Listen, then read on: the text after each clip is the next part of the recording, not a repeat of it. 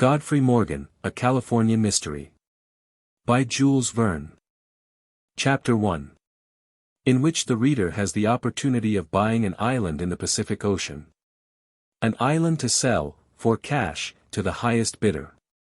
Said Dean Felporg, the auctioneer, standing behind his rostrum in the room where the conditions of the singular sale were being noisily discussed.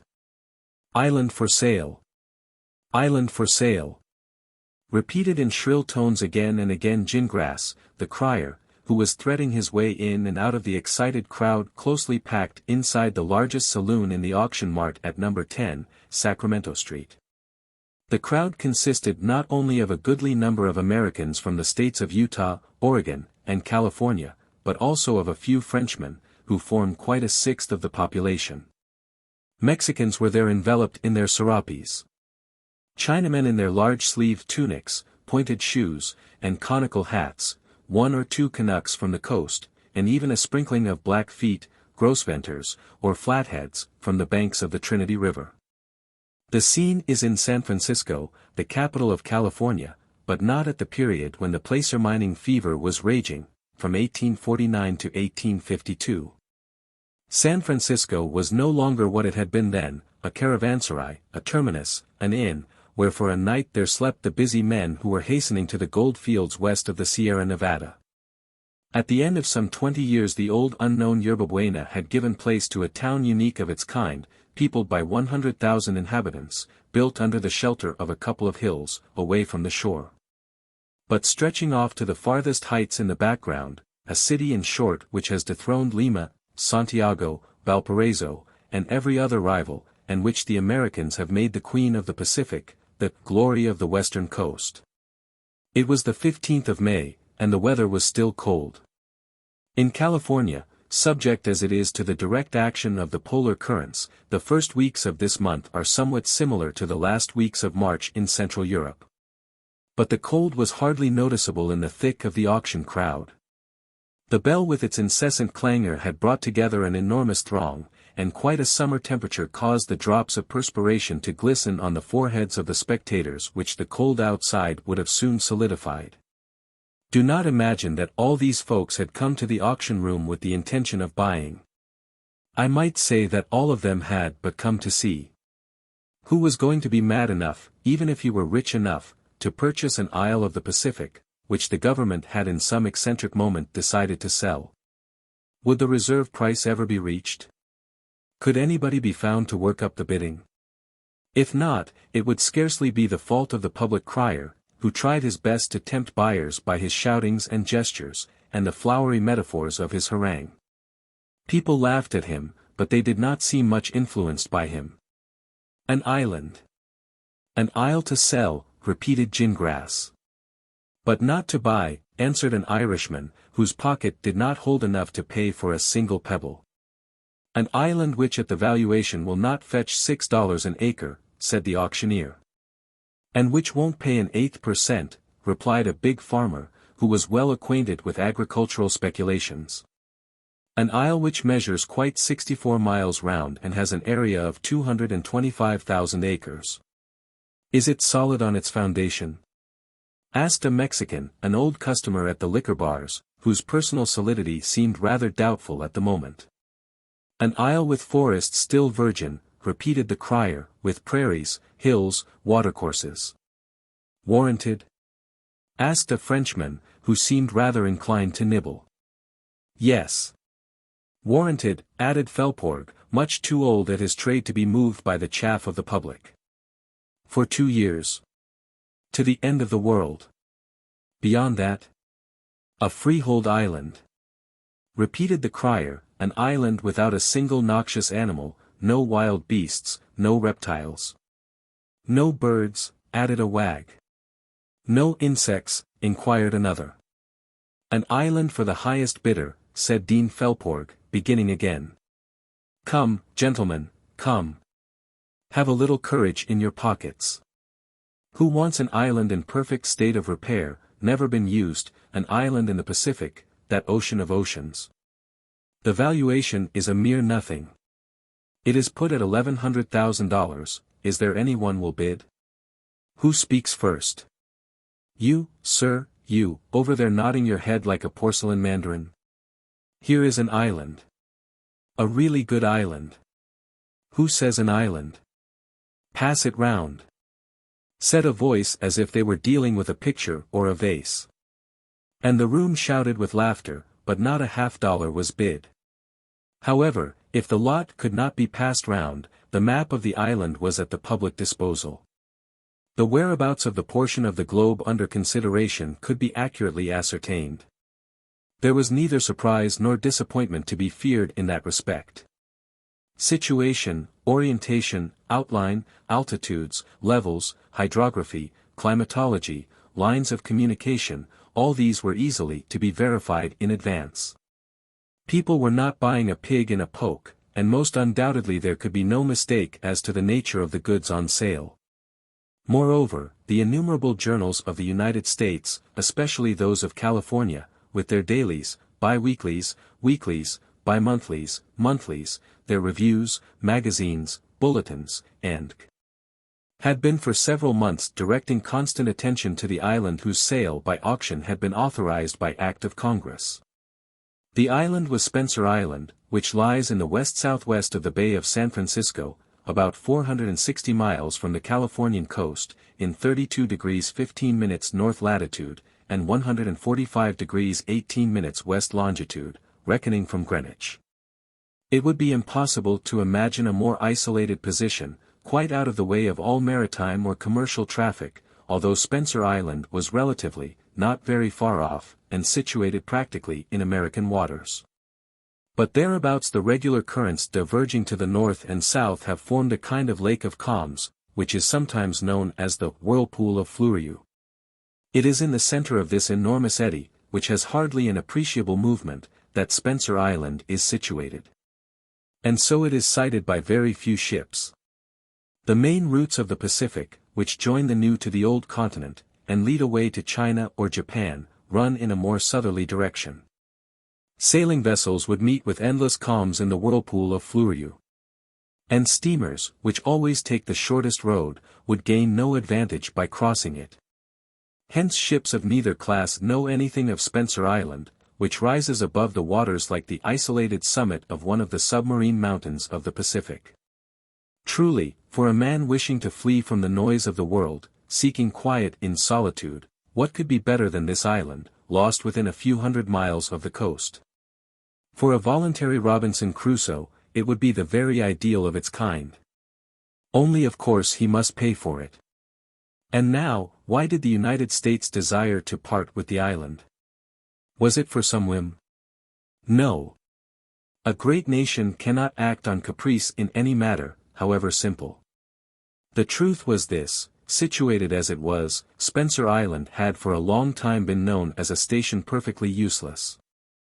There could be no practical result from settling there. In a military point of view it was of no importance, for it only commanded an absolutely deserted portion of the Pacific. In a commercial point of view there was a similar want of importance, for the products would not pay the freight either inwards or outwards.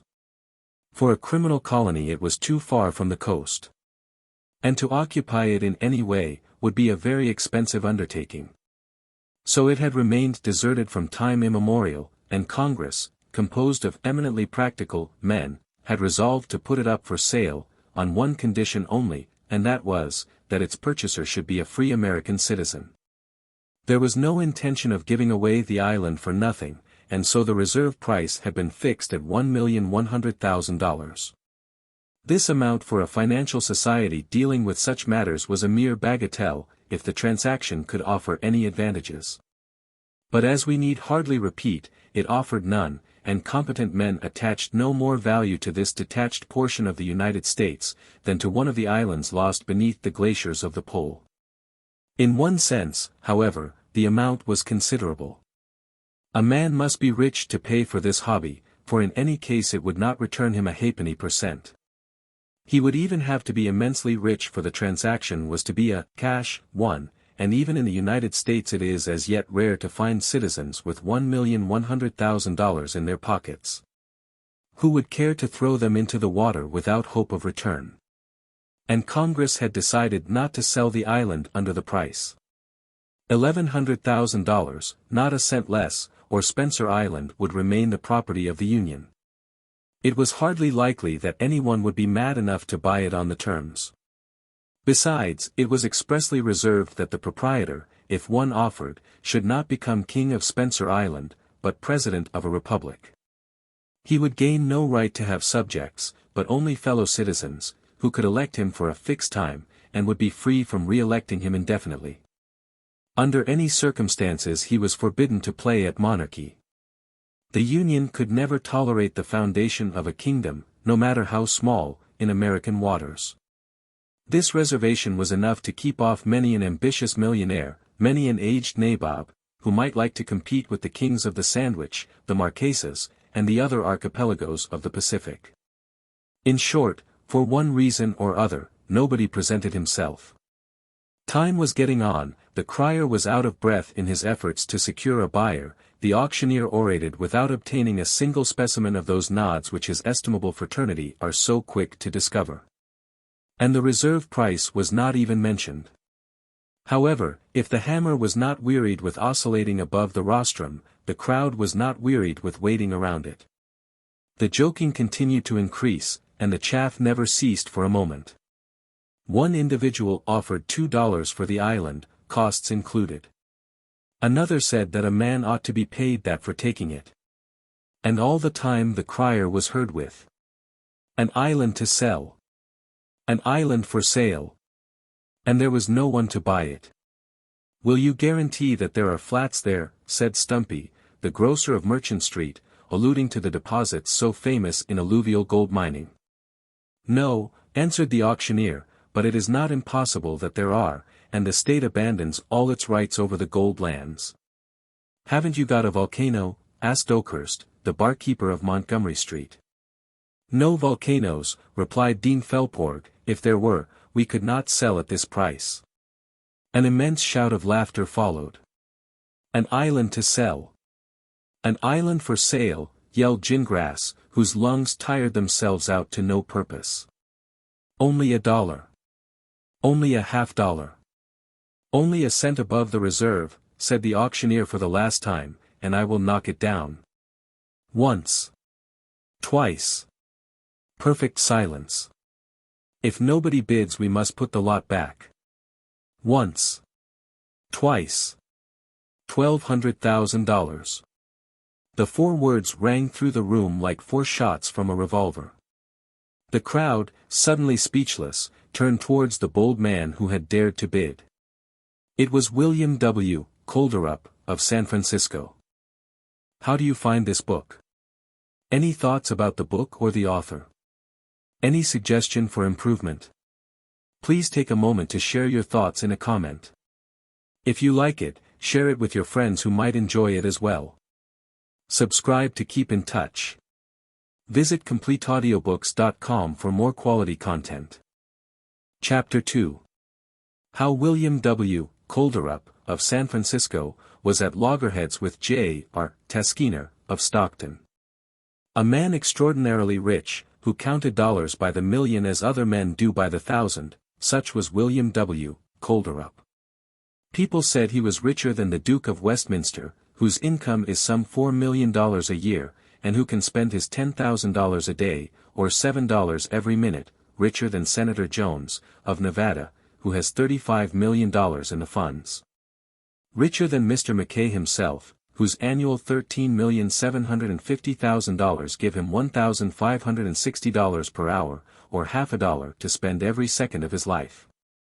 I do not mention such minor millionaires as the Rothschilds, the Vanderbilts, the Dukes of Northumberland, or the Stuarts, nor the directors of the powerful Bank of California, and other opulent personages of the Old and New Worlds whom William W. Kolderup would have been able to comfortably pension.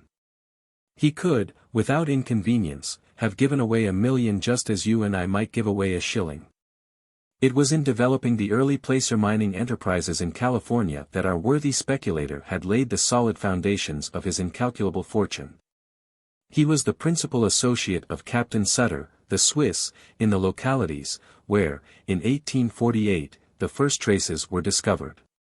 Since then, luck and shrewdness combined had helped him on, and he had interested himself in all the great enterprises of both worlds. He threw himself boldly into commercial and industrial speculations.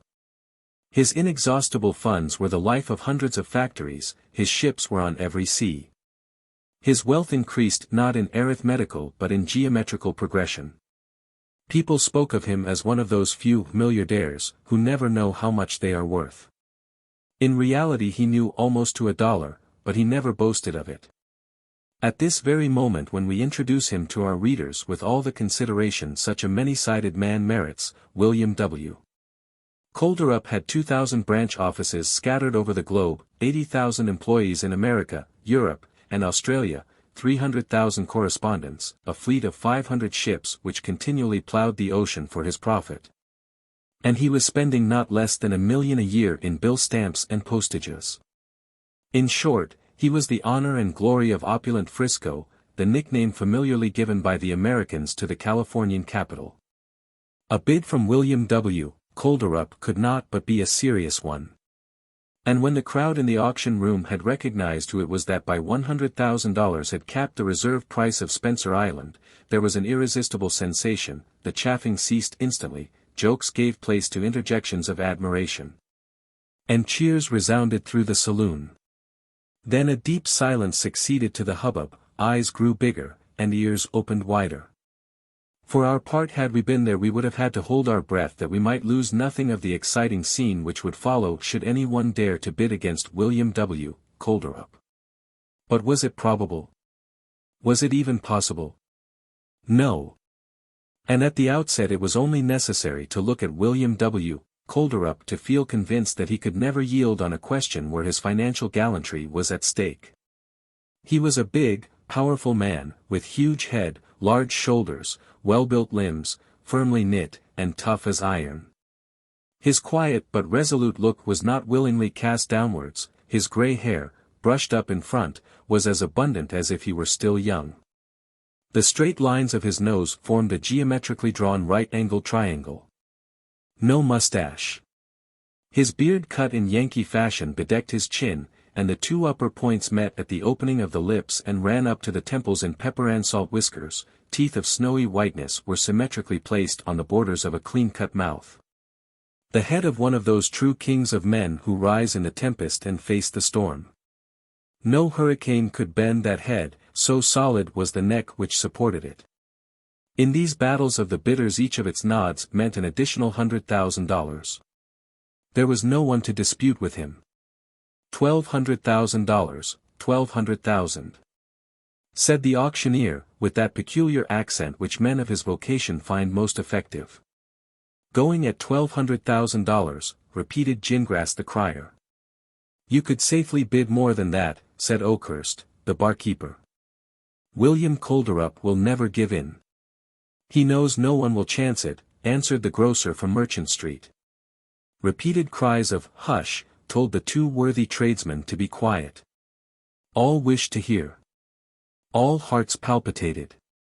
Dare anyone raise his voice in answer to the voice of William W. Kolderup? He, magnificent to look upon, never moved. There he remained as calm as if the matter had no interest for him. But, and this those near to him noticed, his eyes were like revolvers loaded with dollars, ready to fire. Nobody speaks, asked Dean Felporg. Nobody spoke. Once. Twice. Once. Twice. Repeated Gingrass, quite accustomed to this little dialogue with his chief. Going. Going. For $1,200,000, Spencer Island, complete. For $1,200,000. That is so. No mistake. No withdrawal. For $1,200,000, Spencer Island. The waistcoats rose and fell convulsively. Could it be possible that at the last second a higher bid would come? Felporg with his right hand stretched on the table was shaking his ivory hammer, 1 rap, 2 raps, and the deed would be done. The public could not have been more absorbed in the face of a summary application of the law of Justice Lynch. The hammer slowly fell, almost touched the table, rose again, hovered an instant like a sword which pauses ere the drawer cleaves the victim in twain, then it flashed swiftly downwards. But before the sharp rap could be given, a voice was heard giving utterance to these 4 words. $1,300,000.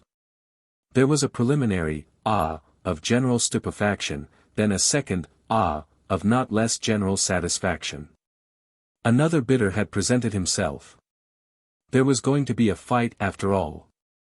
But who was the reckless individual who had dared to come to dollar strokes with William W. Kolderup of San Francisco?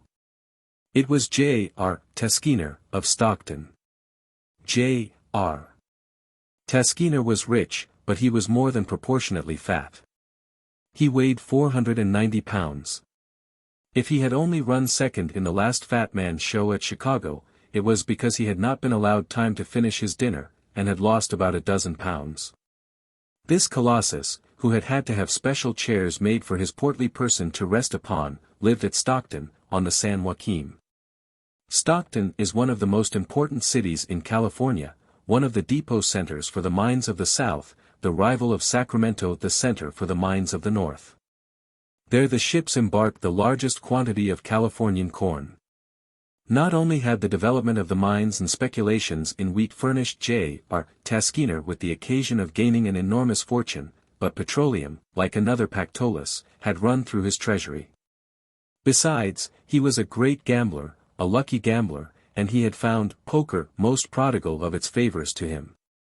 But if he was a Croesus, he was also a rascal. And no one would have addressed him as honorable, although the title in those parts is so much in vogue. After all, he was a good warhorse, and perhaps more was put on his back than was justly his due. One thing was certain, and that was that on many an occasion he had not hesitated to use his Derringer, the Californian revolver. Now J.R. Taskinar particularly detested William W. Kolderup. He envied him for his wealth, his position, and his reputation. He despised him as a fat man despises a lean one.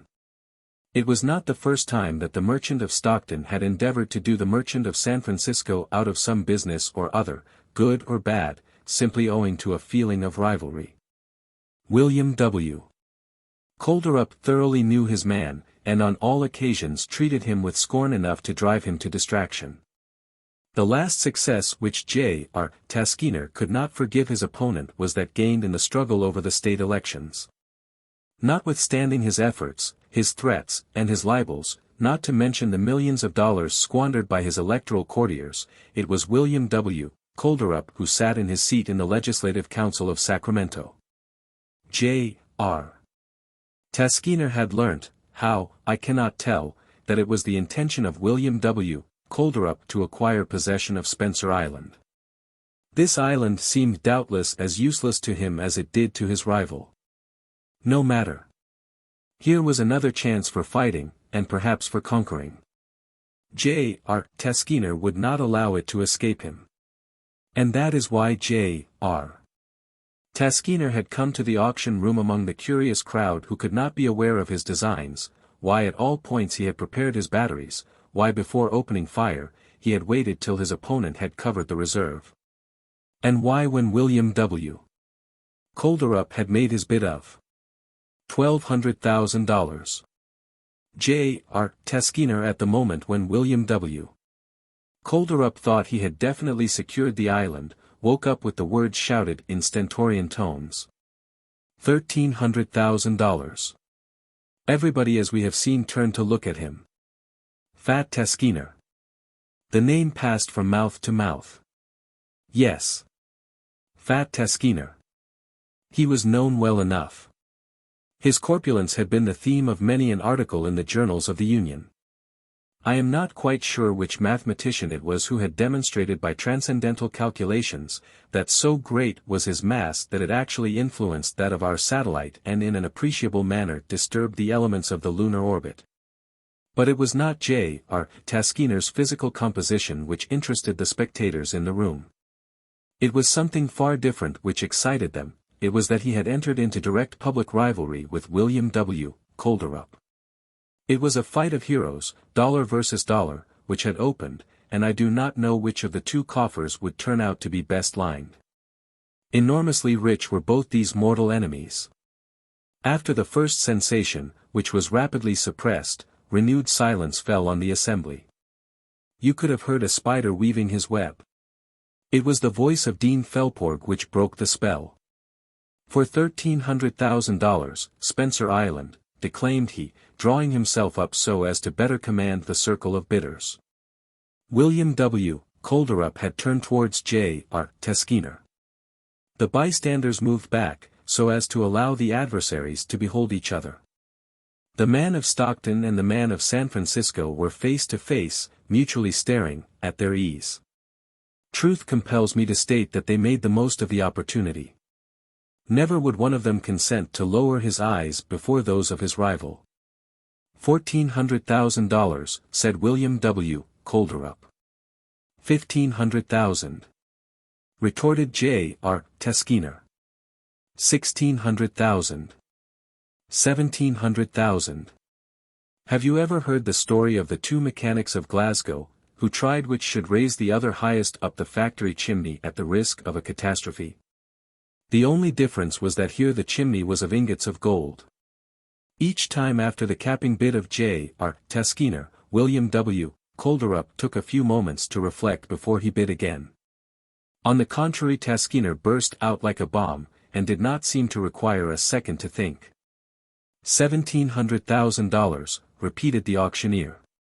Now, gentlemen, that is a mere nothing. It is giving it away.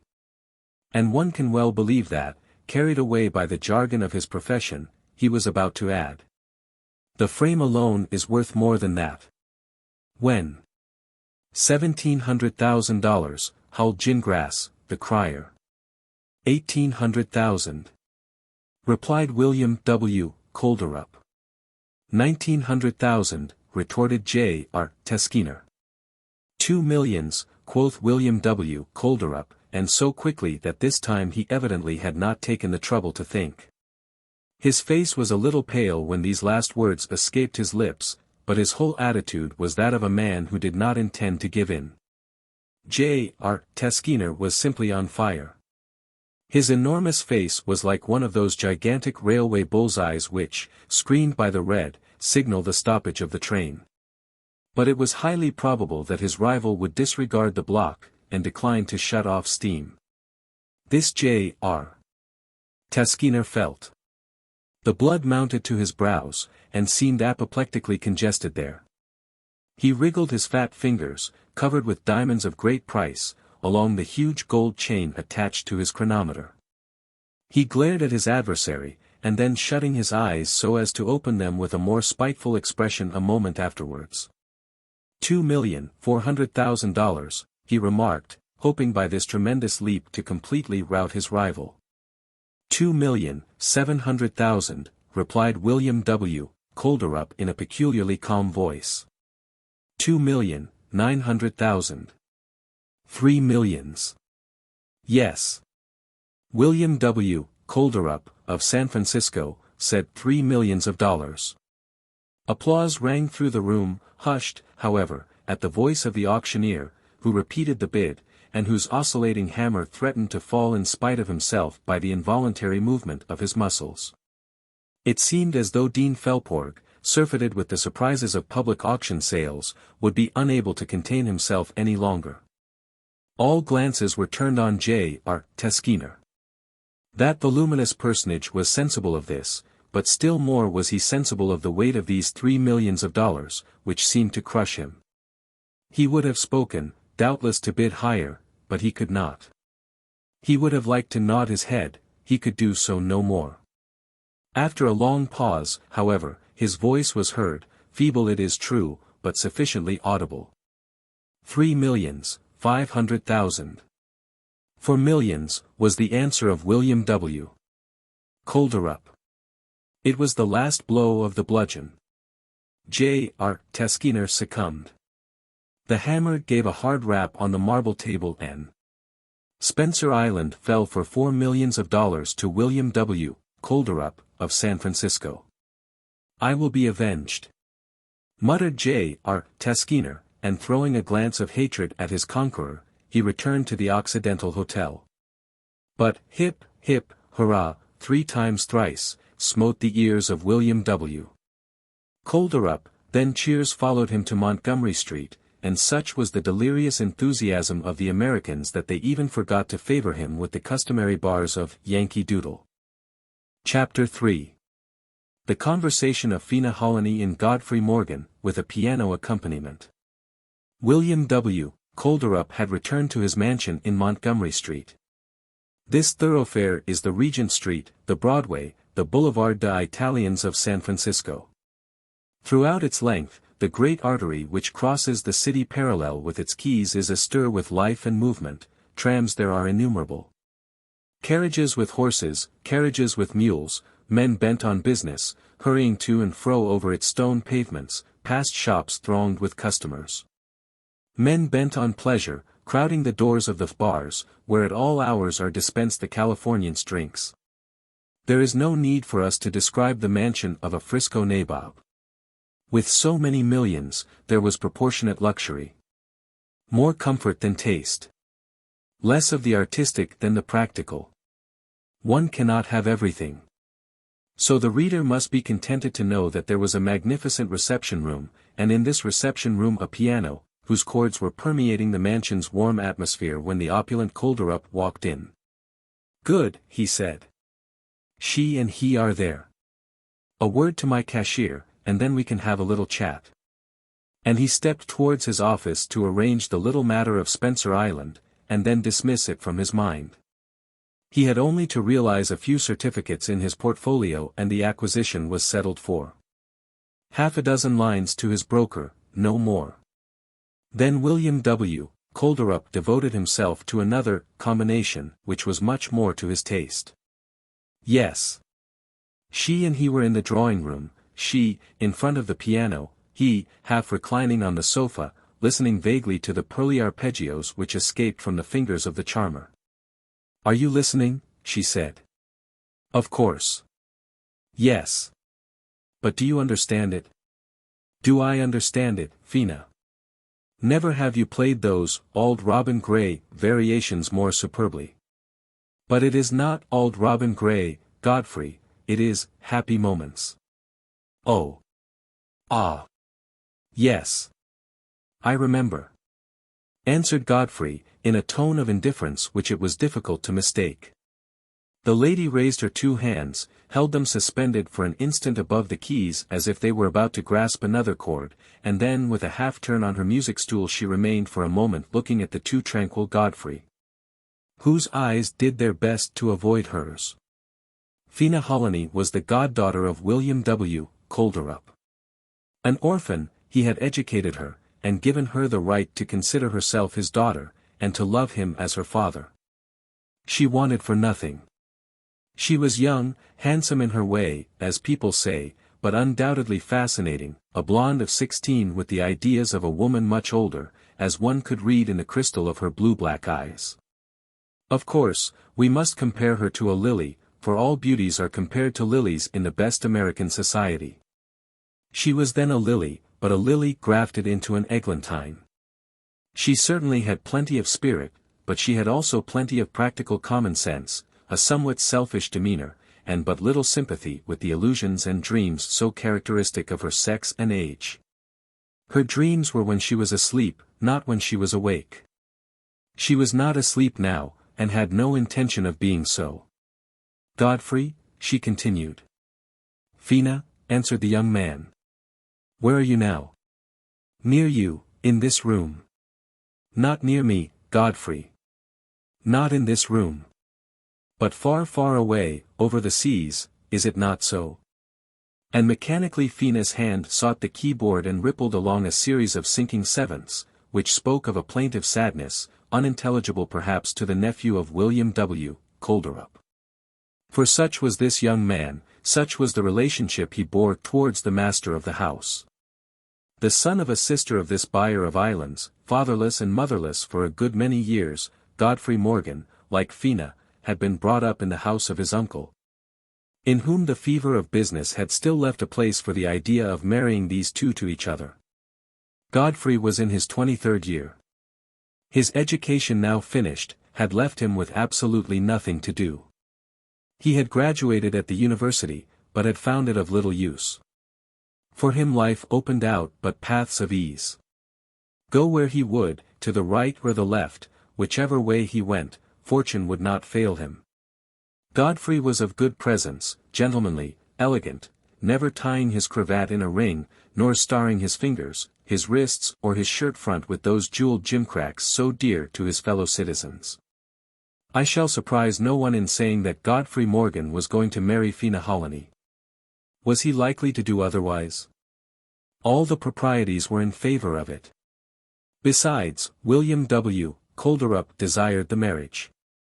The two people whom he loved most in this world were sure of a fortune from him, without taking into consideration whether Fina cared for Godfrey, or Godfrey cared for Fina.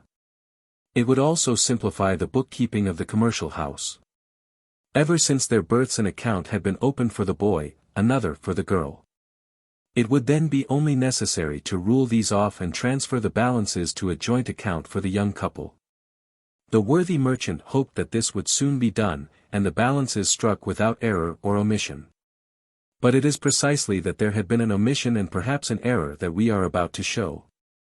An error, because at the outset Godfrey felt that he was not yet old enough for the serious undertaking of marriage, an omission, because he had not been consulted on the subject.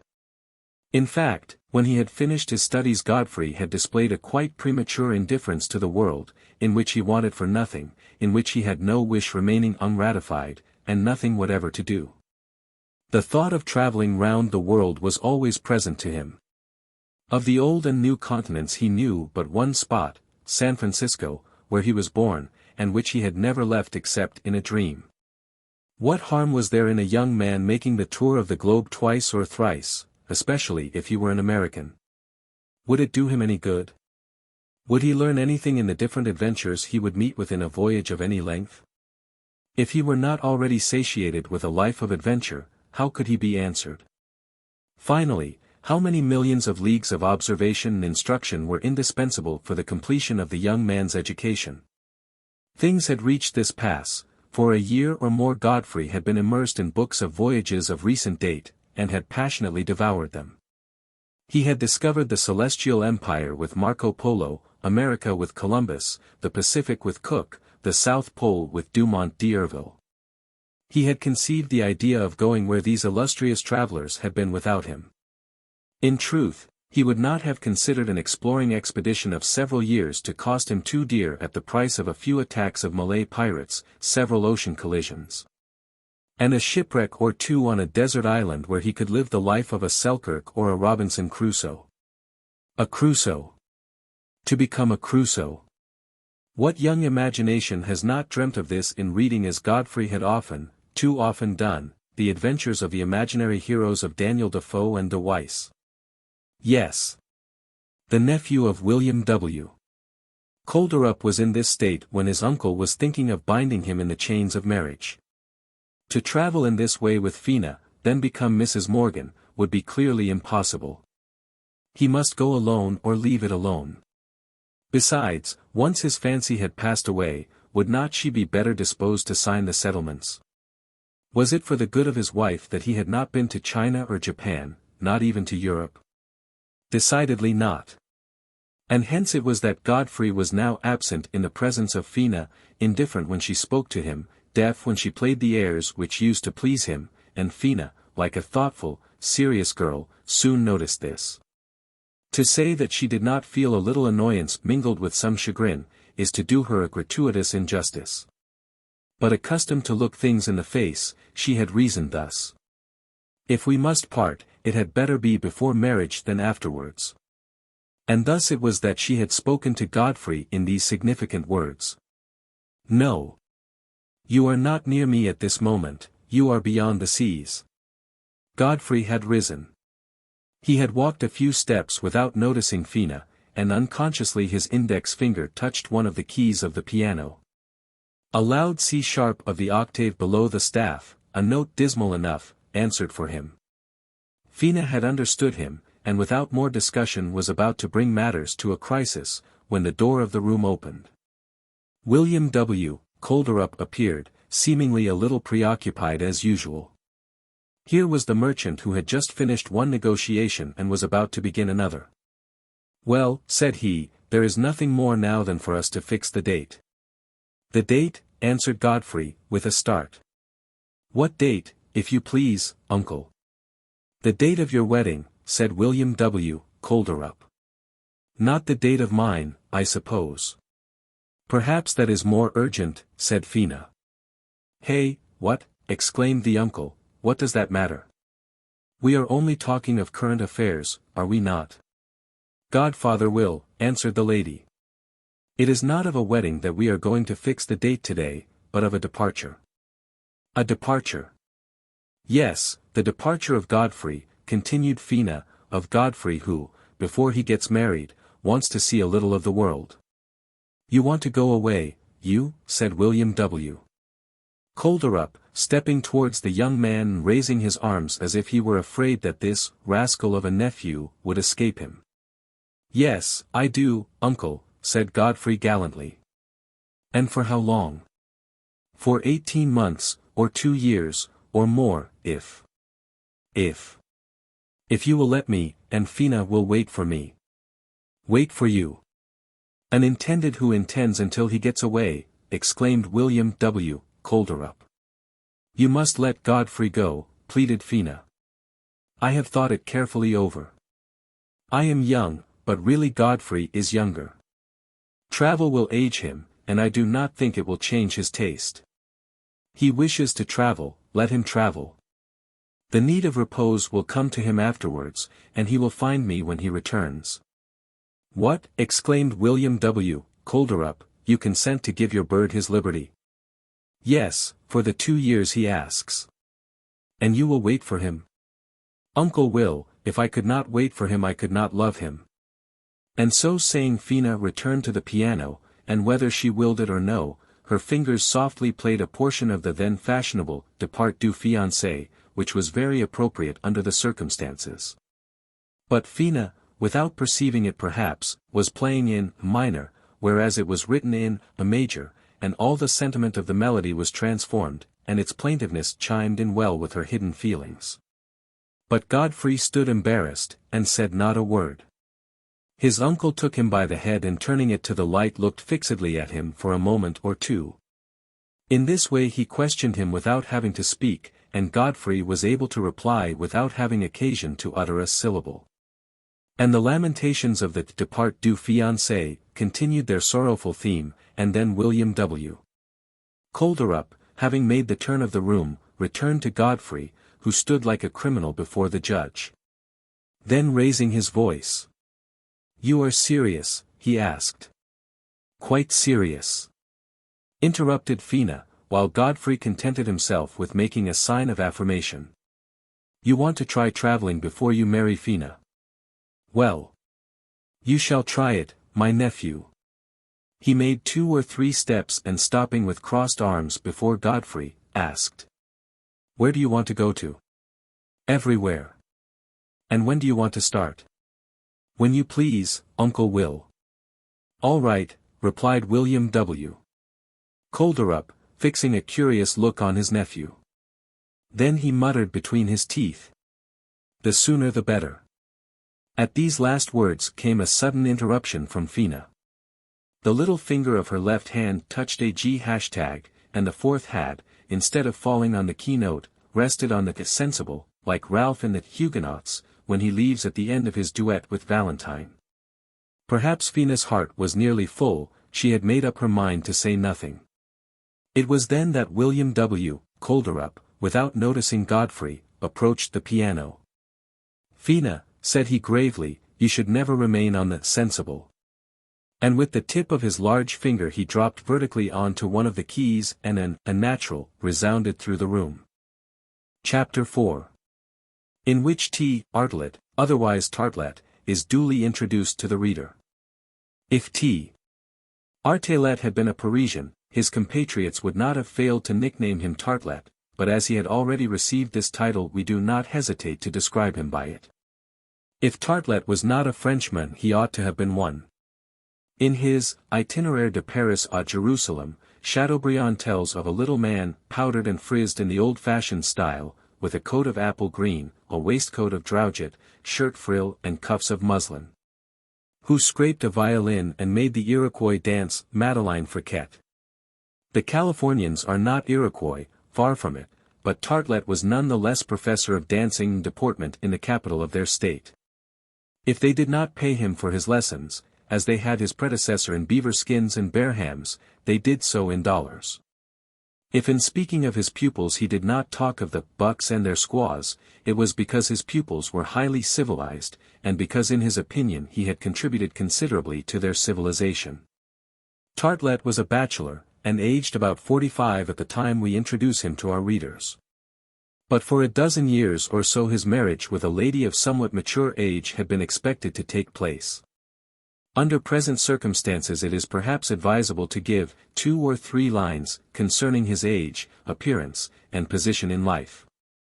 He would have responded to such a request we imagine as follows, and thus we can dispense with drawing his portrait from a moral and physical point of view. He was born on the July 17, 1835, at 3:15 in the morning. His height is 5 feet, 2 inches, 3 lines. His girth is exactly 2 feet, 3 inches.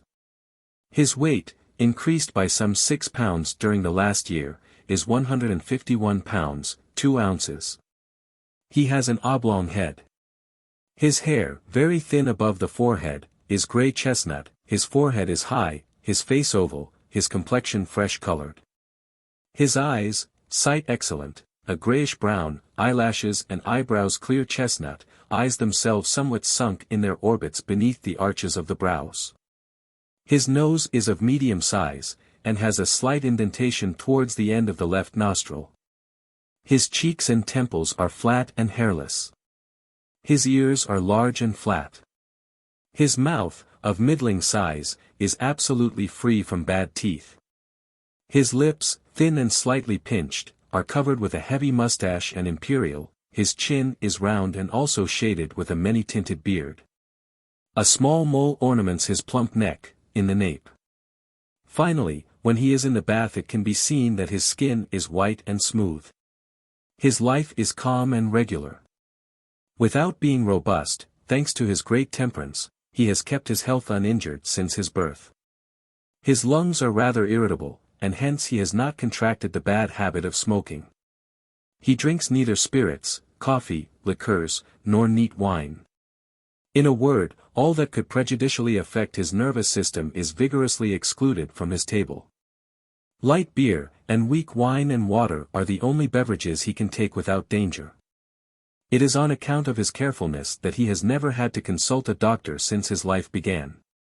His gesture is prompt, his walk quick, his character frank and open.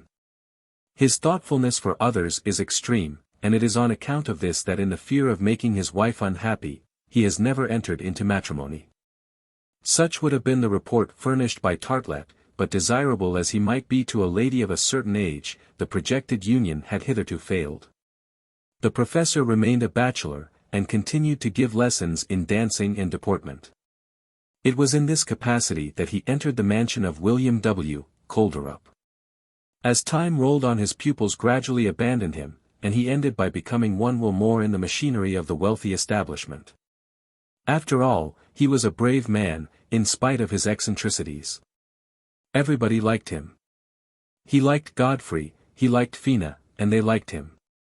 He had only one ambition in the world, and that was to teach them all the secrets of his art, to make them in fact, as far as deportment was concerned, 2 highly accomplished individuals. Now, what would you think? It was he, this Professor Artelett, whom William W. Kolderup had chosen as his nephew's companion during the projected voyage. Yes. He had reason to believe that Artelett had not a little contributed to imbue Godfrey with this roaming mania, so as to perfect himself by a tour round the world. William W. Kolderup had resolved that they should go together. On the morrow, the 16th of April, he sent for the professor to his office. The request of the nabob was an order for Artelett. The professor left his room with his pocket violin, generally known as a kit, so as to be ready for all emergencies. He mounted the great staircase of the mansion with his feet academically placed as was fitting for a dancing master. Knocked at the door of the room, entered, his body half inclined, his elbows rounded, his mouth on the grin, and waited in the third position, after having crossed his feet one before the other, at half their length. His ankles touching and his toes turned out. Any one but Professor Tartelett placed in this sort of unstable equilibrium would have tottered on his base, but the professor preserved an absolute perpendicularity. "Mr. Tartelett," said William W. Kolderup, "I have sent for you to tell you some news which I imagine will rather surprise you." "As you think best," answered the professor. "My nephew's marriage is put off for a year or 18 months, and Godfrey, at his own request, is going to visit the different countries of the Old and New World." "Sir," answered Tartelett, "my pupil, Godfrey, will do honor to the country of his birth, and to the professor of deportment who has initiated him into etiquette," interrupted the merchant. In a tone of which the guileless Tartelett failed to perceive the irony. And, in fact, thinking it the correct thing to execute an assembly, he first moved one foot and then the other, by a sort of semicircular side slide, and then with a light and graceful bend of the knee, he bowed to William W. Kolderup. "I thought," continued the latter, "that you might feel a little regret at separating from your pupil." "The regret will be extreme," answered Tartelett, "but should it be necessary?" "It is not necessary," answered William W. Kolderup, knitting his bushy eyebrows. "Ah," replied Tartelett. Slightly troubled, he made a graceful movement to the rear, so as to pass from the third to the fourth position. But he left the breadth of a foot between his feet, without perhaps being conscious of what he was doing. "Yes," added the merchant in a peremptory tone, which admitted not of the ghost of a reply. "I have thought it would really be cruel to separate a professor and a pupil so well made to understand each other." "Assuredly, the journey," answered Tartelett, who did not seem to want to understand. "Yes. Assuredly," replied William W. Kolderup. "Not only will his travels bring out the talents of my nephew, but the talents of the professor to whom he owes so correct a bearing. Never had the thought occurred to this great baby that one day he would leave San Francisco, California, America, to roam the seas. Such an idea had never entered the brain of a man more absorbed in choreography than geography, and who was still ignorant of the suburbs of the capital beyond 10 miles radius. And now this was offered to him. He was to understand that nolens volens he was to expatriate himself, he himself was to experience with all their costs and inconveniences the very adventures he had recommended to his pupil. Here, decidedly, was something to trouble a brain much more solid than his, and the unfortunate Tartelett for the first time in his life felt an involuntary yielding in the muscles of his limbs, suppled as they were by 35 years' exercise. "Perhaps," said he, trying to recall to his lips the stereotyped smile of the dancer which had left him for an instant, "perhaps, am I not?" "You will go," answered William W. Kolderup like a man with whom discussion was useless. To refuse was impossible. Tartelett did not even think of such a thing. What was he in the house? A thing, a parcel, a package to be sent to every corner of the world. But the projected expedition troubled him not a little. "And when am I to start?" demanded he, trying to get back into an academical position. "In a month." "And on what raging ocean has Mr. Kolderup decided that his vessel should bear his nephew and me?" "The Pacific, at first." "And on what point of the terrestrial globe shall I first set foot?" "On the soil of New Zealand," answered William W. Kolderup. "I have remarked that the New Zealanders always stick their elbows out. Now you can teach them to turn them in." And thus was Professor Tartelett selected as the traveling companion of Godfrey Morgan. A nod from the merchant gave him to understand that the audience had terminated. He retired, considerably agitated, and the performance of the special graces which he usually displayed in this difficult act left a good deal to be desired. In fact, for the first time in his life, Professor Tartelett, forgetting in his preoccupation the most elementary principles of his art, went out with his toes turned in. Chapter 5. In which they prepare to go, and at the end of which they go for good. Before the long voyage together through life, which men call marriage, Godfrey then was to make the tour of the world, a journey sometimes even more dangerous. But he reckoned on returning improved in every respect. He left a lad, he would return a man. He would have seen, noted, compared. His curiosity would be satisfied. There would only remain for him to settle down quietly, and live happily at home with his wife, whom no temptation would take him from. Was he wrong or right? Was he to learn a valuable lesson? The future will show. In short, Godfrey was enchanted. Fina, anxious without appearing to be so, was resigned to this apprenticeship. Professor Tartelett, generally so firm on his limbs, had lost all his dancing equilibrium. He had lost all his usual self-possession, and tried in vain to recover it. He even tottered on the carpet of his room as if he were already on the floor of a cabin, rolling and pitching on the ocean. As for William W. Kolderup, since he had arrived at a decision, he had become very uncommunicative, especially to his nephew. The closed lips, and eyes half hidden beneath their lids, showed that there was some fixed idea in the head where generally floated the highest commercial speculations. "Ah! You want to travel," muttered he every now and then. "Travel instead of marrying and staying at home. Well, you shall travel." Preparations were immediately begun. In the first place, the itinerary had to be projected, discussed, and settled. Was Godfrey to go south, or east, or west? That had to be decided in the first place. If he went southwards, the Panama, California and British Columbia Company, or the Southampton and Rio Janeiro Company would have to take him to Europe.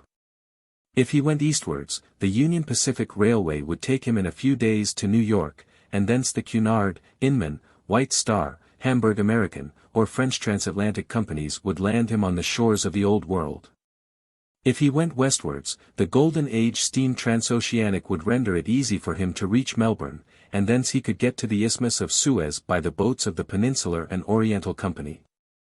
The means of transport were abundant, and thanks to their mathematical agreement the round of the world was but a simple pleasure tour. But it was not thus that the nephew and heir of the Nabob of Frisco was to travel. No.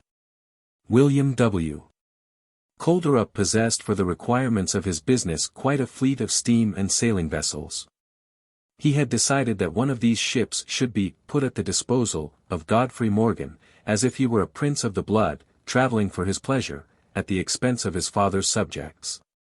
By his orders the Dream, a substantial steamer of 600 tons and 200 horsepower, was got ready. It was to be commanded by Captain Turcott, a tough old salt, who had already sailed in every latitude in every sea. A thorough sailor, this friend of tornadoes, cyclones, and typhoons, had already spent of his 50 years of life, 40 at sea. To bring to in a hurricane was quite child's play to this mariner, who was never disconcerted, except by land sickness when he was in port. His incessantly unsteady existence on a vessel's deck had endowed him with the habit of constantly balancing himself to the right or the left, or behind or in front, as though he had the rolling and pitching variety of St. Vitus's dance. A mate, an engineer, 4 stokers, a dozen seamen, 18 men in all, formed the crew of the Dream. And if the ship was contented to get quietly through 8 miles an hour, she possessed a great many excellent nautical qualities. If she was not swift enough to race the waves when the sea was high, the waves could not race over her, and that was an advantage which quite compensated for the mediocrity of her speed, particularly when there was no hurry. The Dream was brigantine rigged, and in a favorable wind, with her 400 square yards of canvas, her steaming rate could be considerably increased. It should be borne in mind all through that the voyage of the Dream was carefully planned, and would be punctually performed. William W. Kolderup was too practical a man not to put to some purpose a journey of 15,000 or 16,000 leagues across all the oceans of the globe. His ship was to go without cargo, undoubtedly, but it was easy to get her down to her right trim by means of water ballast, and even to sink her to her deck, if it proved necessary. The Dream was instructed to communicate with the different branch establishments of the wealthy merchant. She was to go from one market to another. Captain Turcotte, never fear, would not find it difficult to pay the expenses of the voyage. Godfrey Morgan's whim would not cost the avuncular purse a single dollar. That is the way they do business in the best commercial houses. All this was decided at long, very secret interviews between William W. Kolderup and Captain Turcotte. But it appeared that the regulation of this matter, simple as it seemed, could not be managed alone, for the captain paid numerous visits to the merchant's office. When he came away, it would be noticed that his face bore a curious expression, that his hair stood on end as if he had been ruffling it up with fevered hands, and that all his body rolled and pitched more than usual. High words were constantly heard, proving that the interviews were stormy. Captain Turcotte, with his plain speaking, knew how to withstand William W. Kolderup, who loved and esteemed him enough to permit him to contradict him. And now all was arranged. Who had given in? William W. Kolderup or Turcotte? I dare not say, for I do not even know the subject of their discussion. However, I rather think it must have been the captain. Anyhow, after 8 days of interviewing, the merchant and the captain were in accord, but Turcotte did not cease to grumble between his teeth. May 500,000 Davy Joneses drag me to the bottom if ever I had a job like this before. However, the dream fitted out rapidly, and her captain neglected nothing which would enable him to put to sea in the first fortnight in June. She had been into dock, and the hull had been gone over with composition, whose brilliant red contrasted vividly with the black of her upper works. A great number of vessels of all kinds and nationalities came into the port of San Francisco. In a good many years the old quays of the town, built straight along the shore, would have been insufficient for the embarkation and disembarkation of their cargoes, if engineers had not devised subsidiary wharves. Piles of red deal were driven into the water, and many square miles of planks were laid on them and formed huge platforms. A good deal of the bay was thus taken up, but the bay is enormous. There were also regular landing stages, with numberless cranes and crabs, at which steamers from both oceans, steamboats from the Californian rivers, clippers from all countries, and coasters from the American seaboard were ranged in proper order, so as not to interfere one with the other. It was at one of these artificial quays, at the extremity of Mission Wharf Street, that the Dream had been securely moored after she had come out of dock.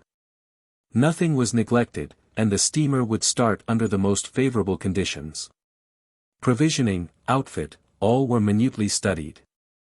The rigging was perfect, the boilers had been tested and the screw was an excellent one.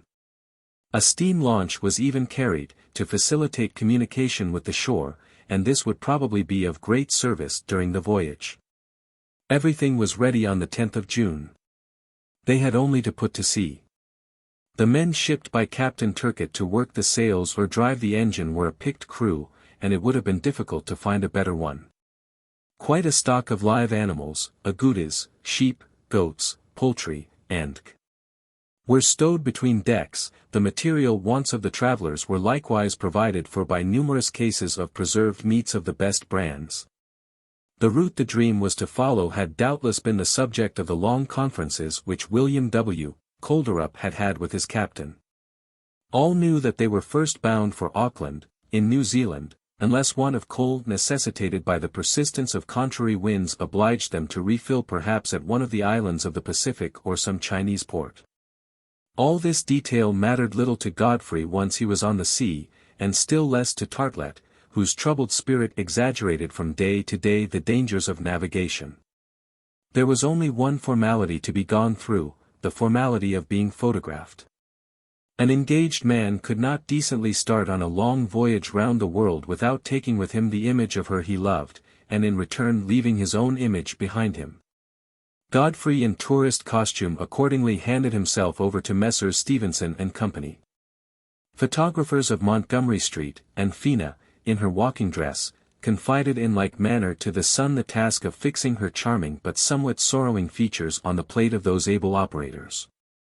It is also the custom to travel together, and so Fina's portrait had its allotted place in Godfrey's cabin, and Godfrey's portrait its special position in Fina's room. As for Artelett, who had no betrothed and who was not thinking of having one at present, he thought it better to confide his image to sensitized paper. But although great was the talent of the photographers, they failed to present him with a satisfactory proof. The negative was a confused fog in which it was impossible to recognize the celebrated professor of dancing and deportment. This was because the patient could not keep himself still, in spite of all that was said about the invariable rule in studios devoted to operations of this nature.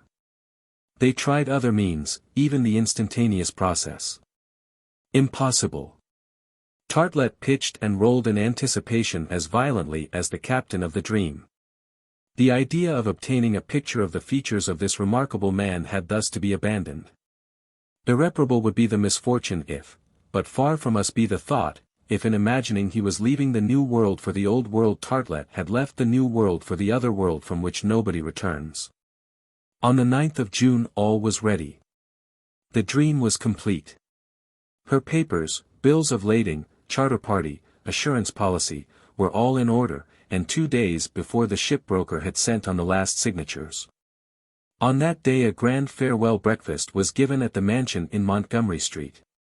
They drank to the happy voyage of Godfrey and his safe return. Godfrey was rather agitated, and he did not strive to hide it. Fina showed herself much the most composed. As for Artelett, he drowned his apprehensions in several glasses of champagne, whose influence was perceptible up to the moment of departure. He even forgot his kit, which was brought to him as they were casting off the last hawsers of the dream. The last adieus were said on board, the last handshakings took place on the poop, then the engine gave 2 or 3 turns of the screw and the steamer was under way. "Goodbye, Fina. Goodbye, Godfrey. May heaven protect you," said the uncle. "And above all may it bring us back," murmured Professor Artelett. "And never forget, Godfrey," added William W. Kolderup, "the device which the dream bears on her stern, confide, Recht Agens." "Never, Uncle Will." "Goodbye, Fina." "Goodbye, Godfrey." The steamer moved off. Handkerchiefs were shaken as long as she remained in sight from the quay, and even after. Soon the bay of San Francisco, the largest in the world, was crossed. The dream passed the narrow throat of the Golden Gate and then her prow cleft the waters of the Pacific Ocean. It was as though the gates of gold had closed upon her. Chapter 6. In which the reader makes the acquaintance of a new personage. The voyage had begun. There had not been much difficulty so far, it must be admitted. Professor Artelett, with incontestable logic, often repeated. Any voyage can begin. But where and how it finishes is the important point. The cabin occupied by Godfrey was below the poop of the dream and opened on to the dining saloon. Our young traveler was lodged there as comfortably as possible. He had given Fina's photograph the best place on the best lighted panel of his room. A cot to sleep on, a lavatory for toilet purposes, some chests of drawers for his clothes and his linen, a table to work at, an armchair to sit upon. What could a young man in his 22nd year want more? Under such circumstances he might have gone 22 times round the world. Was he not at the age of that practical philosophy which consists in good health and good humor? Ah! Young people, travel if you can, and if you cannot, travel all the same. Artelett was not in a good humor. His cabin, near that of his pupil, seemed to him too narrow, his bed too hard, the 6 square yards which he occupied quite insufficient for his steps and strides. Would not the traveler in him absorb the professor of dancing and deportment? No. It was in the blood, and when Artelett reached the hour of his last sleep his feet would be found placed in a horizontal line with the heels one against the other, in the first position. Meals were taken in common. Godfrey and Artelett sat opposite to each other, the captain and mate occupying each end of the rolling table. This alarming appellation, the rolling table, is enough to warn us that the professor's place would too often be vacant.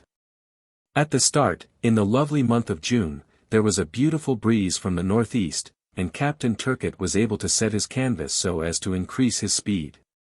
The dream thus balanced hardly rolled at all, and as the waves followed her, her pitching was but slight. This mode of progressing was not such as to affect the looks of the passengers and give them pinched noses, hollow eyes, livid foreheads, or colorless cheeks. It was supportable. They steered southwest over a splendid sea, hardly lifting in the least, and the American coast soon disappeared below the horizon. For 2 days nothing occurred worthy of mention. The dream made good progress. The commencement of the voyage promised well, so that Captain Turkett seemed occasionally to feel an anxiety which he tried in vain to hide. Each day as the sun crossed the meridian he carefully took his observations. But it could be noticed that immediately afterwards he retired with the mate into his cabin, and then they remained in secret conclave as if they were discussing some grave eventuality. This performance passed probably unnoticed by Godfrey, who understood nothing about the details of navigation, but the boatswain and the crew seemed somewhat astonished at it, particularly as for 2 or 3 times during the first week, when there was not the least necessity for the maneuver, the course of the dream at night was completely altered, and resumed again in the morning. In a sailing ship this might be intelligible, but in a steamer, which could keep on the Great Circle line and only use canvas when the wind was favorable, it was somewhat extraordinary. During the morning of the 12th of June a very unexpected incident occurred on board. Captain Turkett, the mate, and Godfrey, were sitting down to breakfast when an unusual noise was heard on deck. Almost immediately afterwards the boatswain opened the door and appeared on the threshold. "Captain," he said. "What's up?" asked Turkett, sailor as he was, always on the alert. "Here's a Chinny," said the boatswain. "A Chinese?" "Yes. A genuine Chinese we have just found by chance at the bottom of the hold." "At the bottom of the hold," exclaimed Turkett. "Well, by all the somethings of Sacramento, just send him to the bottom of the sea." "All right," answered the boatswain. And that excellent man with all the contempt of a Californian for a son of the Celestial Empire, taking the order as quite a natural one, would have had not the slightest compunction in executing it. However, Captain Turkett rose from his chair, and followed by Godfrey and the mate, left the saloon and walked towards the forecastle of the Dream. There stood a Chinaman, tightly handcuffed, and held by 2 or 3 sailors, who were by no means sparing of their nudges and knocks. He was a man of from 35 to 40, with intelligent features, well built, of lithe figure, but a little emaciated, owing to his sojourn for 16 hours at the bottom of a badly ventilated hold. Captain Turkett made a sign to his men to leave the unhappy intruder alone. "Who are you?" he asked. "A son of the sun." "And what is your name?" "Seng Vu," answered the Chinese, whose name in the celestial language signifies, "he who does not live." "And what are you doing on board here?" "I am out for a sail," coolly answered Seng Vu, "but am doing you as little harm as I can." "Really? As little harm, and you stowed yourself away in the hold when we started?" "Just so, Captain. So that we might take you for nothing from America to China, on the other side of the Pacific? If you will have it so. And if I don't wish to have it so, you yellow-skinned nigger? If I will have it that you have to swim to China. I will try, said the Chinaman with a smile, but I shall probably sink on the road. Well, John, exclaimed Captain Turkett, I am going to show you how to save your passage money. And Captain Turkett, much more angry than circumstances necessitated, was perhaps about to put his threat into execution, when Godfrey intervened. Captain, he said, one more chinny on board the Dream is one chinny less in California, where there are too many. A great deal too many, answered Captain Turkett. Yes, too many. Well, if this poor beggar wishes to relieve San Francisco of his presence, he ought to be pitied. Bah! We can throw him on shore at Shanghai, and there needn't be any fuss about it. In saying that there were too many Chinese in California, Godfrey held the same language as every true Californian. The emigration of the sons of the Celestial Empire, there are 300 million in China as against 30 million of Americans in the United States, has become dangerous to the provinces of the far west. And the legislators of these states of California, Lower California, Oregon, Nevada, Utah, and even Congress itself, are much concerned at this new epidemic of invasion, to which the Yankees have given the name of the Yellow Plague. At this period there were more than 50,000 Chinese, in the state of California alone. These people, very industrious at gold washing, very patient, living on a pinch of rice, a mouthful of tea, and a whiff of opium, did an immense deal to bring down the price of manual labor, to the detriment of the native workmen. They had to submit to special laws, contrary to the American Constitution, laws which regulated their immigration, and withheld from them the right of naturalization, owing to the fear that they would end by obtaining a majority in the Congress. Generally ill-treated, much as Indians or Negroes, so as to justify the title of pests, which was applied to them, they herded together in a sort of ghetto, where they carefully kept up the manners and customs of the Celestial Empire. In the Californian capital, it is in the Sacramento Street district, decked with their banners and lanterns, that this foreign race has taken up its abode. There they can be met in thousands, trotting along in their wide-sleeved blouses, conical hats, and turned-up shoes. Here, for the most part, they live as grocers, gardeners, or laundresses, unless they are working as cooks or belong to one of those dramatic troupes which perform Chinese pieces in the French theater at San Francisco. And, there is no reason why we should conceal the fact, Singvu happened to form part of one of these troupes, in which he filled the role of comic lead, if such a description can apply to any Chinese artiste.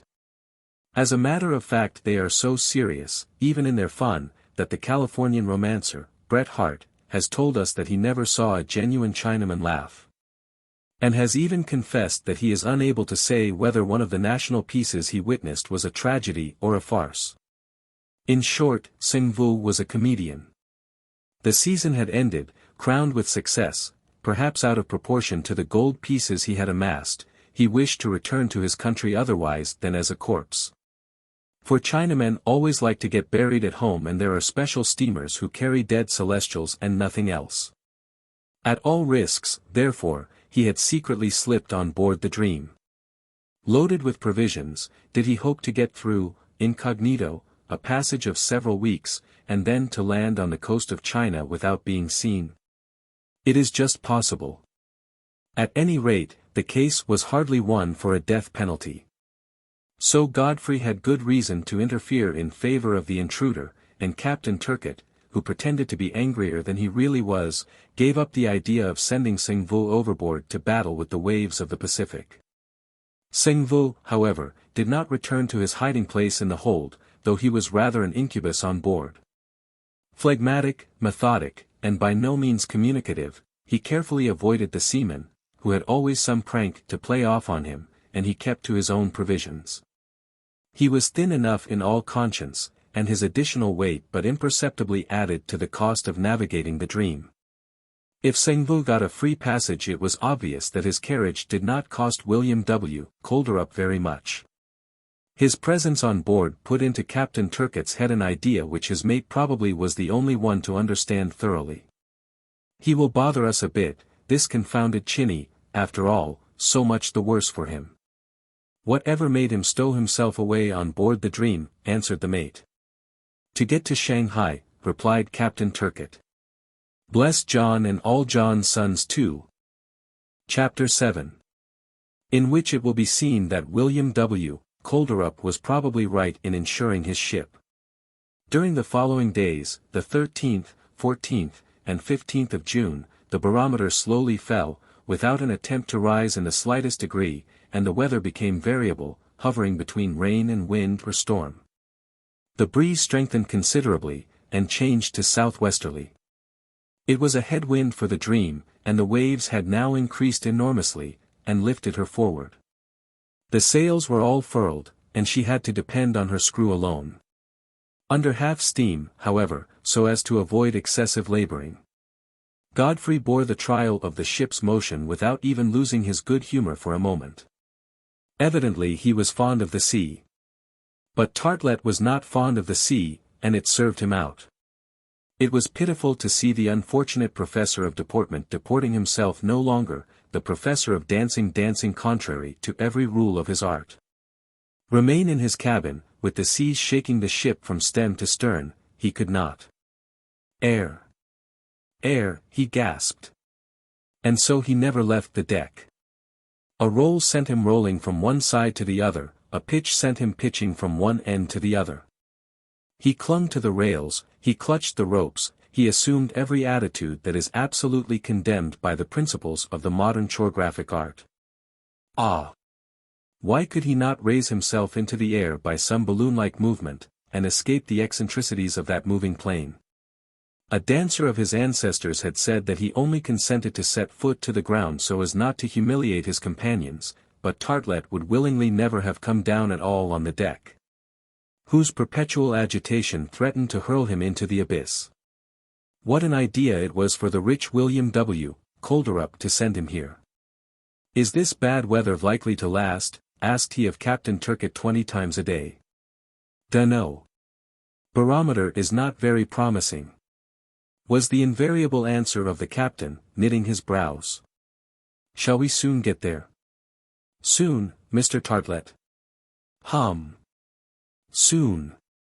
"And they call this the Pacific Ocean," repeated the unfortunate man, between a couple of shocks and oscillations.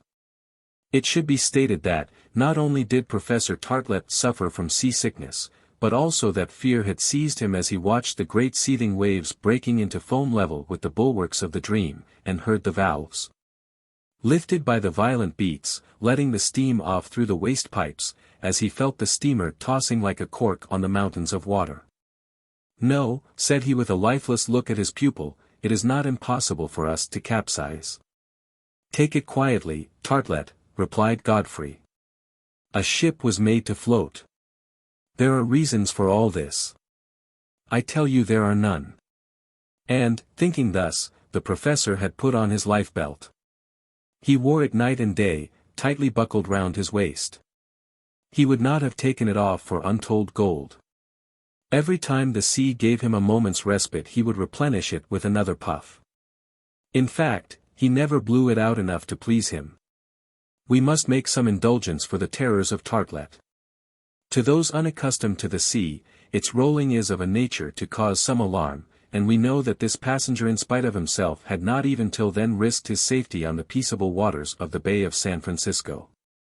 So that we can forgive his being ill on board a ship in a stiffish breeze, and his feeling terrified at the playfulness of the waves. The weather became worse and worse, and threatened the Dream with a gale, which, had she been near the shore, would have been announced to her by the semaphores. During the day the ship was dreadfully knocked about, though running at half steam so as not to damage her engines. Her screw was continually emerging in the violent oscillations of her liquid bed. Hence, powerful strokes from its wings in the deeper water, or fearful tremors as it rose and ran wild, causing heavy thunderings beneath the stern, and furious gallopings of the pistons which the engineer could master but with difficulty. One observation Godfrey made, of which at first he could not discover the cause.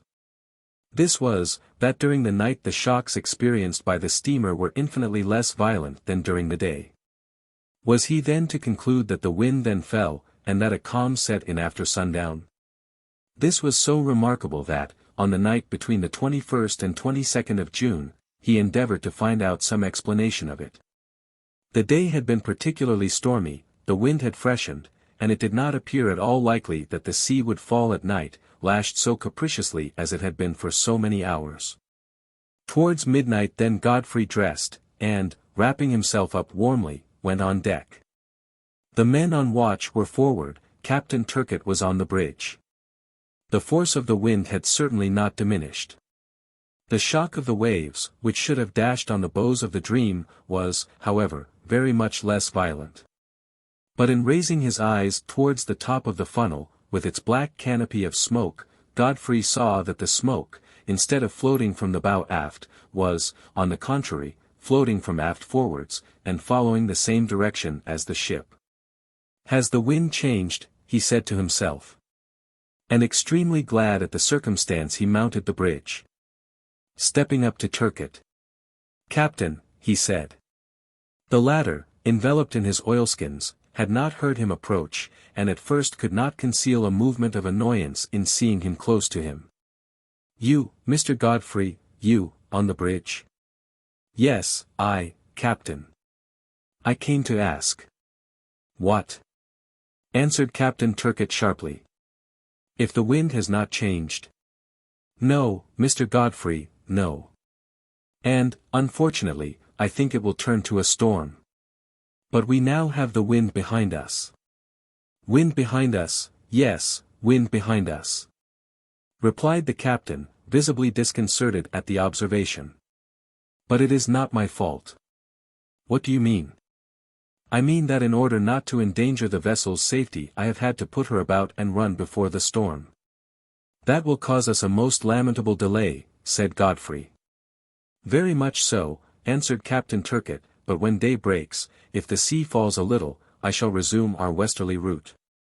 I should recommend you, Mr. Godfrey, to get back to your cabin. Take my advice, try and sleep while we are running before the wind. You will be less knocked about. Godfrey made a sign of affirmation. Turning a last anxious glance at the low clouds which were chasing each other with extreme swiftness, he left the bridge, returned to his cabin, and soon resumed his interrupted slumbers. The next morning, the 22nd of June, as Captain Turcott had said, the wind having sensibly abated, the Dream was headed in proper direction. This navigation towards the west during the day, towards the east during the night, lasted for 48 hours more, but the barometer showed some tendency to rise, its oscillations became less frequent. It was to be presumed that the bad weather would end in northerly winds. And so in fact it happened. On the 25th of June, about 8 o'clock in the morning, when Godfrey stepped on deck, a charming breeze from the northeast had swept away the clouds. The sun's rays were shining through the rigging and tipping its projecting points with touches of fire. The sea, deep green in color, glittered along a large section of its surface beneath the direct influence of its beams. The wind blew only in feeble gusts which laced the wave crests with delicate foam. The lower sails were set. Properly speaking, they were not regular waves on which the sea rose and fell, but only lengthened undulations which gently rocked the steamer. Undulations or waves, it is true, it was all one to Professor Tartlett, as unwell when it was too mild, as when it was too rough. There he was, half crouching on the deck, with his mouth open like a carp fainted out of water. The mate on the poop, his telescope at his eye, was looking towards the northeast. Godfrey approached him. Well, sir, said he gaily, today is a little better than yesterday. Yes, Mr. Godfrey, replied the mate, we are now in smooth water. And the Dream is on the right road. Not yet. Not yet? And why? Because we have evidently drifted northeastwards during this last spell, and we must find out our position exactly. But there is a good sun and a horizon perfectly clear. At noon in taking its height we shall get a good observation, and then the captain will give us our course. Where is the captain? Asked Godfrey. He has gone off. Gone off? Yes. Our lookout saw from the whiteness of the sea that there were some breakers away to the east, breakers which are not shown on the chart. So the steam launch was got out, and with the boatswain and 3 men, Captain Turcott has gone off to explore. How long ago? About an hour and a half. Ah, said Godfrey, I am sorry he did not tell me. I should like to have gone too. You were asleep, Mr. Godfrey, replied the mate, and the captain did not like to wake you. I am sorry, but tell me, which way did the launch go? Over there, answered the mate, over the starboard bow, northeastwards. And can you see it with the telescope? No, she is too far off. But will she be long before she comes back? She won't be long, for the captain is going to take the sights himself, and to do that he must be back before noon. At this Godfrey went and sat on the forecastle, having sent someone for his glasses. He was anxious to watch the return of the launch. Captain Turcott's reconnaissance did not cause him any surprise. It was natural that the Dream should not be run into danger on a part of the sea where breakers had been reported. 2 hours passed. It was not until 10:30 that a light line of smoke began to rise on the horizon.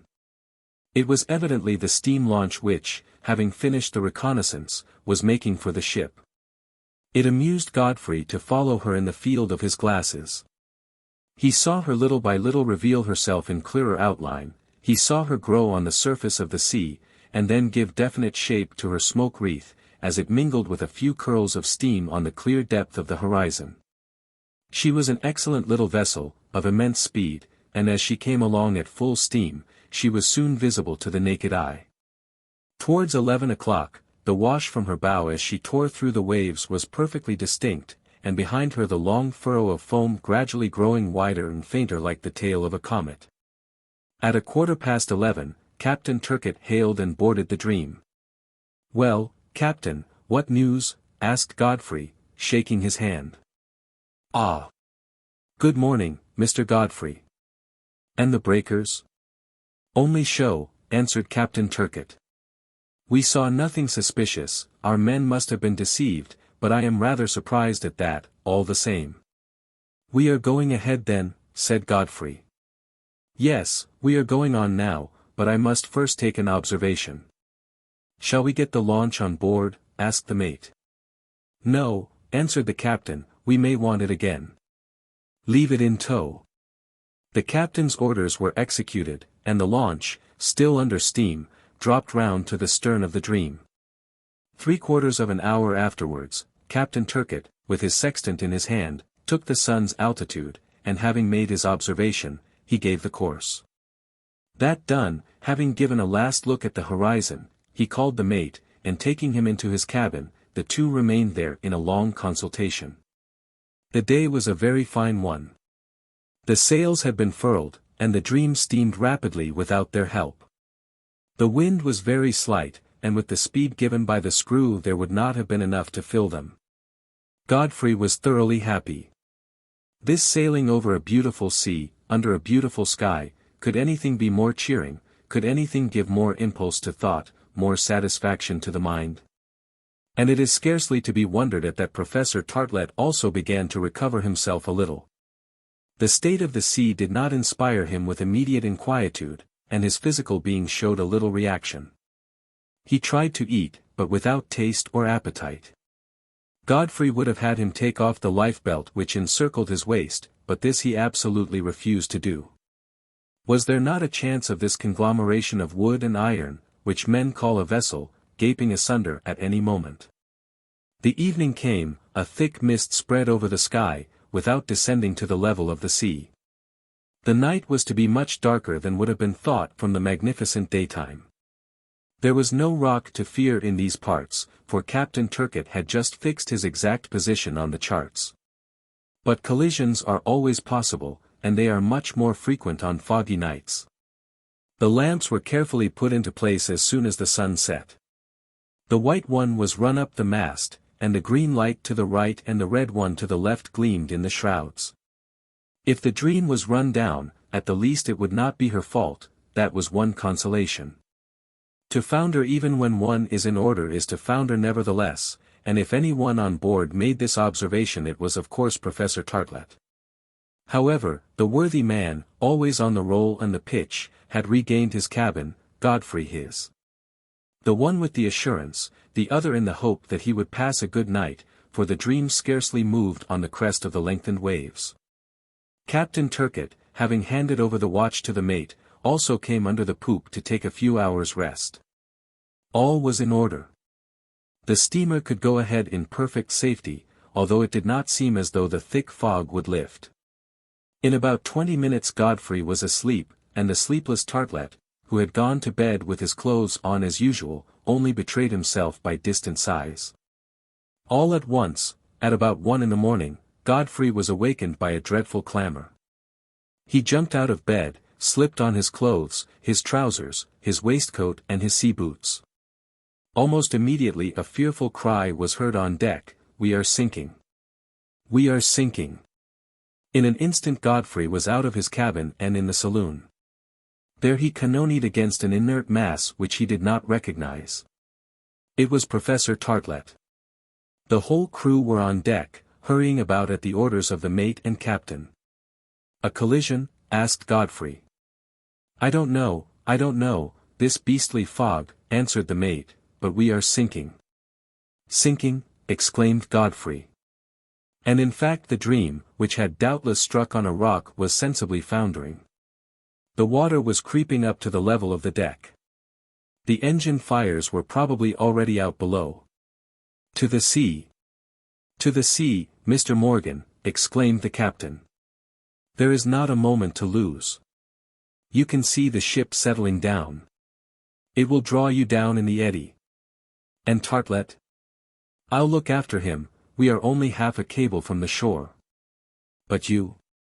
My duty compels me to remain here to the last, and I remain, said the captain. But get off. Get off. Godfrey still hesitated to cast himself into the waves, but the water was already up to the level of the deck. Captain Turcotte, knowing that Godfrey swam like a fish, seized him by the shoulders, and did him the service of throwing him overboard. It was time. Had it not been for the darkness, there would doubtless have been seen a deep raging vortex in the place once occupied by the Dream.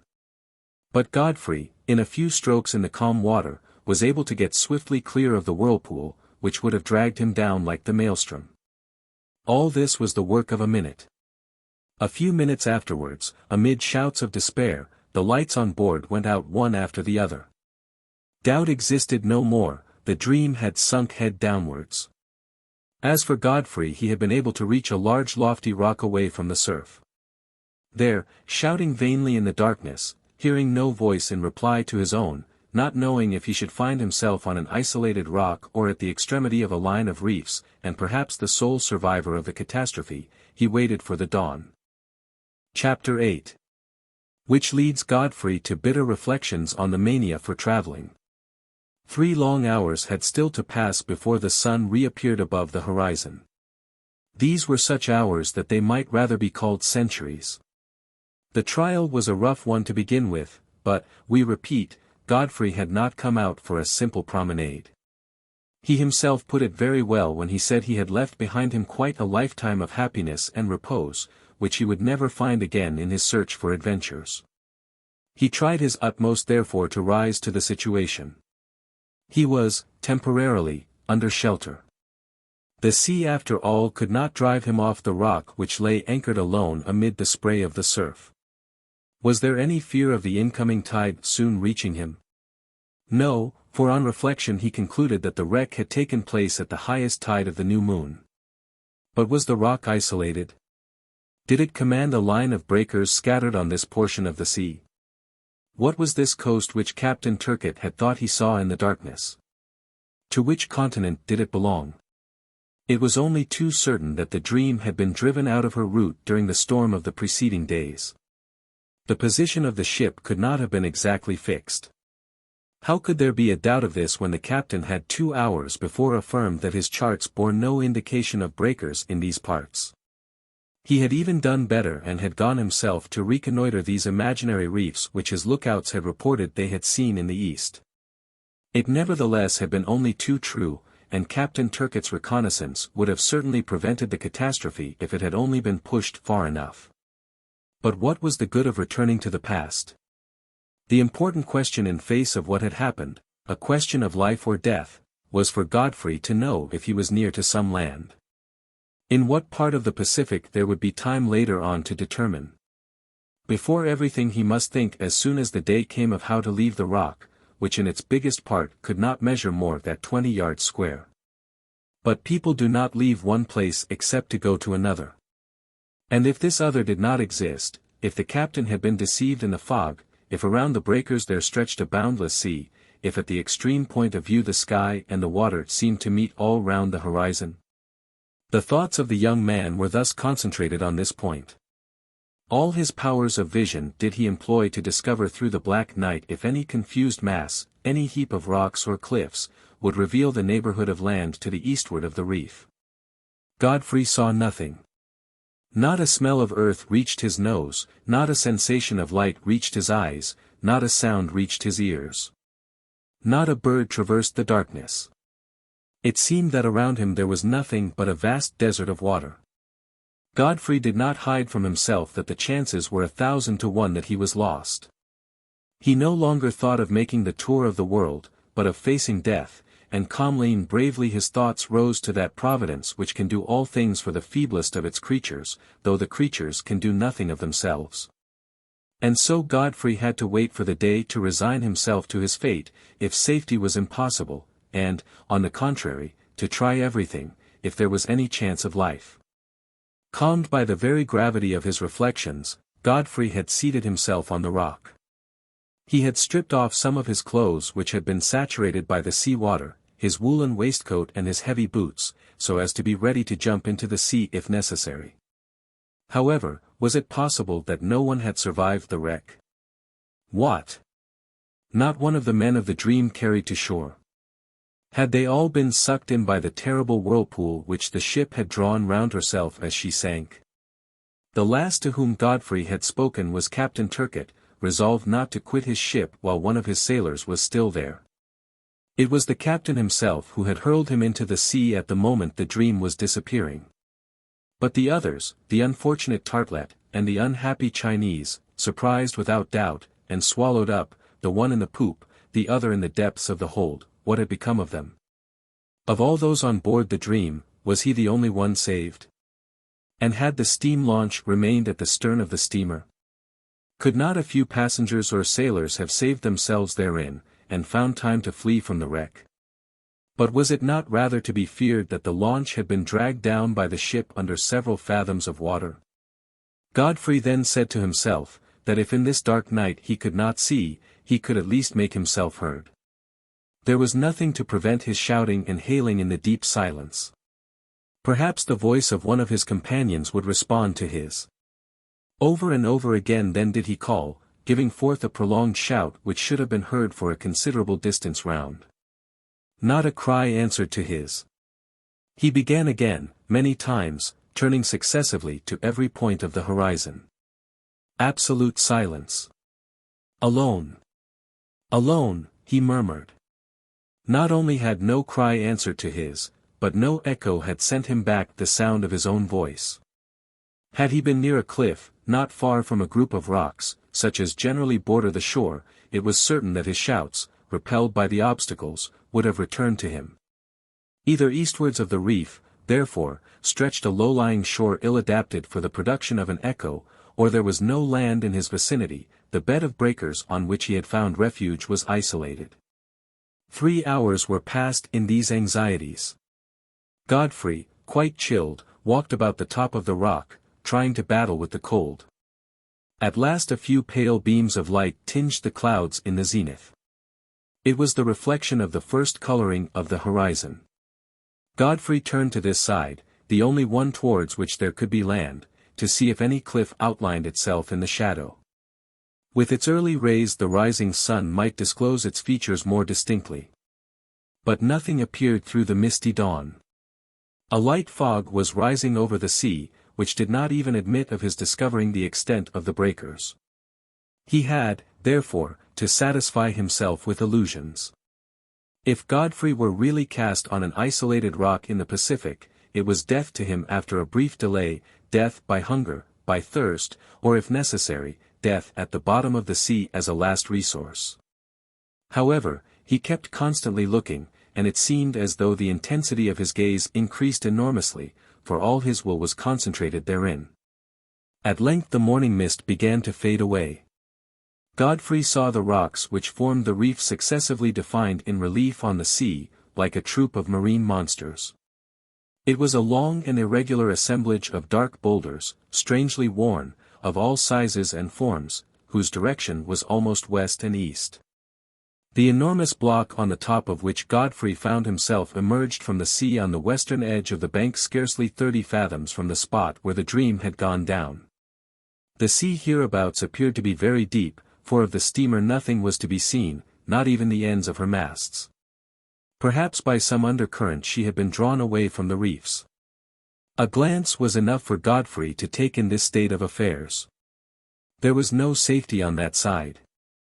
All his attention was directed towards the other side of the breakers, which the lifting fog was gradually disclosing. The sea, now that the tide had retired, allowed the rocks to stand out very distinctly. They could be seen to lengthen as their humid bases widened. Here were vast intervals of water, there a few shallow pools. If they joined on to any coast, it would not be difficult to reach it. Up to the present, however, there was no sign of any shore. Nothing yet indicated the proximity of dry land, even in this direction. The fog continued to lift, and the field of view persistently watched by Godfrey continued to grow. Its wreaths had now rolled off for about half a mile or so. Already a few sandy flats appeared among the rocks, carpeted with their slimy seaweed. Did not this sand indicate more or less the presence of a beach, and if the beach existed, could there be a doubt but what it belonged to the coast of a more important land? At length a long profile of low hills, buttressed with huge granitic rocks, became clearly outlined and seemed to shut in the horizon on the east. The sun had drunk up all the morning vapors, and his disk broke forth in all its glory. "Land! Land!" exclaimed Godfrey. And he stretched his hands towards the shoreline, as he knelt on the reef and offered his thanks to heaven. It was really land. The breakers only formed a projecting ridge, something like the southern cape of a bay, which curved round for about 2 miles or more. The bottom of the curve seemed to be a level beach, bordered by trifling hills, contoured here and there with lines of vegetation, but of no great size. From the place which Godfrey occupied, his view was able to grasp the whole of this side. Bordered north and south by 2 unequal promontories, it stretched away for, at the most, 5 or 6 miles. It was possible, however, that it formed part of a large district. Whatever it was, it offered at the least temporary safety. Godfrey, at the sight, could not conceive a doubt but that he had not been thrown on to a solitary reef, and that this morsel of ground would satisfy his earliest wants. To land! To land, he said to himself. But before he left the reef, he gave a look round for the last time. His eyes again interrogated the sea away up to the horizon. Would some raft appear on the surface of the waves, some fragment of the dream, some survivor, perhaps? Nothing. The launch even was not there, and had probably been dragged into the common abyss. Then the idea occurred to Godfrey that among the breakers some of his companions might have found a refuge, and were, like him, waiting for the day to try and reach the shore. There was nobody, neither on the rocks, nor on the beach. The reef was as deserted as the ocean. But in default of survivors, had not the sea thrown up some of the corpses? Could not Godfrey find among the rocks, along to the utmost boundary of the surf, the inanimate bodies of some of his companions? No. Nothing along the whole length of the breakers, which the last ripples of the ebb had now left bare. Godfrey was alone. He could only count on himself to battle with the dangers of every sort which environed him. Before this reality, however, Godfrey, let it be said to his credit, did not quail. But as before everything it was best for him to ascertain the nature of the ground from which he was separated by so short a distance. He left the summit of the rock and began to approach the shore. When the interval which separated the rocks was too great to be cleared at a bound, he got down into the water, and sometimes walking and sometimes swimming he easily gained the one next in order. When there was but a yard or 2 between, he jumped from one rock to the other. His progress over these slimy stones, carpeted with glistening seaweeds, was not easy, and it was long. Nearly a quarter of a mile had thus to be traversed. But Godfrey was active and handy, and at length he set foot on the land where there probably awaited him, if not early death, at least a miserable life worse than death. Hunger, thirst, cold, and nakedness, and perils of all kinds. Without a weapon of defense, without a gun to shoot with, without a change of clothes, such the extremities to which he was reduced. How imprudent he had been! He had been desirous of knowing if he was capable of making his way in the world under difficult circumstances. He had put himself to the proof. He had envied the lot of a Crusoe. Well, he would see if the lot were an enviable one. And then there returned to his mind the thought of his happy existence, that easy life in San Francisco, in the midst of a rich and loving family, which he had abandoned to throw himself into adventures. He thought of his Uncle Will, of his betrothed Fina, of his friends who would doubtless never see him again. As he called up these remembrances his heart swelled, and in spite of his resolution a tear rose to his eyes. And again, if he was not alone, if some other survivor of the shipwreck had managed, like him, to reach the shore, and even in default of the captain or the mate, this proved to be Professor Tartelett. How little he could depend on that frivolous being, and how slightly improved the chances of the future appeared. At this point, however, he still had hope. If he had found no trace among the breakers, would he meet with any on the beach?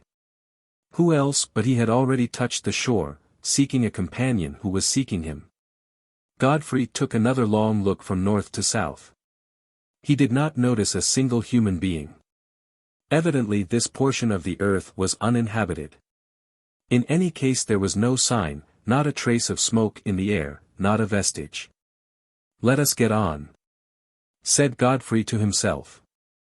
And he walked along the beach towards the north, before venturing to climb the sand dunes, which would allow him to reconnoiter the country over a larger extent. The silence was absolute. The sand had received no other footmark. A few sea-birds, gulls or guillemots, were skimming along the edge of the rocks, the only living things in the solitude. Godfrey continued his walk for a quarter of an hour. At last he was about to turn on to the talus of the most elevated of the dunes, dotted with rushes and brushwood, when he suddenly stopped. A shapeless object, extraordinarily distended, something like the corpse of a sea monster, thrown there, doubtless, by the late storm, was lying about 30 paces off on the edge of the reef.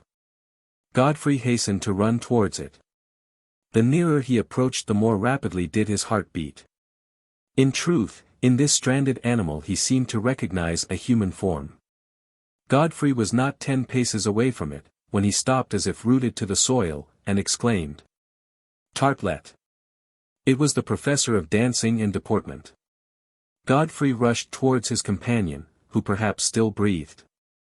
A moment afterwards he saw that it was the lifebelt which produced this extraordinary distension, and gave the aspect of a monster of the sea to the unfortunate professor. But although Tartelett was motionless, was he dead?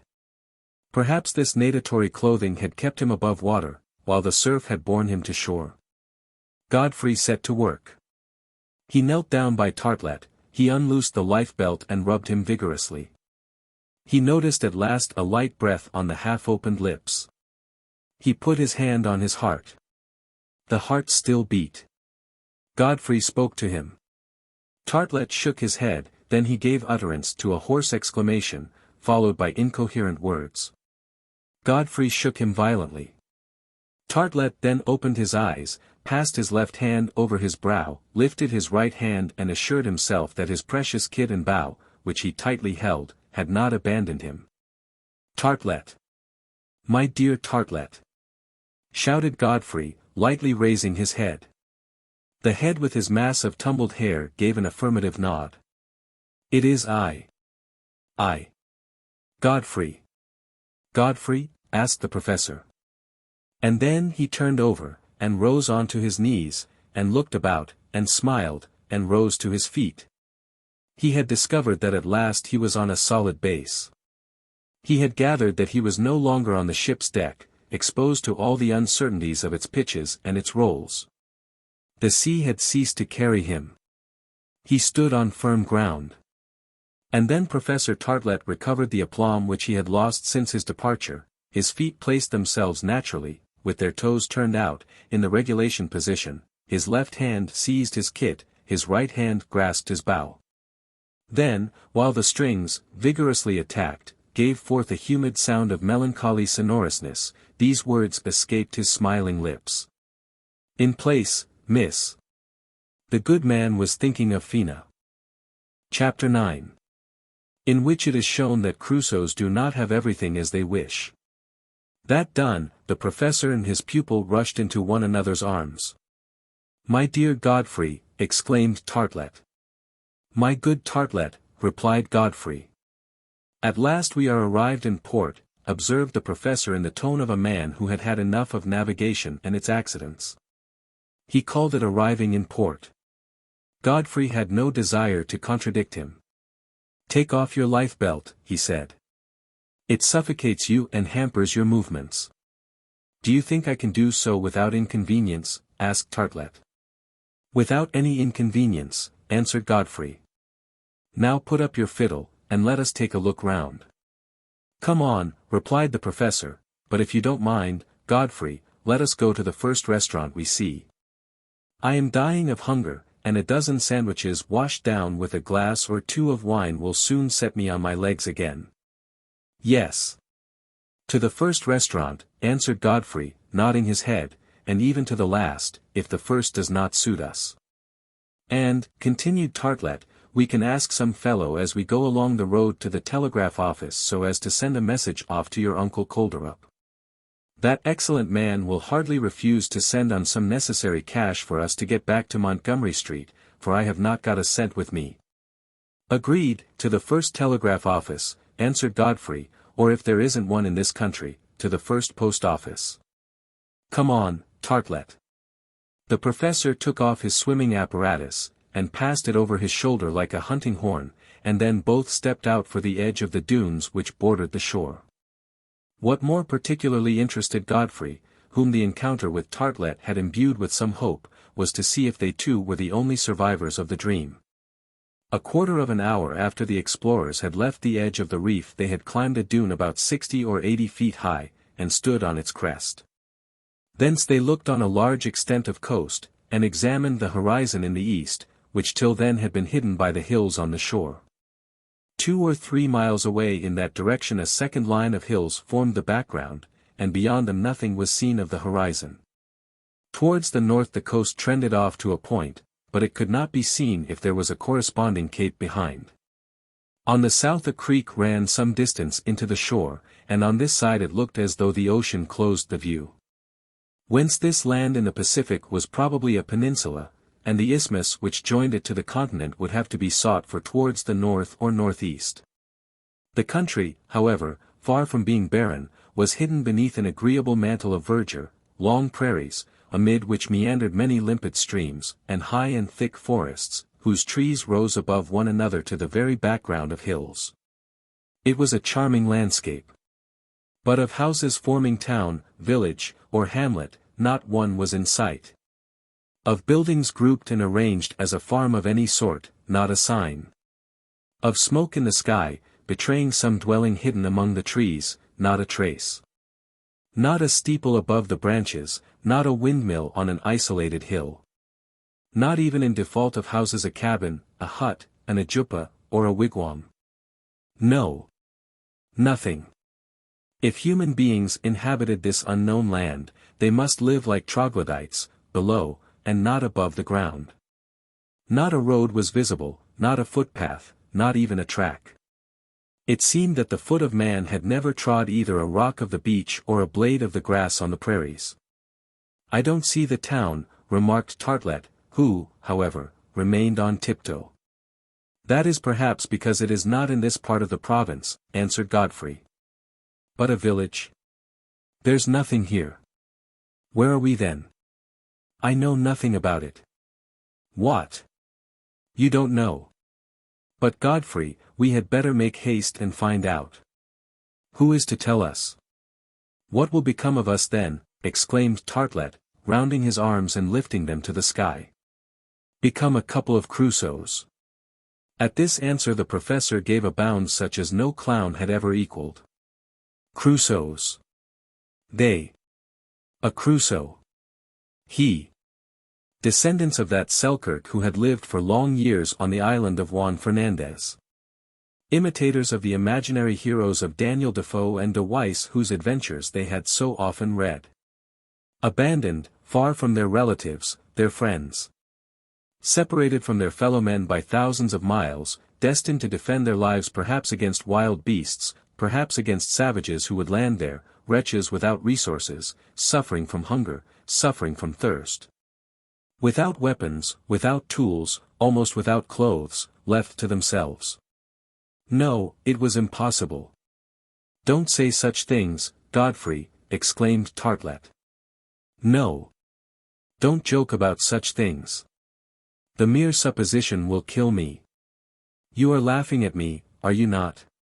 Yes, my gallant Artelett, answered Godfrey. Reassure yourself. But in the first place, let us think about matters that are pressing. In fact, they had to try and find some cavern, a grotto or hole, in which to pass the night, and then to collect some edible mollusks so as to satisfy the cravings of their stomachs.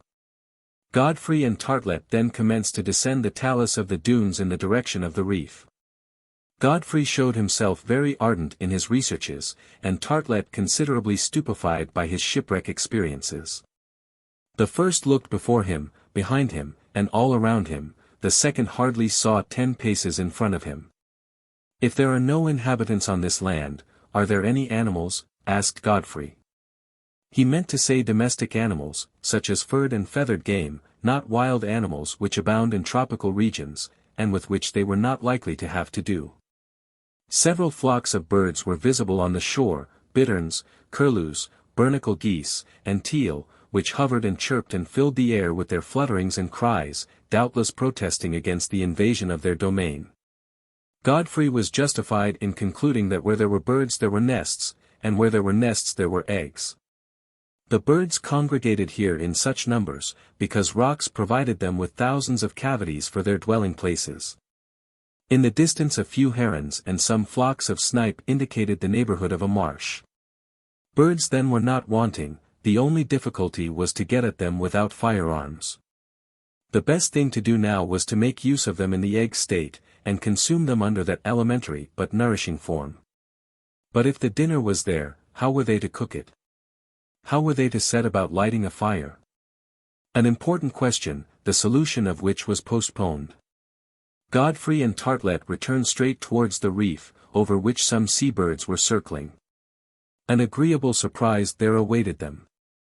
Among the indigenous fowl which ran along the sand of the beach and pecked about among the seaweed and under the tufts of aquatic plants, was it a dozen hens and 2 or 3 cocks of the American breed that they beheld? No. There was no mistake, for at their approach did not a resounding cock-a-doodle-doo-o-o-o rend the air like the sound of a trumpet? And farther off, what were those quadrupeds which were gliding in and out of the rocks, and making their way towards the first slopes of the hills, or grubbing beneath some of the green shrubs? Godfrey could not be mistaken. There were a dozen agoutis, 5 or 6 sheep, and as many goats, who were quietly browsing on the first vegetation on the very edge of the prairie. "Look there, Artelett," he exclaimed. And the professor looked, but saw nothing, so much was he absorbed with the thought of this unexpected situation. A thought flashed across the mind of Godfrey, and it was correct. It was that these hens, agoutis, goats, and sheep had belonged to the dream. At the moment she went down, the fowls had easily been able to reach the reef and then the beach.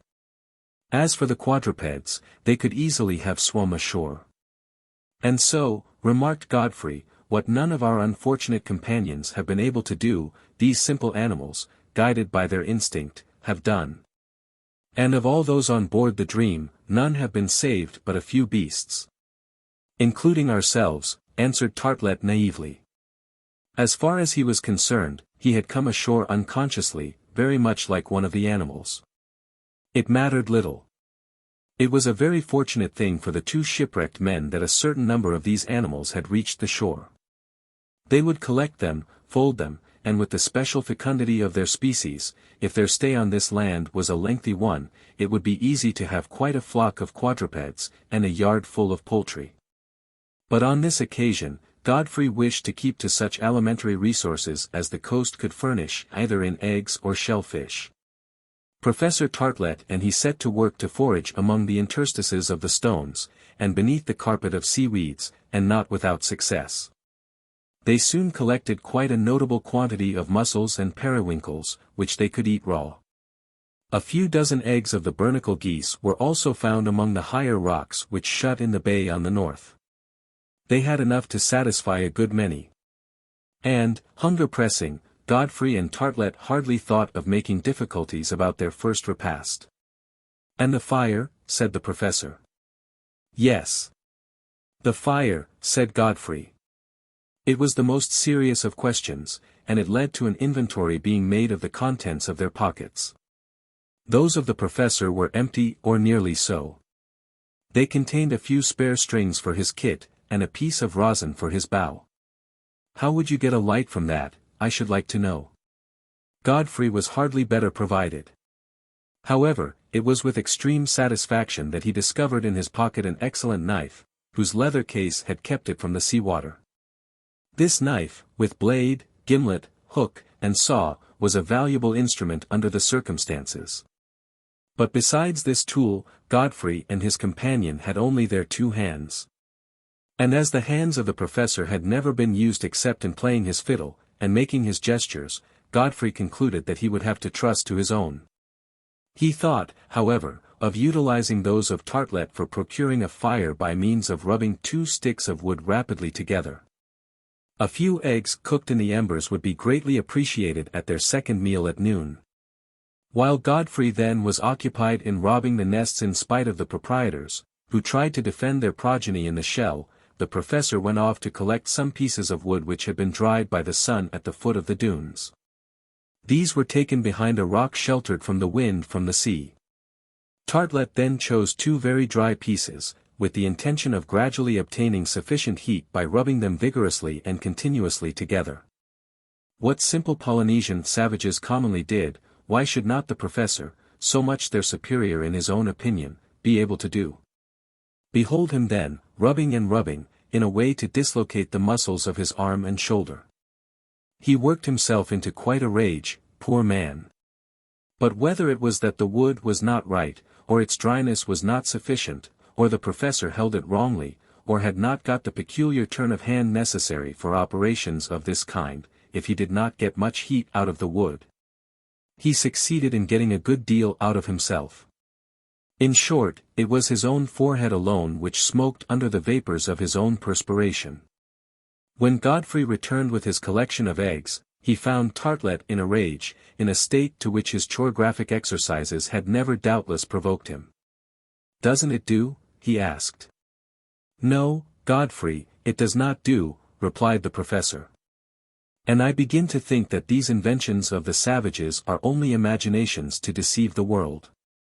"No," answered Godfrey. "But in that, as in all things, you must know how to do it." "These eggs, then?" "There is another way. If you attach one of these eggs to the end of a string and whirl it round rapidly, and suddenly arrest the movement of rotation, the movement may perhaps transform itself into heat and then the egg will be cooked."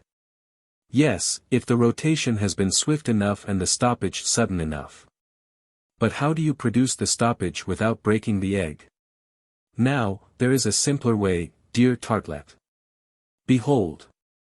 And carefully taking one of the eggs of the bernacle goose, he broke the shell at its end, and adroitly swallowed the inside without any further formalities.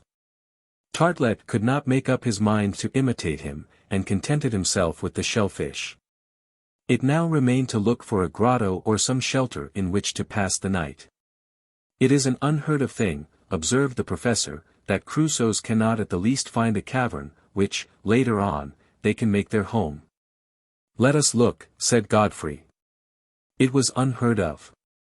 We must avow, however, that on this occasion the tradition was broken. In vain did they search along the rocky shore on the southern part of the bay. Not a cavern, not a grotto, not a hole was there that would serve as a shelter. They had to give up the idea. Godfrey resolved to reconnoiter up to the first trees in the background beyond the sandy coast. Artelett and he then remounted the first line of sandhills and crossed the verdant prairies which they had seen a few hours before. A very odd circumstance, and a very fortunate one at the time, that the other survivors of the wreck voluntarily followed them. Evidently, cocks and hens, and sheep, goats and agoutis, driven by instinct, had resolved to go with them. Doubtless they felt too lonely on the beach, which did not yield sufficient food. 3/4 of an hour later Godfrey and Artelett, they had scarcely spoken during the exploration, arrived at the outskirt of the trees. Not a trace was there of habitation or inhabitant. Complete solitude. It might even be doubted if this part of the country had ever been trodden by human feet. In this place were a few handsome trees, in isolated groups, and others more crowded about 1/4 of a mile in the rear formed a veritable forest of different species. Godfrey looked out for some old trunk, hollowed by age, which could offer a shelter among its branches, but his researches were in vain, although he continued them till night was falling. Hunger made itself sharply felt, and the two contented themselves with mussels, of which they had thoughtfully brought an ample supply from the beach. Then, quite tired out, they lay down at the foot of a tree, and trusting to Providence, slept through the night. Chapter 10. In which Godfrey does what any other shipwrecked man would have done under the circumstances. The night passed without incident. The two men, quite knocked up with excitement and fatigue, had slept as peacefully as if they had been in the most comfortable room in the mansion in Montgomery Street. On the morrow, the 27th of June, at the first rays of the rising sun, the crow of the cock awakened them. Godfrey immediately recognized where he was, but Artelett had to rub his eyes and stretch his arms for some time before he did so. "Is breakfast this morning to resemble dinner yesterday?" was his first observation. "I am afraid so," answered Godfrey. "But I hope we shall dine better this evening." The professor could not restrain a significant grimace. Where were the tea and sandwiches which had hitherto been brought to him when he awoke? How could he wait till breakfast time, the bell for which would perhaps never sound, without this preparatory repast? But it was necessary to make a start. Godfrey felt the responsibility which rested on him alone, for he could in no way depend on his companion. In that empty box which served the professor for a cranium there could be born no practical idea. Godfrey would have to think, contrive, and decide for both. His first thought was for Fina, his betrothed, whom he had so stupidly refused to make his wife. His second for his uncle Will, whom he had so imprudently left, and then turning to Artelett. "To vary our ordinary," he said, "here are some shellfish and half a dozen eggs." "And nothing to cook them with." "Nothing," said Godfrey. "But if the food itself was missing, what would you say then, Artelett?" "I should say that nothing was not enough," said Artelett drily. Nevertheless, they had to be content with this repast. The very natural idea occurred to Godfrey to push forward the reconnaissance commenced the previous evening. Above all it was necessary to know as soon as possible in what part of the Pacific Ocean the Dream had been lost, so as to discover some inhabited place on the shore, where they could either arrange the way of returning home or await the passing of some ship. Godfrey observed that if he could cross the second line of hills, whose picturesque outline was visible beyond the first, that he might perhaps be able to do this. He reckoned that they could get there in an hour or two, and it was to this urgent exploration that he resolved to devote the first hours of the day. He looked round him. The cocks and hens were beginning to peck about among the high vegetation. Agoutis, goats, sheep, went and came on the skirt of the forest. Godfrey did not care to drag all this flock of poultry and quadrupeds about with him. But to keep them more safely in this place, it would be necessary to leave Artelett in charge of them. Artelett agreed to remain alone, and for several hours to act as shepherd of the flock. He made but one observation. "If you lose yourself, Godfrey." "Have no fear of that," answered the young man, "I have only this forest to cross, and as you will not leave its edge I am certain to find you again. Don't forget the telegram to your Uncle Will, and ask him for a good many $100. The telegram, or the letter. It is all one," answered Godfrey, who so long as he had not fixed on the position of this land was content to leave Artelett to his illusions. Then having shaken hands with the professor, he plunged beneath the trees, whose thick branches scarcely allowed the sun's rays to penetrate. It was their direction, however, which was to guide our young explorer towards the high hill whose curtain hid from his view the whole of the eastern horizon. Footpath there was none. The ground, however, was not free from all imprint. Godfrey in certain places remarked the tracks of animals. On 2 or 3 occasions he even believed he saw some rapid ruminants moving off, either elands, deer, or wapiti, but he recognized no trace of ferocious animals such as tigers or jaguars, whose absence, however, was no cause for regret. The first floor of the forest, that is to say all that portion of the trees comprised between the first fork and the branches, afforded an asylum to a great number of birds, wild pigeons by the hundred beneath the trees, ospreys, grouse. Aracaris with beaks like a lobster's claw, and higher, hovering above the glades, 2 or 3 of those lammergeiers whose eye resembles a cockade. But none of the birds were of such special kinds that he could therefore make out the latitude of this continent. So it was with the trees of this forest. Almost the same species as those in that part of the United States which comprises Lower California, the Bay of Monterey, and New Mexico. Arbutus trees, large-flowered cornels, maples, birches, oaks, 4 or 5 varieties of magnolias and sea pines, such as are met with in South Carolina, then in the center of vast clearances, olive trees, chestnuts, and small shrubs. Tufts of tamarinds, myrtles, and mastic trees, such as are produced in the temperate zone. Generally, there was enough space between the trees to allow him to pass without being obliged to call on fire or the axe. The sea breeze circulated freely amid the higher branches, and here and there great patches of light shone on the ground. And so Godfrey went along striking an oblique line beneath these large trees. To take any precautions never occurred to him. The desire to reach the heights which bordered the forest on the east entirely absorbed him. He sought among the foliage for the direction of the solar rays so as to march straight on his goal. He did not even see the guide birds, so named because they fly before the steps of the traveler, stopping, returning, and darting on ahead as if they were showing the way. Nothing could distract him. His state of mind was intelligible. Before an hour had elapsed his fate would be settled. Before an hour he would know if it were possible to reach some inhabited portion of the continent. Already Godfrey, reasoning on what had been the route followed and the way made by the dream during a navigation of 17 days, had concluded that it could only be on the Japanese or Chinese coast that the ship had gone down. Besides, the position of the sun, always in the south, rendered it quite certain that the dream had not crossed the line. 2 hours after he had started, Godfrey reckoned the distance he had traveled at about 5 miles, considering several circuits which he had had to make owing to the density of the forest. The second group of hills could not be far away. Already the trees were getting farther apart from each other, forming isolated groups, and the rays of light penetrated more easily through the lofty branches. The ground began slightly to slope, and then abruptly to rise. Although he was somewhat fatigued, Godfrey had enough will not to slacken his pace. He would doubtless have run had it not been for the steepness of the earlier ascents. He had soon got high enough to overlook the general mass of the verdant dome which stretched away behind him, and whence several heads of trees here and there emerged. But Godfrey did not dream of looking back.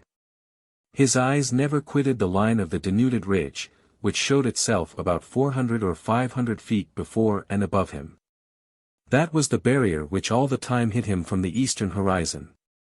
A tiny cone, obliquely truncated, overlooked this rugged line and joined on with its gentle slope to the sinuous crest of the hills. There, said Godfrey, that is the point I must reach. The top of that cone. And from there what shall I see? A town, a village, a desert. Highly excited, Godfrey mounted the hill, keeping his elbows at his chest to restrain the beating of his heart. His panting tired him, but he had not the patience to stop so as to recover himself. Were he to have fallen half fainting on the summit of the cone which shot up about 100 feet above his head, he would not have lost a minute in hastening towards it. A few minutes more and he would be there. The ascent seemed to him steep enough on his side, an angle perhaps of 30 or 35 degrees. He helped himself up with hands and feet. He seized on the tufts of slender herbs on the hillside, and on a few meager shrubs, mastics and myrtles, which stretched away up to the top. A last effort was made. His head rose above the platform of the cone, and then, lying on his stomach, his eyes gazed at the eastern horizon. It was the sea which formed it. 20 miles off it united with the line of the sky. He turned round. Still sea, west of him, south of him, north of him. The immense ocean surrounding him on all sides. An island. As he uttered the word Godfrey felt his heart shrink. The thought had not occurred to him that he was on an island. And yet such was the case. The terrestrial chain which should have attached him to the continent was abruptly broken. He felt as though he had been a sleeping man in a drifted boat, who awoke with neither oar nor sail to help him back to shore. But Godfrey was soon himself again. His part was taken, to accept the situation. If the chances of safety did not come from without, it was for him to contrive them. He set to work at first then as exactly as possible to ascertain the disposition of this island which his view embraced over its whole length. He estimated that it ought to measure about 60 miles round, being, as far as he could see, about 20 miles long from south to north, and 12 miles wide from east to west. Its central part was screened by the green depths of forest which extended up to the ridge dominated by the cone, whose slope died away on the shore. All the rest was prairie, with clumps of trees, or beach with rocks, whose outer ring was capriciously tapered off in the form of capes and promontories. A few creeks cut out the coast, but could only afford refuge for 2 or 3 fishing boats. The bay at the bottom of which the Dream lay shipwrecked was the only one of any size, and that extended over some 7 or 8 miles. An open roadstead, no vessel would have found it a safe shelter, at least unless the wind was blowing from the east. But what was this island? To what geographical group did it belong? Did it form part of an archipelago, or was it alone in this portion of the Pacific? In any case, no other island, large or small, high or low, appeared within the range of vision. Godfrey rose and gazed round the horizon. Nothing was to be seen along the circular line where sea and sky ran into each other. If, then, there existed to windward or to leeward any island or coast of a continent, it could only be at a considerable distance. Godfrey called up all his geographical reminiscences, in order to discover what island of the Pacific this could be. In reasoning it out he came to this conclusion. The Dream for 17 days had steered very nearly southwest. Now with a speed of from 150 to 180 miles every 24 hours, she ought to have covered nearly 50 degrees. Now it was obvious that she had not crossed the equator. The situation of the island, or of the group to which it belonged, would therefore have to be looked for in that part of the ocean comprised between the 160th and 170th degrees of west longitude. In this portion of the Pacific it seemed to Godfrey that the map showed no other archipelago than that of the Sandwich Islands. But outside this archipelago were there not any isolated islands whose names escaped him and which were dotted here and there over the sea up to the coast of the Celestial Empire? It was not of much consequence. There existed no means of his going in search of another spot on the ocean which might prove more hospitable. Well, said Godfrey to himself, if I don't know the name of this island, I'll call it Fina Island. In memory of her I ought never to have left to run about the world, and perhaps the name will bring us some luck. Godfrey then occupied himself in trying to ascertain if the island was inhabited in a part which he had not yet been able to visit.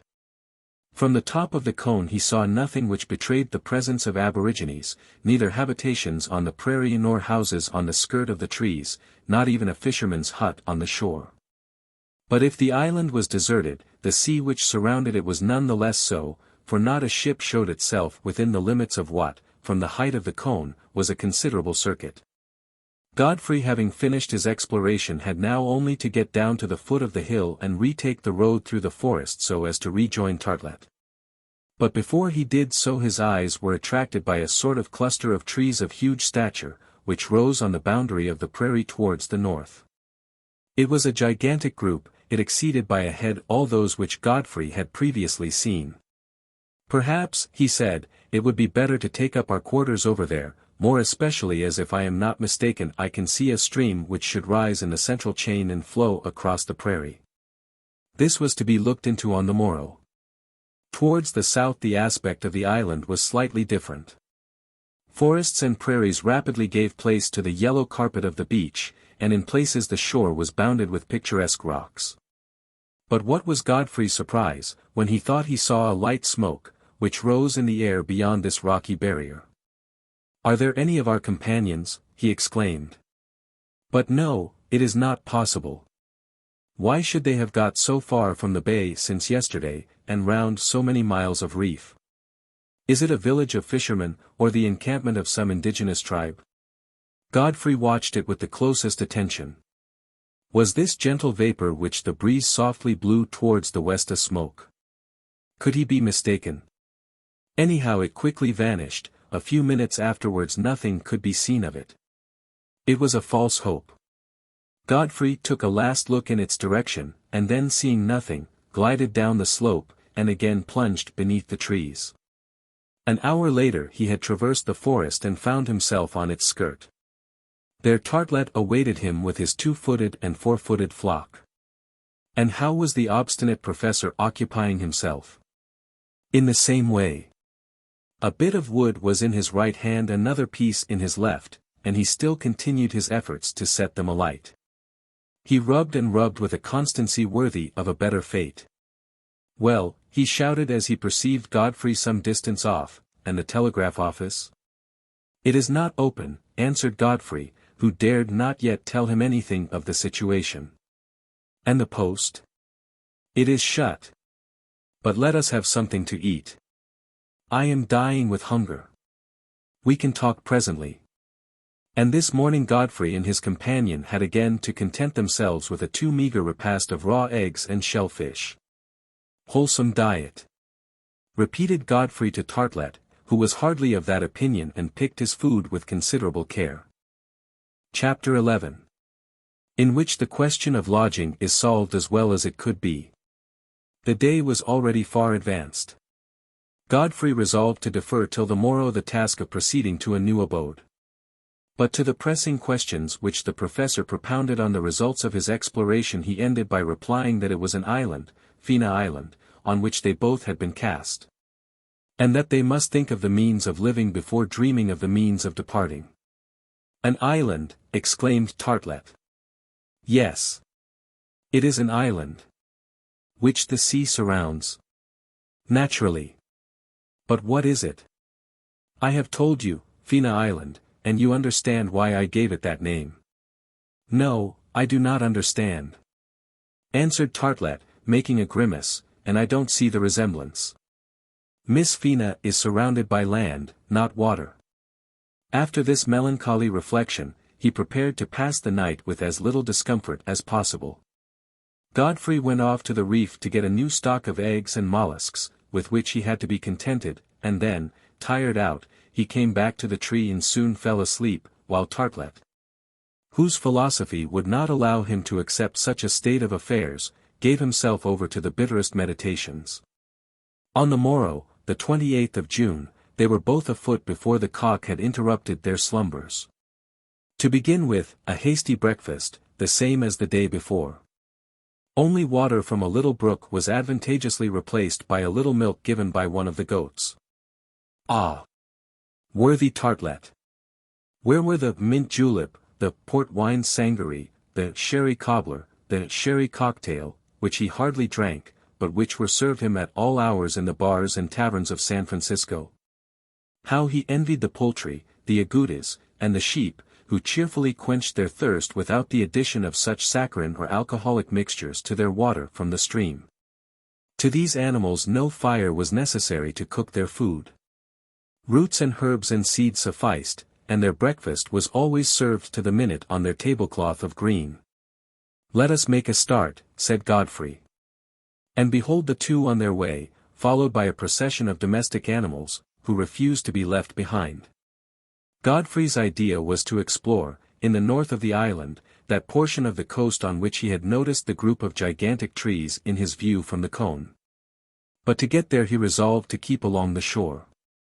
The surf might perhaps have cast up some fragment of the wreck. Perhaps they might find on the beach some of their companions in the dream to which they could give Christian burial. As for finding any one of them living, it was hardly to be hoped for, after a lapse of 36 hours.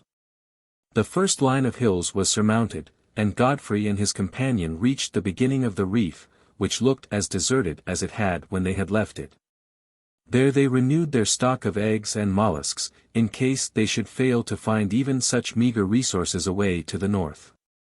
Then, following the fringe of seaweed left by the last tide, they again ascended the dunes, and took a good look round. Nothing. Always nothing. We must certainly say that if misfortune had made Crusoes of these survivors of the dream, it had shown itself much more rigorous towards them than towards their predecessors, who always had some portion of the vessel left to them, and who, after bringing away crowds of objects of necessity, had been able to utilize the timbers of the wreck. Victuals for a considerable period, clothes, tools, weapons, had always been left them with which to satisfy the elementary exigencies of existence. But here there was nothing of all this. In the middle of that dark night the ship had disappeared in the depths of the sea, without leaving on the reefs the slightest traces of its wreck. It had not been possible to save a thing from her, not even a lucifer match, and to tell the truth, the want of that match was the most serious of all wants. I know well, good people comfortably installed in your easy chairs before a comfortable hearth at which is blazing brightly a fire of wood or coals, that you will be apt to say. But nothing was more easy than for them to get a fire. There are 1,000 ways of doing that.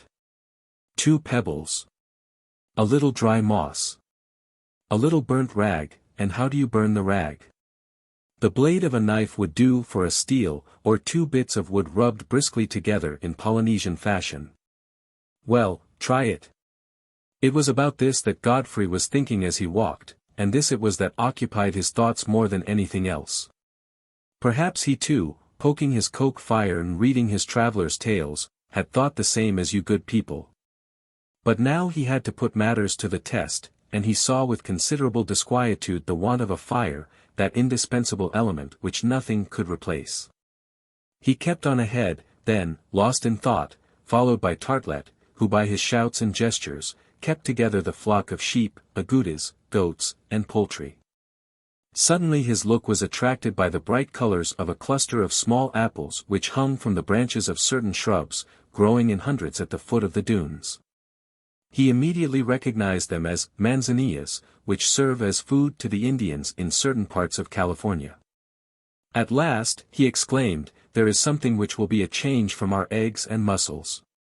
What? Do you eat those things? Said Artelett with his customary grimace. You shall soon see, answered Godfrey. And he set to work to gather the manzanillas, and eat them greedily. They were only wild apples, but even their acidity did not prevent them from being agreeable. The professor made little delay in imitating his companion, and did not show himself particularly discontented at the work. Godfrey thought, and with reason, that from these fruits there could be made a fermented liquor which would be preferable to the water. The march was resumed. Soon the end of the sand dunes died away in a prairie traversed by a small stream. This was the one Godfrey had seen from the top of the cone. The large trees appeared further on, and after a journey of about 9 miles the 2 explorers, tired enough by their 4 hours' walk, reached them a few minutes after noon. The sight was well worth the trouble of looking at, of visiting, and, doubtless, occupying. On the edge of a vast prairie, dotted with manzanilla bushes and other shrubs, there rose a score of gigantic trees which could have even borne comparison with the same species in the forests of California. They were arranged in a semicircle. The carpet of verdure, which stretched at their feet, after bordering the stream for some hundreds of feet, gave place to a long beach, covered with rocks, and shingle, and seaweed, which ran out into the water in a narrowing point to the north. These big trees, as they are commonly called in Western America, belong to the genus Sequoia, and are conifers of the fir family. If you ask the English for their distinguishing name, you will be told Wellingtonias. If you ask the Americans they will reply Washingtonias. But whether they recall the memory of the phlegmatic victor of Waterloo, or of the illustrious founder of the American Republic, they are the hugest products known of the Californian and Nevadan floras. In certain districts in these states there are entire forests of these trees, such as the groups at Mariposa and Calaveras, some of the trees of which measure from 60 to 80 feet in circumference, and some 300 feet in height. One of them, at the entrance of the Yosemite Valley, is quite 100 feet round. When living, for it is now prostrate, its first branches could have overtopped Strasbourg Cathedral, or, in other words, were above 80 feet from the ground. Besides this tree there are, the mother of the forest, the beauty of the forest, the the hut of the pioneer, the two sentinels, General Grant, Miss Emma, Miss Mary, Brigham Young and his wife, the three Graces, the bear, and all of them veritable vegetable phenomena. One of the trees has been sawn across at its base, and on it there has been built a ballroom, in which a quadrille of 8 or 10 couples can be danced with ease. But the giant of giants, in a forest which is the property of the state, about 15 miles from Murphy, is the father of the forest, an old sequoia, 4,000 years old, which rises 452 feet from the ground, higher than the cross of St. Peter's, at Rome, higher than the Great Pyramid of Gizeh, higher than the iron bell turret which now caps one of the towers of Rouen Cathedral, and which ought to be looked upon as the highest monument in the world. It was a group of some 20 of these colossi that nature had planted on this point of the island, at the epoch, probably, when Solomon was building that temple at Jerusalem which has never risen from its ruins. The largest was, perhaps, 300 feet high, the smallest nearly 200. Some of them, hollowed out by age, had enormous arches through their bases, beneath which a troop of horsemen could have ridden with ease. Godfrey was struck with admiration in the presence of these natural phenomena, as they are not generally found at altitudes of less than from 50 to 60 feet above the level of the sea. He even thought that the view alone was worth the journey. Nothing he had seen was comparable to these columns of clear brown, which outlined themselves almost without sensible diminution of their diameters to their lowest fork. The cylindrical trunks rising from 80 to 100 feet above the earth, ramified into such thick branches that they themselves looked like tree stems of huge dimensions bearing quite a forest in the air. One of these specimens of Sequoia gigantea, one of the biggest in the group, more particularly attracted Godfrey's attention.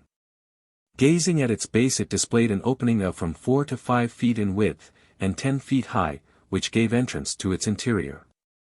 The giant's heart had disappeared, the alburnum had been dissipated into soft whitish dust.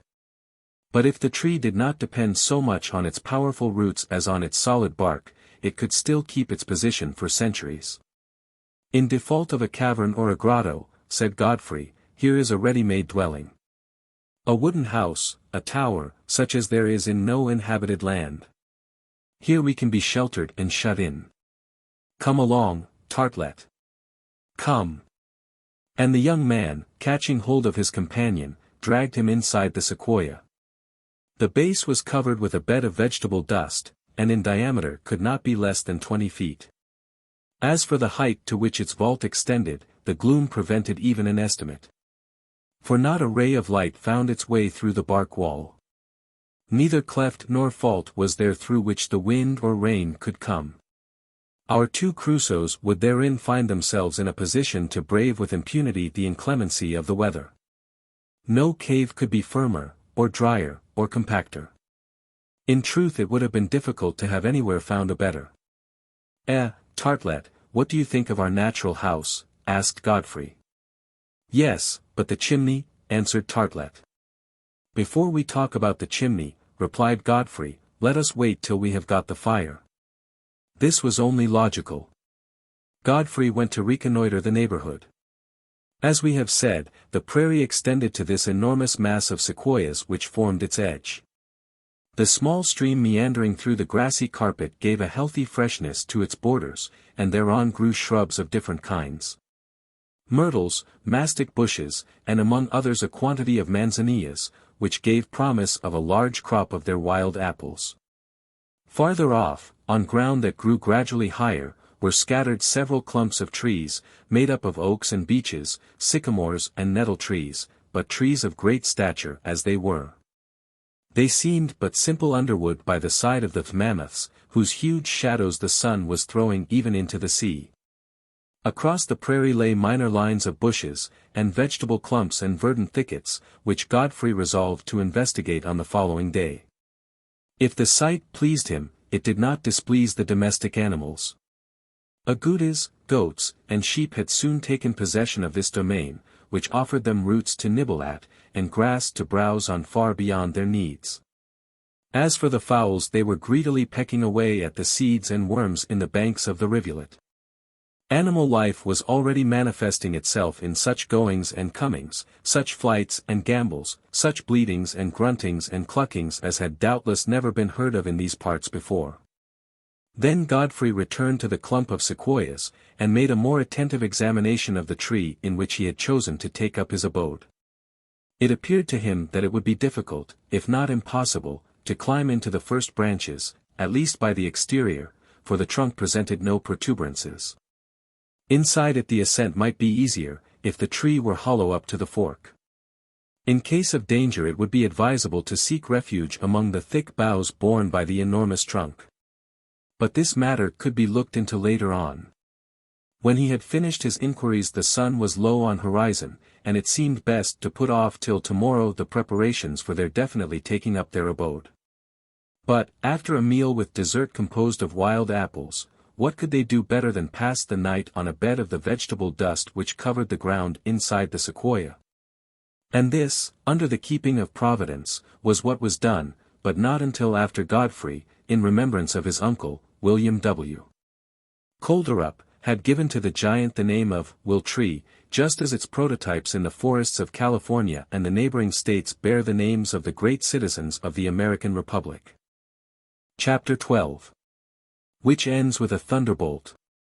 It must be acknowledged that Godfrey was in a fair way to become a new man in this completely novel position to one so frivolous, so light-minded, and so thoughtless. He had hitherto only had to allow himself to live. Never had care for the morrow disquieted his rest.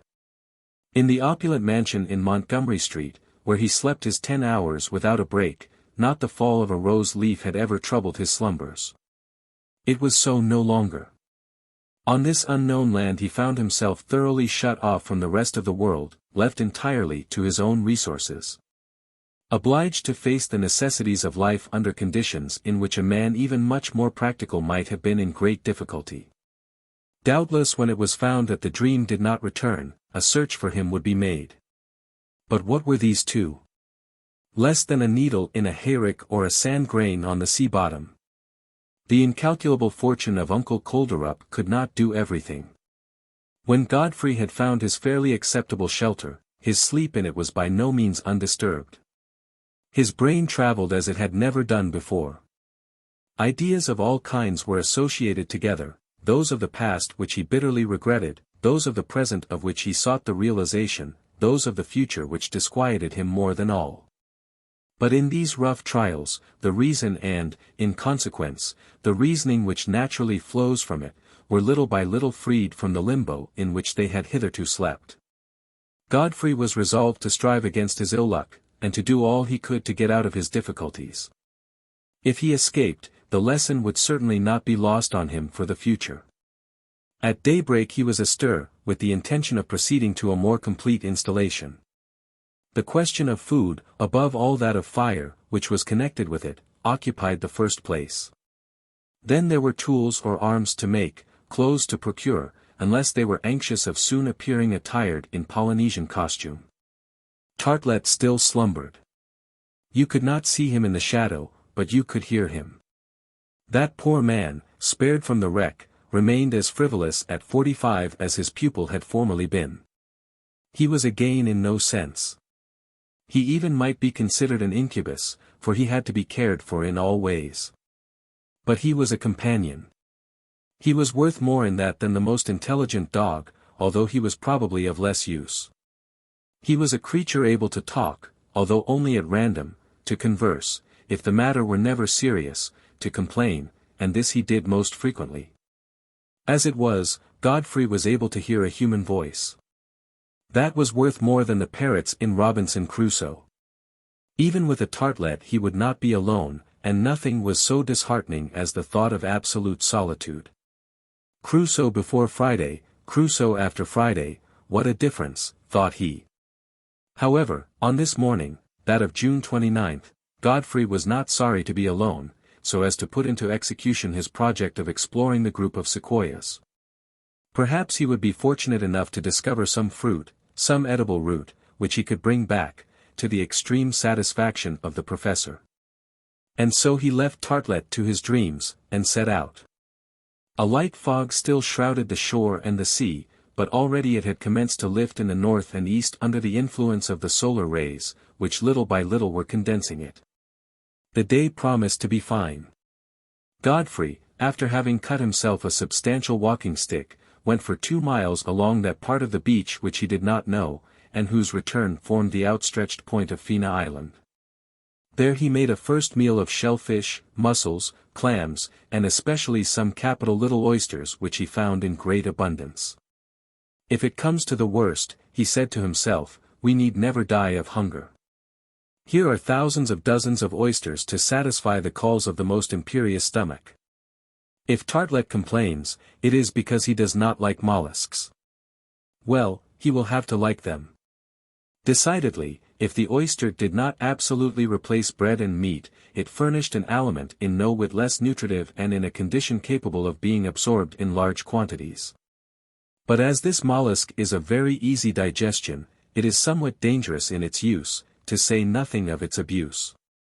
This breakfast ended, Godfrey again seized his stick, and struck off obliquely towards the southeast, so as to walk up the right bank of the stream.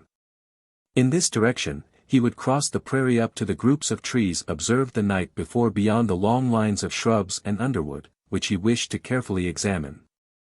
Godfrey then advanced in this direction for about 2 miles. He followed the bank of the stream, carpeted with short herbage and smooth as velvet.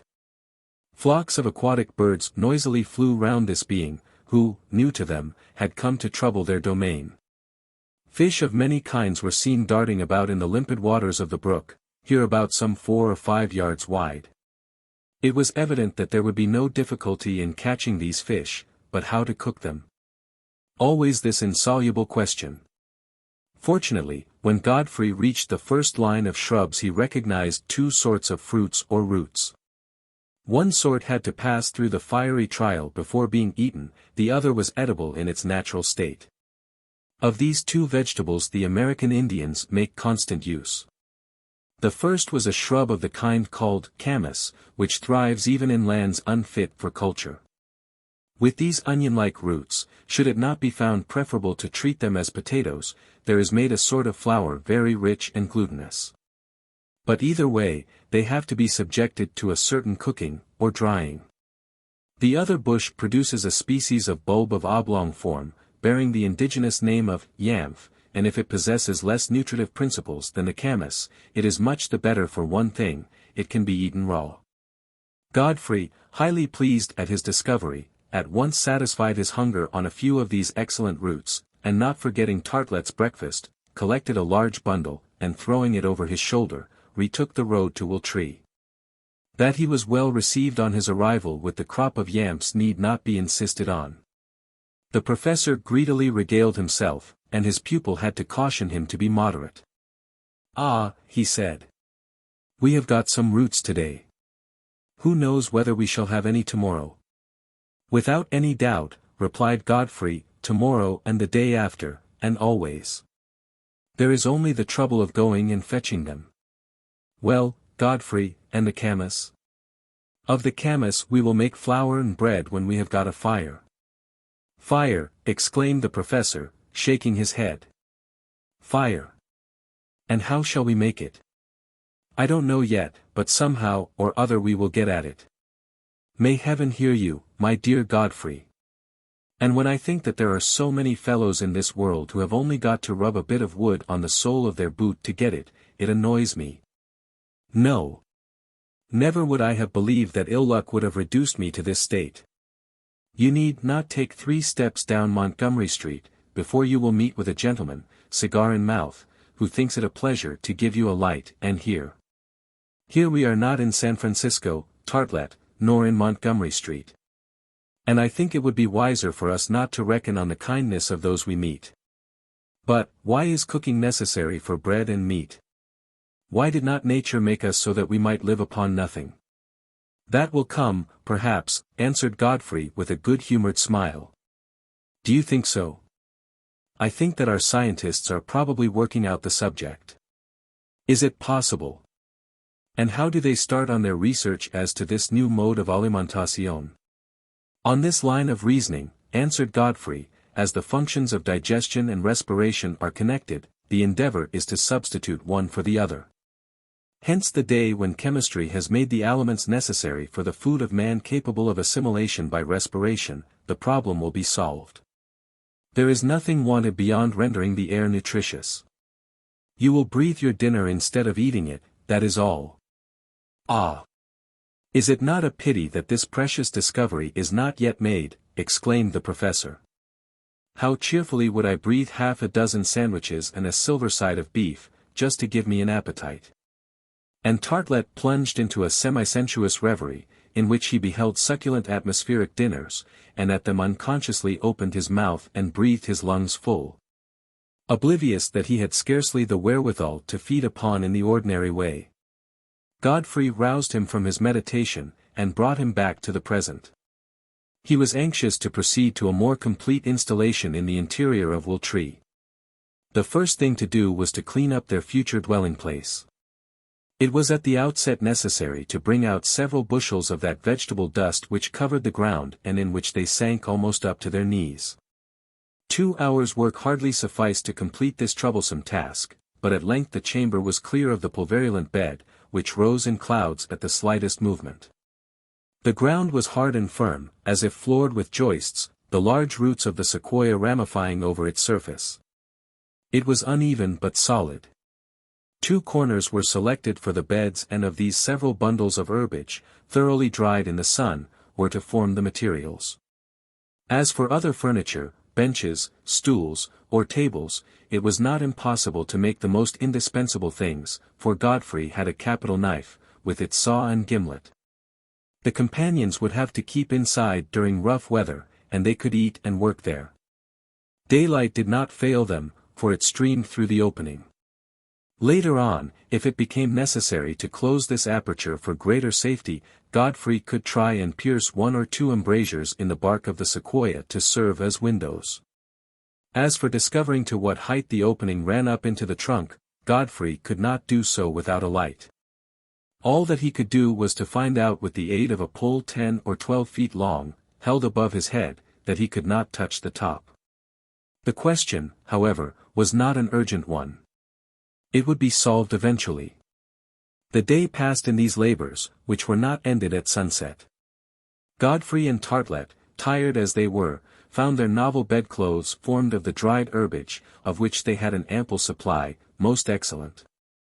But they had to drive away the poultry who would willingly have roosted in the interior of Wooltree. Then occurred to Godfrey the idea of constructing a poultry house in some other sequoia, as, to keep them out of the common room, he was building up a hurdle of brushwood. Fortunately neither the sheep nor the agoutis, nor the goats experienced the like temptation. These animals remained quietly outside, and had no fancy to get through the insufficient barrier.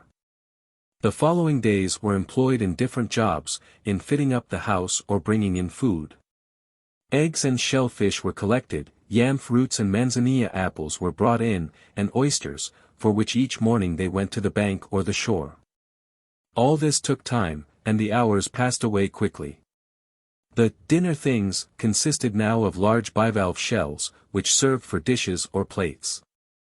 It is true that for the kind of food to which the hosts of Wooltree were reduced, others were not needed. There was also the washing of the linen in the clear water of the stream, which occupied the leisure of Artelett. It was to him that this task fell. But he only had to see to the 2 shirts, 2 handkerchiefs, and 2 pairs of socks, which composed the entire wardrobe of both. While this operation was in progress, Godfrey and Artelett had to wear only waistcoat and trousers, but in the blazing sun of that latitude the clothes quickly dried. And so matters went on without either rain or wind till July 3rd. Already they had begun to be fairly comfortable in their new home, considering the condition in which they had been cast on the island. However, it was advisable not to neglect the chances of safety which might come from without. Each day Godfrey examined the whole sector of sea which extended from the east to the northwest beyond the promontory. This part of the Pacific was always deserted. Not a vessel, not a fishing boat, not a ribbon of smoke detaching itself from the horizon, proclaimed the passage of a steamer. It seemed that Fina Island was situated out of the way of all the itineraries of commerce. All they could do was to wait, trusting in the Almighty who never abandons the weak. Meanwhile, when their immediate necessities allowed them leisure, Godfrey, incited by Artelett, returned to that important and vexed question of the fire. He tried at first to replace Amadou, which he so unfortunately lacked, by another and analogous material. It was possible that some of the varieties of mushrooms which grew in the crevices of the old trees, after having been subjected to prolonged drying, might be transformed into a combustible substance. Many of these mushrooms were collected and exposed to the direct action of the sun, until they were reduced to powder. Then with the back of his knife, Godfrey endeavored to strike some sparks off with a flint, so that they might fall on this substance. It was useless. The spongy stuff would not catch fire. Godfrey then tried to use that fine vegetable dust, dried during so many centuries, which he had found in the interior of Wiltree. The result was equally discouraging. In desperation he then, by means of his knife and flint, strove to secure the ignition of a sort of sponge which grew under the rocks. He fared no better. The particle of steel, lighted by the impact of the silex, fell onto the substance, but went out immediately. Godfrey and Artelett were in despair. To do without fire was impossible. Of their fruits and mollusks they were getting tired, and their stomachs began to revolt at such food. They eyed, the professor especially, the sheep, agoutis, and fowls which went and came round Wiltree. The pangs of hunger seized them as they gazed. With their eyes they ate the living meat. No. It could not go on like this. But an unexpected circumstance, a providential one if you will, came to their aid. In the night of the 3rd of July the weather, which had been on the change for a day or so, grew stormy, after an oppressive heat which the sea breeze had been powerless to temper. Godfrey and Artelett at about 1 o'clock in the morning were awakened by heavy claps of thunder, and most vivid flashes of lightning. It did not rain as yet, but it soon promised to do so, and then regular cataracts would be precipitated from the cloudy zone, owing to the rapid condensation of the vapor. Godfrey got up and went out so as to observe the state of the sky. There seemed quite a conflagration above the domes of the giant trees, and the foliage appeared on fire against the sky, like the fine network of a Chinese shadow. Suddenly, in the midst of the general uproar, a vivid flash illuminated the atmosphere. The thunderclap followed immediately, and Wiltree was permeated from top to bottom with the electric force. Godfrey, staggered by the return shock, stood in the midst of a rain of fire which showered around him. The lightning had ignited the dry branches above him. They were incandescent particles of carbon which crackled at his feet. Godfrey with a shout awoke his companion. "Fire! Fire! Fire!" answered Artelett.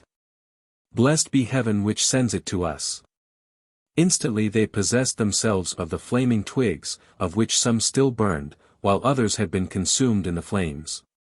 Hurriedly, at the same time, did they heap together a quantity of dead wood such as was never wanting at the foot of the sequoia, whose trunk had not been touched by the lightning. Then they returned into their gloomy habitation as the rain, pouring down in sheets, extinguished the fire which threatened to devour the upper branches of Wiltree. Chapter 13. In which Godfrey again sees a slight smoke over another part of the island. That was a storm which came just when it was wanted. Godfrey and Artelett had not, like Prometheus, to venture into space to bring down the celestial fire. It was, said Artelett, as if the sky had been obliging enough to send it down to them on a lightning flash. With them now remained the task of keeping it. "No. We must not let it go out," Godfrey had said. "Not until the wood fails us to feed it," had responded Artelett, whose satisfaction showed itself in little cries of joy. "Yes. But who will keep it in?" "I. I will. I will watch it day and night, if necessary," replied Artelett, brandishing a flaming bough. And he did so till the sun rose. Dry wood, as we have said, abounded beneath the sequoias. Until the dawn Godfrey and the professor, after heaping up a considerable stock, did not spare to feed the fire. By the foot of one of the large trees in a narrow space between the roots the flames leapt up, crackling clearly and joyously. Artelett exhausted his lungs blowing away at it, although his doing so was perfectly useless. In this performance he assumed the most characteristic attitudes in following the greyish smoke whose wreaths were lost in the foliage above. But it was not that they might admire it that they had so longingly asked for this indispensable fire, not to warm themselves at it. It was destined for a much more interesting use. There was to be an end of their miserable meals of raw mollusks and yam roots, whose nutritive elements boiling water and simple cooking in the ashes had never developed. It was in this way that Godfrey and Artelett employed it during the morning. "We could eat a fowl or two," exclaimed Artelett, whose jaws moved in anticipation. "Not to mention an agouti ham, a leg of mutton, a quarter of goat, some of the game on the prairie, without counting 2 or 3 freshwater fish and a sea fish or so." "Not so fast," answered Godfrey, whom the declaration of this modest bill of fare had put in good humor.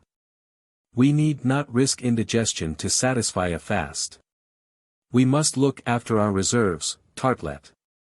Take a couple of fowls, 1 apiece, and if we want bread, I hope that our camsa roots can be so prepared as to replace it with advantage." This cost the lives of 2 innocent hens, who, plucked, trussed, and dressed by the professor, were stuck on a stick, and soon roasted before the crackling flames. Meanwhile, Godfrey was getting the camas roots in a state to figure creditably at the first genuine breakfast on Fina Island. To render them edible it was only necessary to follow the Indian method, which the Californians were well acquainted with. This was what Godfrey did. A few flat stones selected from the beach were thrown in the fire so as to get intensely hot. Artelett seemed to think it a great shame to use such a good fire to cook stones with, but as it did not hinder the preparation of his fowls in any way he had no other complaint to make.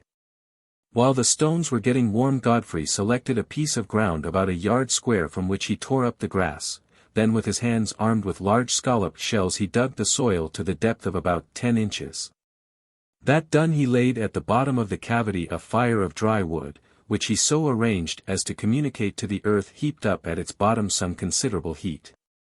When all the wood had been consumed and the cinders taken away, the camas roots, previously cleaned and scraped, were strewn in the hole, a thin layer of sods thrown over them and the glowing stones placed on the top, so as to serve as the basis of a new fire which was lighted on their surface.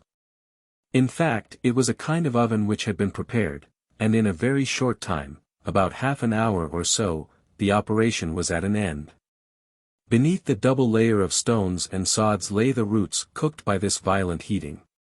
On crushing them there was obtainable a flour well fitted for making into bread, but, even eaten as they were, they proved much like potatoes of highly nutritive quality.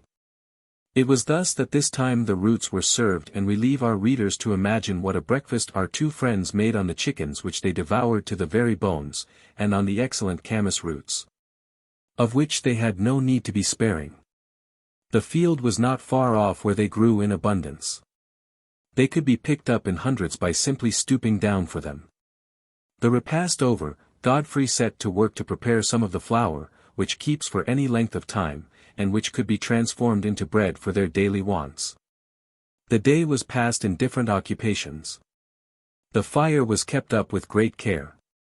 Particularly was the fuel heaped on for the night, and Artelett, nevertheless, arose on many occasions to sweep the ashes together and provoke a more active combustion. Having done this, he would go to bed again, to get up as soon as the fire burnt low, and thus he occupied himself till the day broke. The night passed without incident. The cracklings of the fire and the crow of the cock awoke Godfrey and his companion, who had ended his performances by falling off to sleep. At first Godfrey was surprised at feeling a current of air coming down from above in the interior of Wool Tree. He was thus led to think that the sequoia was hollow up to the junction of the lower branches where there was an opening which they would have to stop up if they wished to be snug and sheltered. "But it is very singular," said Godfrey to himself. "How was it that during the preceding nights I did not feel this current of air? Could it have been the lightning?" And to get an answer to this question, the idea occurred to him to examine the trunk of the sequoia from the outside. When he had done so, he understood what had happened during the storm. The track of the lightning was visible on the tree, which had had a long strip of its bark torn off from the fork down to the roots. Had the electric spark found its way into the interior of the sequoia in place of keeping to the outside, Godfrey and his companion would have been struck. Most decidedly they had had a narrow escape. "It is not a good thing to take refuge under trees during a storm," said Godfrey. "That is all very well for people who can do otherwise. But what way have we to avoid the danger who live inside the tree? We must see." Then examining the sequoia from the point where the long lightning trace began, "It is evident," said he, "that where the flash struck the tree has been cracked. But since the air penetrates by this orifice, the tree must be hollow along its whole length and only lives in its bark. Now that is what I ought to see about." And Godfrey went to look for a resinous piece of wood that might do for a torch. A bundle of pine twigs furnished him with the torch he needed, as from them exuded a resin which, once inflamed, gave forth a brilliant light. Godfrey then entered the cavity which served him for his house. To darkness immediately succeeded light, and it was easy to see the state of the interior of Will Tree. A sort of vault of irregular formation stretched across in a ceiling some 15 feet above the ground. Lifting his torch, Godfrey distinctly saw that into this there opened a narrow passage whose further development was lost in the shadow. The tree was evidently hollow throughout its length. But perhaps some portion of the alburnum still remained intact. In that case, by the help of the protuberances it would be possible if not easy to get up to the fork. Godfrey, who was thinking of the future, resolved to know without delay if this were so. He had two ends in view: one, to securely close the opening by which the rain and wind found admission, and so render Will Tree almost habitable. The other, to see if in case of danger, or an attack from animals or savages, the upper branches of the tree would not afford a convenient refuge. He could but try. If he encountered any insurmountable obstacle in the narrow passage, Godfrey could be got down again. After firmly sticking his torch between two of the roots below, behold him then commencing to raise himself on to the first interior knots of the bark. He was lithe, strong, and accustomed to gymnastics like all young Americans. It was only sport to him. Soon he had reached in this uneven tube a part much narrower, in which, with the aid of his back and knees, he could work his way upwards like a chimney sweep. All he feared was that the hole would not continue large enough for him to get up. However, he kept on, and each time he reached a projection he would stop and take breath. 3 minutes after leaving the ground, Godfrey had mounted about 60 feet, and consequently could only have about 20 feet further to go. In fact, he already felt the air blowing more strongly on his face. He inhaled it greedily, for the atmosphere inside the sequoia was not, strictly speaking, particularly fresh. After resting for a minute, and shaking off the fine dust which he had rubbed on to him off the wall, Godfrey started again up the long tunnel, which gradually narrowed. But at this moment his attention was attracted by a peculiar noise, which appeared to him somewhat suspicious. There was a sound as of scratching, up the tree. Almost immediately a sort of hissing was heard. Godfrey stopped. "What is that?" he asked. "Some animal taken refuge in the sequoia." "Was it a snake?" "No. We have not yet seen one on the island. Perhaps it is a bird that wants to get out." Godfrey was not mistaken. And as he continued to mount, a cawing, followed by a rapid flapping of wings, showed him that it was some bird ensconced in the tree whose sleep he was doubtless disturbing. Many a frrfrr, which he gave out with the whole power of his lungs, soon determined the intruder to clear off. It proved to be a kind of jackdaw, of huge stature, which scuttled out of the opening, and disappeared into the summit of Will Tree. A few seconds afterwards, Godfrey's head appeared through the same opening, and he soon found himself quite at his ease, installed on a fork of the tree where the lower branches gave off, at about 80 feet from the ground. There, as has been said, the enormous stem of the sequoia supported quite a forest. The capricious network of its upper boughs presented the aspect of a wood crowded with trees, which no gap rendered passable. However, Godfrey managed, not without difficulty, to get along from one branch to another, so as to gain little by little the upper story of this vegetable phenomenon. A number of birds with many a cry flew off at his approach, and hastened to take refuge in the neighboring members of the group, above which the tree towered by more than a head. Godfrey continued to climb as well as he could, and did not stop until the ends of the higher branches began to bend beneath his weight. A huge horizon of water surrounded Fina Island, which lay unrolled like a relief map at his feet. Greedily his eyes examined that portion of the sea. It was still deserted. He had to conclude once more, that the island lay away from the trade routes of the Pacific. Godfrey uttered a heavy sigh. Then his look fell on the narrow domain on which fate had condemned him to live, doubtless for long, perhaps forever. But what was his surprise when he saw, this time away to the north, a smoke similar to that which he had already thought he had seen in the south. He watched it with the keenest attention. A very light vapor, calm and pure, grayish-blue at its tip, rose straight in the air. "No. I am not mistaken," exclaimed Godfrey. "There is a smoke, and therefore a fire which produces it. And that fire could not have been lighted except by whom?" Godfrey then with extreme precision took the bearings of the spot in question. The smoke was rising in the northeast of the island, amid the high rocks which bordered the beach. There was no mistake about that. It was less than 5 miles from Wooltree. Striking straight to the northeast across the prairie, and then following the shore, he could not fail to find the rocks above which the vapor rose. With beating heart Godfrey made his way down the scaffolding of branches until he reached the fork. There he stopped an instant to clear off the moss and leaves which clung to him, and that done he slid down the opening, which he enlarged as much as possible, and rapidly gained the ground.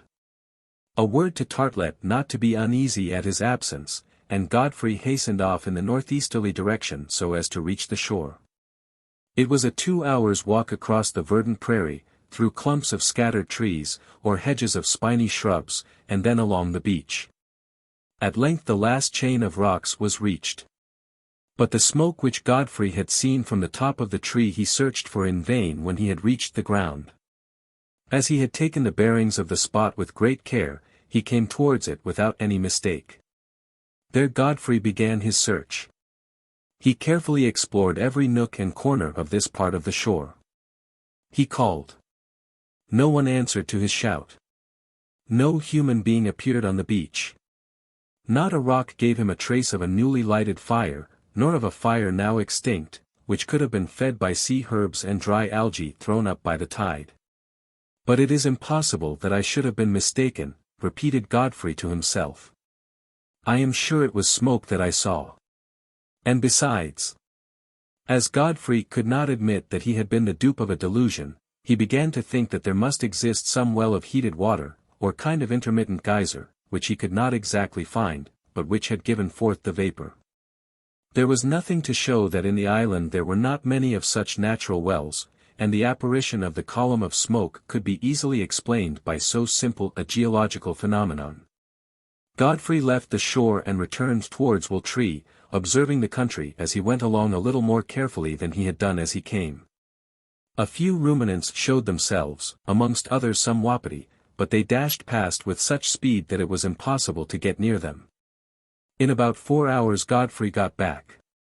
Just before he reached the tree he heard the shrill twang, squeak of the kit, and soon found himself face to face with Professor Artelett, who, in the attitude of a vestal, was watching the sacred fire confided to his keeping. Chapter 14. Wherein Godfrey finds some wreckage, to which he and his companion give a hearty welcome.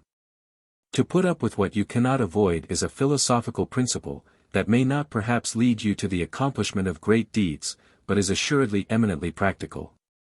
On this principle Godfrey had resolved to act for the future. If he had to live in this island, the wisest thing for him to do was to live there as comfortably as possible until an opportunity offered for him to leave it. And so, without delay, he set to work to get the interior of Wooltree into some order. Cleanliness was of the first importance. The beds of dried grass were frequently renewed. The plates and dishes were only scallop shells, it is true, but no American kitchen could show cleaner ones. It should be said to his praise that Professor Tartlett was a capital washer. With the help of his knife Godfrey, by flattening out a large piece of bark, and sticking 4 uprights into the ground, had contrived a table in the middle of the room. Some large stumps served for stools. The comrades were no longer reduced to eating on their knees, when the weather prevented their dining in the open air. There was still the question of clothing, which was of great interest to them, and they did the best they could. In that climate, and under that latitude, there was no reason why they should not go about half naked.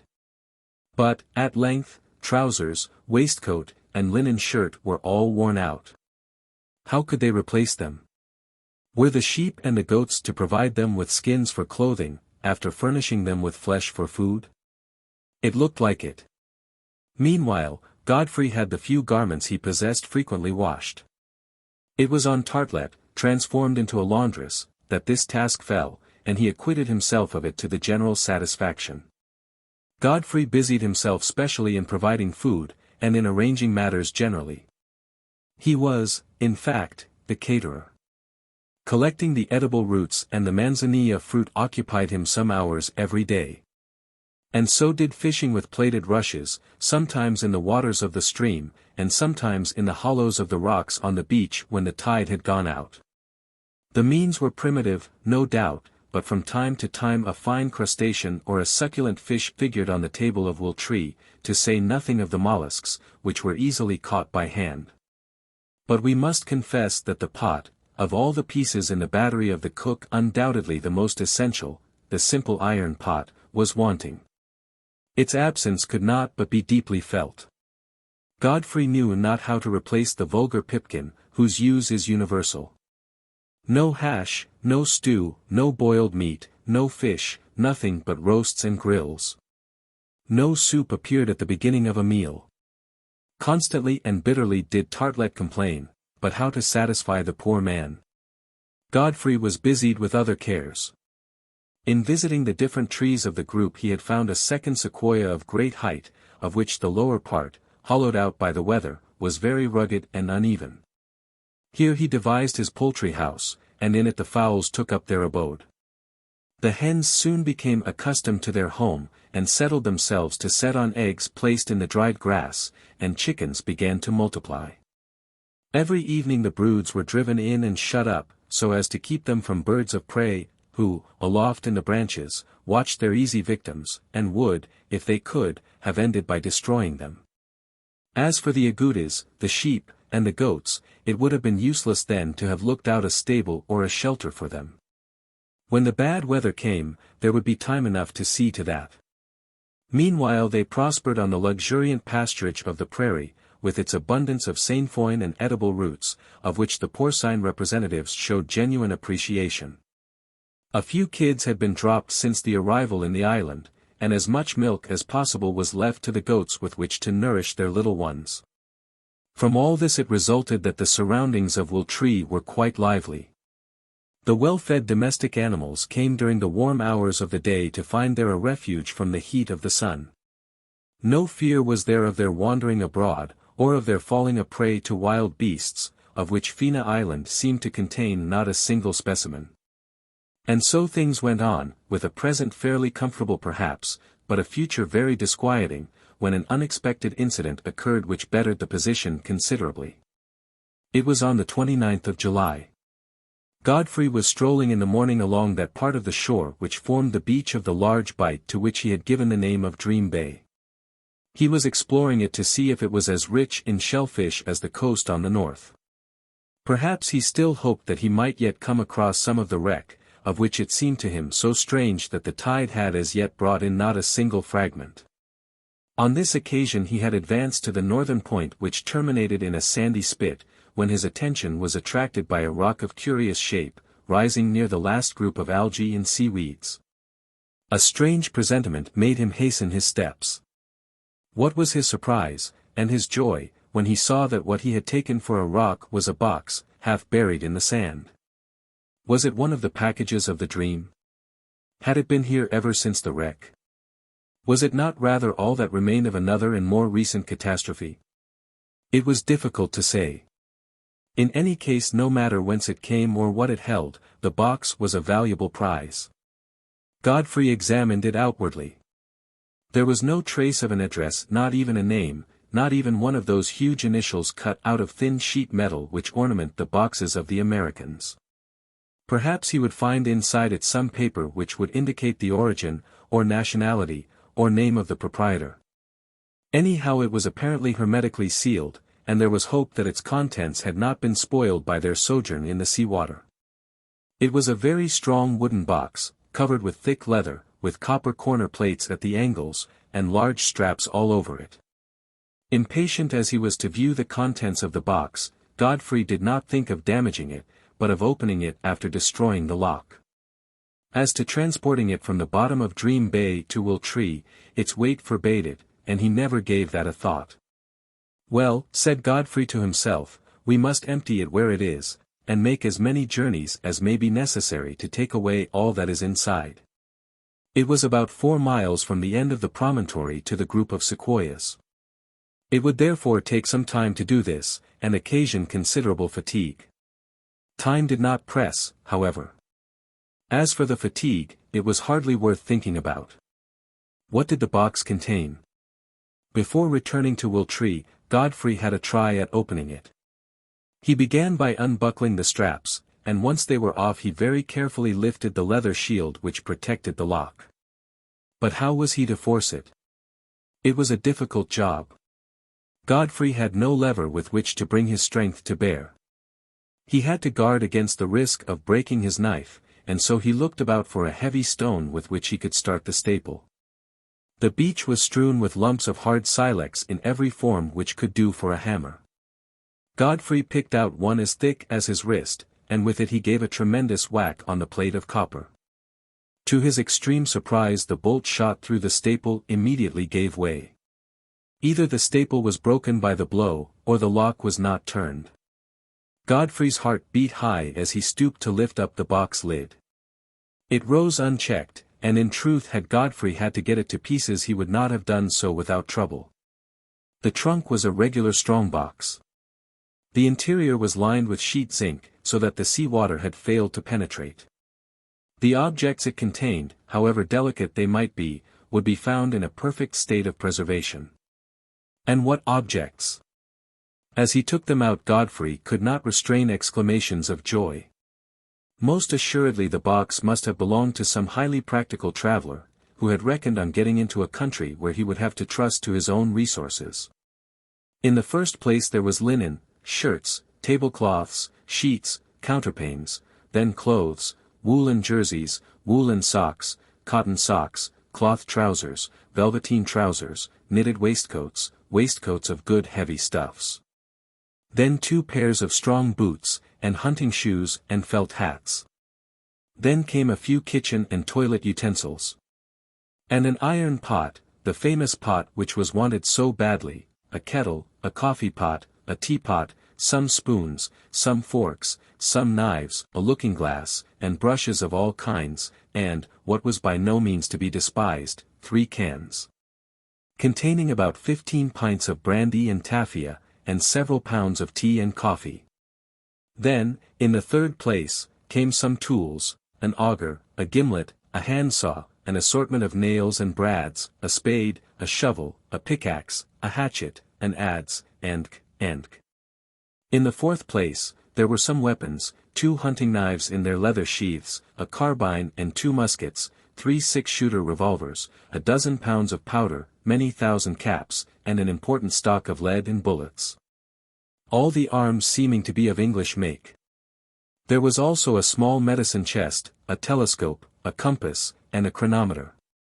There were also a few English books, several quires of blank paper, pencils, pens, and ink, an almanac, a Bible with a New York imprint, and a complete cook's manual. Verily this is an inventory of what under the circumstances was an inestimable prize. Godfrey could not contain himself for joy. Had he expressly ordered the trousseau for the use of shipwrecked folks in difficulties, he could not have made it more complete. Abundant thanks were due for it to Providence. And Providence had the thanks, and from an overflowing heart. Godfrey indulged himself in the pleasure of spreading out all his treasure on the beach. Every object was looked over, but not a scrap of paper was there in the box to indicate to whom it belonged, or the ship on which it had been embarked. Around, the sea showed no signs of a recent wreck. Nothing was there on the rocks, nothing on the sands. The box must have been brought in by the flood, after being afloat for perhaps many days. In fact, its size in proportion to its weight had assured for it sufficient buoyancy. The 2 inhabitants of Fina Island would for some time be kept provided in a large measure with the material wants of life, tools, arms, instruments, utensils, clothes, due to the luckiest of chances. Godfrey did not dream of taking all the things to Wooltree at once. Their transport would necessitate several journeys, but he would have to make haste for fear of bad weather. Godfrey then put back most of the things in the box. A gun, a revolver, a certain quantity of powder and lead, a hunting knife, the telescope, and the iron pot, he took as his first load. The box was carefully closed and strapped up, and with a rapid step Godfrey strode back along the shore. Ah! What a reception he had from Artelett, an hour later. And the delight of the professor when his pupil ran over the list of their new riches. The pot, that pot above everything, threw him into transports of joy, culminating in a series of hornpipes and cellar flaps, wound up by a triumphant 6/8 breakdown. It was only noon as yet. Godfrey wished after the meal to get back at once to Dream Bay. He would never rest until the whole was in safety at Wooltree. Artelett made no objection, and declared himself ready to start. It was no longer necessary to watch the fire. With the powder they could always get a light. But the professor was desirous that during their absence the soup which he was thinking about might be kept gently on the simmer. The wonderful pot was soon filled with water from the stream, a whole quarter of a goat was thrown in, accompanied by a dozen yam roots, to take the place of vegetables. And then a pinch or 2 of salt found in the crevices of the rocks gave seasoning to the mixture. "It must skim itself," exclaimed Artelett, who seemed highly satisfied at his performance. And off they started for Dream Bay by the shortest road. The box had not been disturbed. Godfrey opened it with care. Amid a storm of admiring exclamations from Artelett, he began to pick out the things. In this first journey Godfrey and his companion, transformed into beasts of burden, carried away to Wooltree the arms, the ammunition, and a part of the wearing apparel. Then they rested from their fatigue beside the table, on which there smoked the stewed agouti, which they pronounced most excellent. As for the meat, to listen to the professor it would have been difficult even to imagine anything more exquisite. Oh! The marvelous effect of privation! On the 30th, the next day, Godfrey and Artelett set forth at dawn, and in 3 other journeys succeeded in emptying and carrying away all that the box contained. Before the evening, tools, weapons, instruments, utensils, were all brought, arranged, and stowed away in Wooltree. On the 1st of August, the box itself, dragged along the beach not without difficulty, found a place in the tree, and was transformed into a linen closet. Artelett, with the fickleness of his mind, now looked upon the future through none but rosy glasses.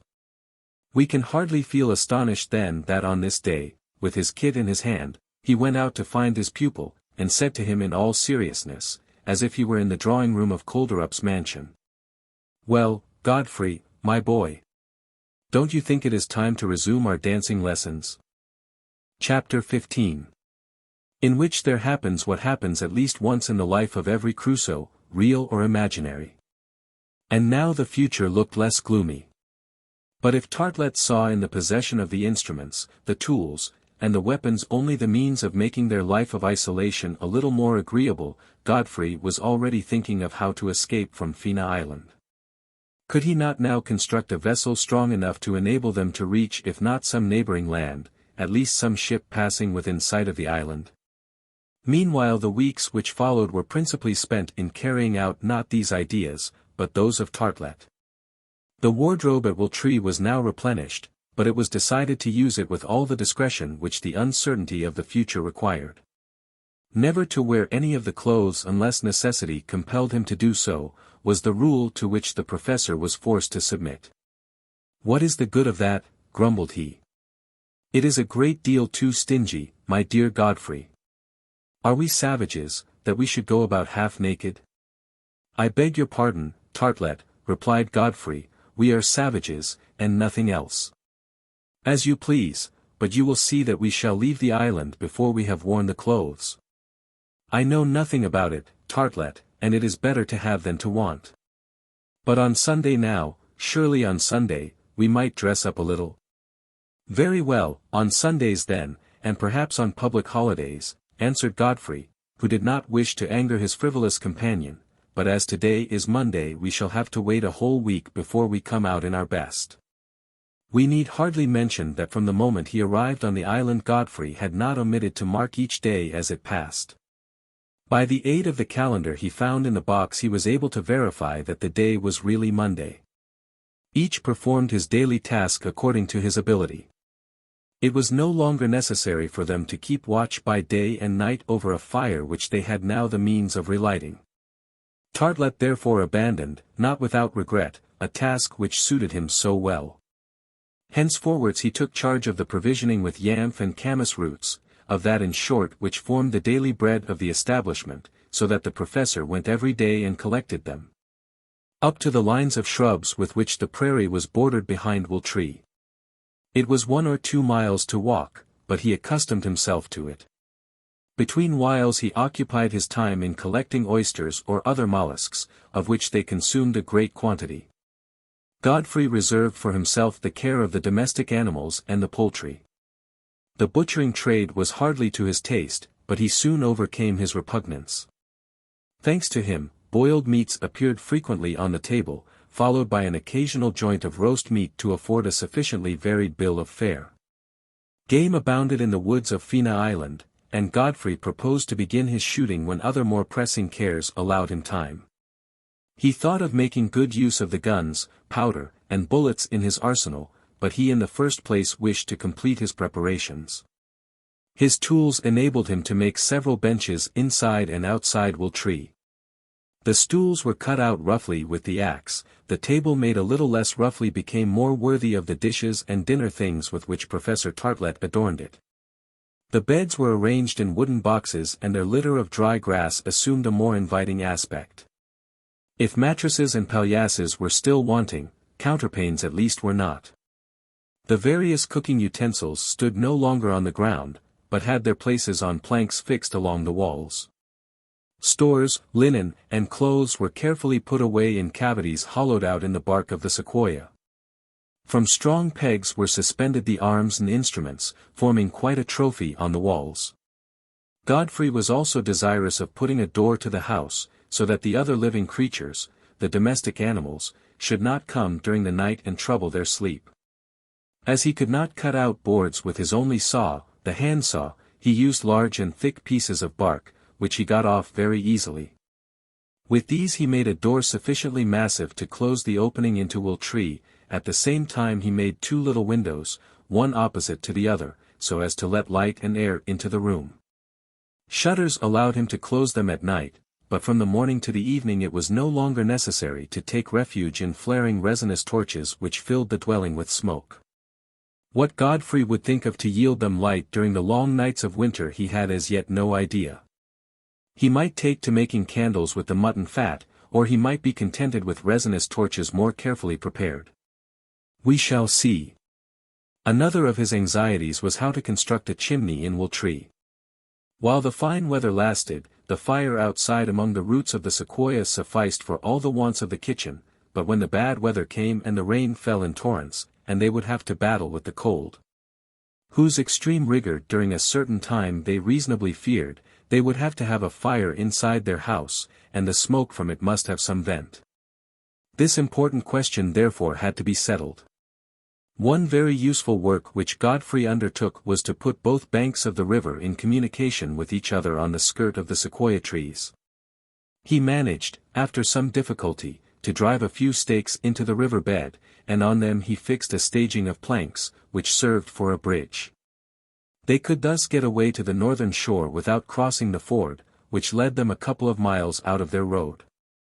But if Godfrey took all these precautions so as to make existence a little more possible on this lone isle of the Pacific, in case he and his companion were destined to live on it for some time, or perhaps live on it forever, he had no intention of neglecting in any way the chances of rescue. Fina Island was not on the routes taken by the ships, that was only too evident. It offered no port of call, nor means of revictualling. There was nothing to encourage ships to take notice of it. At the same time, it was not impossible that a warship or a merchant vessel might come in sight. It was advisable therefore to find some way of attracting attention, and showing that the island was inhabited. With this object Godfrey erected a flagstaff at the end of the cape which ran out to the north, and for a flag he sacrificed a piece of one of the cloths found in the trunk. As he thought that the white color would only be visible in a strong light, he tried to stain his flag with the berries of a sort of shrub which grew at the foot of the dunes. He obtained a very vivid red, which he could not make indelible owing to his having no mordant, but he could easily re-dye the cloth when the wind or rain had faded it. These varied employments occupied him up to the 15th of August. For many weeks the sky had been constantly clear, with the exception of 2 or 3 storms of extreme violence which had brought down a large quantity of water, to be greedily drunk in by the soil. About this time Godfrey began his shooting expeditions. But if he was skillful enough in the use of the gun, he could not reckon on Artelett, who had yet to fire his first shot. Many days of the week did Godfrey devote to the pursuit of fur and feather, which, without being abundant, were yet plentiful enough for the requirements of Will-tree. A few partridges, some of the red-legged variety, and a few snipes, came as a welcome variation of the bill of fare. 2 or 3 antelopes fell to the prowess of the young stalker. And although he had had nothing to do with their capture, the professor gave them a no less welcome than he did when they appeared as haunches and cutlets. But while he was out shooting, Godfrey did not forget to take a more complete survey of the island. He penetrated the depths of the dense forests which occupied the central districts. He ascended the river to its source. He again mounted the summit of the cone, and redescended by the talus on the eastern shore, which he had not, up to then, visited. After all these explorations, repeated Godfrey to himself, there can be no doubt that Fina Island has no dangerous animals, neither wild beasts, snakes, nor saurians. I have not caught sight of one. Assuredly if there had been any, the report of the gun would have woke them up. It is fortunate, indeed. If it were to become necessary to fortify Will-tree against their attacks, I do not know how we should get on. Then passing on to quite a natural deduction. It must also be concluded, continued he, that the island is not inhabited at all. Either natives or people shipwrecked here would have appeared before now at the sound of the gun. There is, however, that inexplicable smoke which I twice thought I saw. The fact is, that Godfrey had never been able to trace any fire. As for the hot water springs to which he attributed the origin of the vapor he had noticed, Fina Island being in no way volcanic did not appear to contain any. And he had to content himself with thinking that he had twice been the victim of an illusion. Besides, this apparition of the smoke or the vapor was not repeated. When Godfrey the second time ascended the central cone, as also when he again climbed up into Will-tree, he saw nothing to attract his attention. He ended by forgetting the circumstance altogether. Many weeks passed in different occupations about the tree, and many shooting excursions were undertaken. With every day their mode of life improved. Every Sunday, as had been agreed, Artelett donned his best clothes. On that day he did nothing but walk about under the big trees, and indulge in an occasional tune on the kit. Many were the glissades he performed, giving lessons to himself, as his pupil had positively refused to continue his course. "What is the good of it?" was Godfrey's answer to the entreaties of the professor. Can you imagine Robinson Crusoe taking lessons in dancing and deportment? "And why not?" asked Artelett seriously. Why should Robinson Crusoe dispense with deportment? Not for the good of others, but of himself, he should acquire refined manners. To which Godfrey made no reply. And as he never came for his lesson, the professor became Professor Emeritus. The 13th of September was noted for one of the greatest and cruelest deceptions to which, on a desert island, the unfortunate survivors of a shipwreck could be subjected. Godfrey had never again seen that inexplicable and undiscoverable smoke on the island, but on this day, about 3 o'clock in the afternoon, his attention was attracted by a long line of vapor, about the origin of which he could not be deceived. He had gone for a walk to the end of Flag Point, the name which he had given to the cape on which he had erected his flagstaff. While he was looking through his glass he saw above the horizon a smoke driven by the west wind towards the island. Godfrey's heart beat high. "A ship," he exclaimed. But would this ship, this steamer, pass in sight of Fina Island? And if it passed, would it come near enough for the signal thereon to be seen on board? Or would not rather the semi-visible smoke disappear with the vessel towards the northwest or southwest of the horizon? For 2 hours Godfrey was a prey to alternating emotions more easy to indicate than to describe.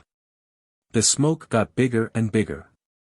It increased when the steamer restoked her fires, and diminished almost to vanishing point as the fuel was consumed. Continually did the vessel visibly approach. About 4 o'clock her hull had come up on the line between the sky and the sea. She was a large steamer, bearing northeast. Godfrey easily made that out. If that direction was maintained, she would inevitably approach Fina Island. Godfrey had at first thought of running back to Wooltree to inform Artelett. What was the use of doing so? The sight of one man making signals could do as much good as that of two. He remained there, his glass at his eye, losing not a single movement of the ship. The steamer kept on her course towards the coast, her bow steered straight for the cape. By 5 o'clock the horizon line was already above her hull, and her rig was visible. Godfrey could even recognize the colors at her gaff. She carried the United States ensign. But if I can see their flag, cannot they see mine? The wind keeps it out, so that they could easily see my flag with their glasses. Shall I make signals, by raising it and lowering it a few times, so as to show that I want to enter into communication with them? Yes. I have not an instant to lose. It was a good idea. Godfrey ran to the end of Flag Point, and began to haul his flag up and down, as if he were saluting. Then he left it half-mast high, so as to show, in the way usual with seafaring people, that he required help and succor. The steamer still approached to within 3 miles of the shore, but her flag remained immovable at the peak, and replied not to that on Flag Point. Godfrey felt his heart sink. He would not be noticed. It was 6:30, and the sun was about to set. The steamer was now about 2 miles from the cape, which she was rapidly nearing.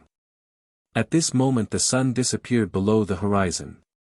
With the first shadows of night, all hope of being seen had to be given up. Godfrey again, with no more success, began to raise and lower his flag. There was no reply. He then fired his gun 2 or 3 times, but the distance was still great, and the wind did not set in that direction. No report would be heard on board. The night gradually came on, soon the steamer's hull grew invisible. Doubtless in another hour she would have passed Fina Island. Godfrey, not knowing what to do, thought of setting fire to a group of resinous trees which grew at the back of Flag Point. He lighted a heap of dry leaves with some gunpowder, and then set light to the group of pines, which flared up like an enormous torch. But no fire on the ship answered to the one on the land, and Godfrey returned sadly to Wooltree, feeling perhaps more desolate than he had ever felt till then. Chapter 16. In which something happens which cannot fail to surprise the reader. To Godfrey the blow was serious. Would this unexpected chance which had just escaped him ever offer again? Could he hope so? No.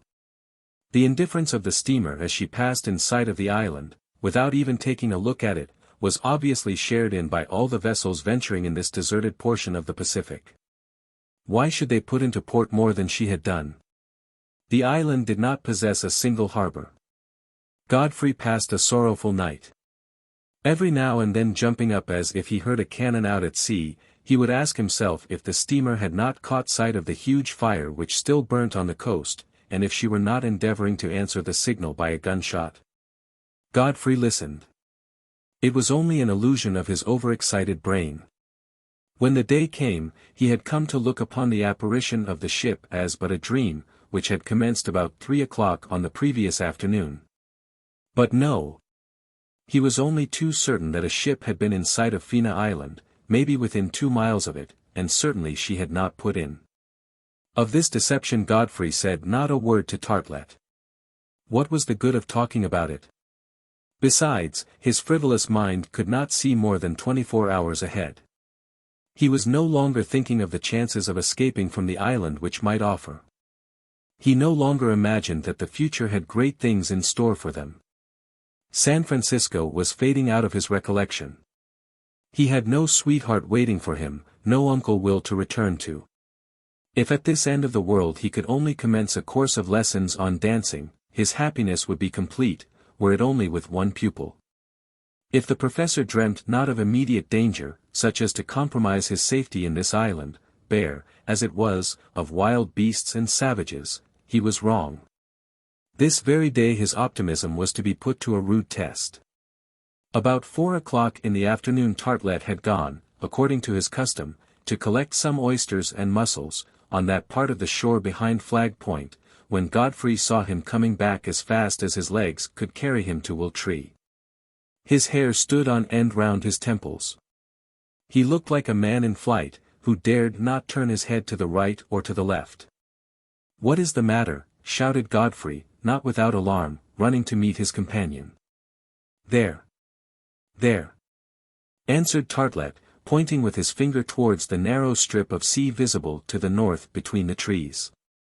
"But what is it?" asked Godfrey, whose first movement was to run to the edge of the sequoias. "A canoe." "A canoe?" "Yes. Savages. Quite a fleet of savages. Cannibals, perhaps." Godfrey looked in the direction pointed out. It was not a fleet, as the distracted Artelett had said, but he was only mistaken about the quantity. In fact, there was a small vessel gliding through the water, now very calm, about half a mile from the coast, so as to double Flag Point. "And why should they be cannibals?" asked Godfrey, turning towards the professor. "Because in Crusoe Islands," answered Artelett, "there are always cannibals, who arrive sooner or later." "Is it not a boat from some merchant ship?" "From a ship?" "Yes. From a steamer which passed here yesterday afternoon, in sight of our island." "And you said nothing to me about it," exclaimed Artelett, lifting his hands to the sky. "What good should I have done?" asked Godfrey. "Besides, I thought that the vessel had disappeared. But that boat might belong to her. Let us go and see." Godfrey ran rapidly back to Will-Tree, and, seizing his glass, returned to the edge of the trees. He then examined with extreme attention the little vessel, which would ere then have perceived the flag on Flag Point as it fluttered in the breeze. The glass fell from his hands. "Savages! Yes. They are really savages," he exclaimed. Artelett felt his knees knock together, and a tremor of fright ran through his body. It was a vessel manned by savages which Godfrey saw approaching the island. Built like a Polynesian canoe, she carried a large sail of woven bamboo. An outrigger on the weather side kept her from capsizing as she heeled down to the wind. Godfrey easily distinguished the build of the vessel. She was a prow, and this would indicate that Fina Island was not far from Malaysia. But they were not Malays on board, they were half-naked blacks, and there were about a dozen of them.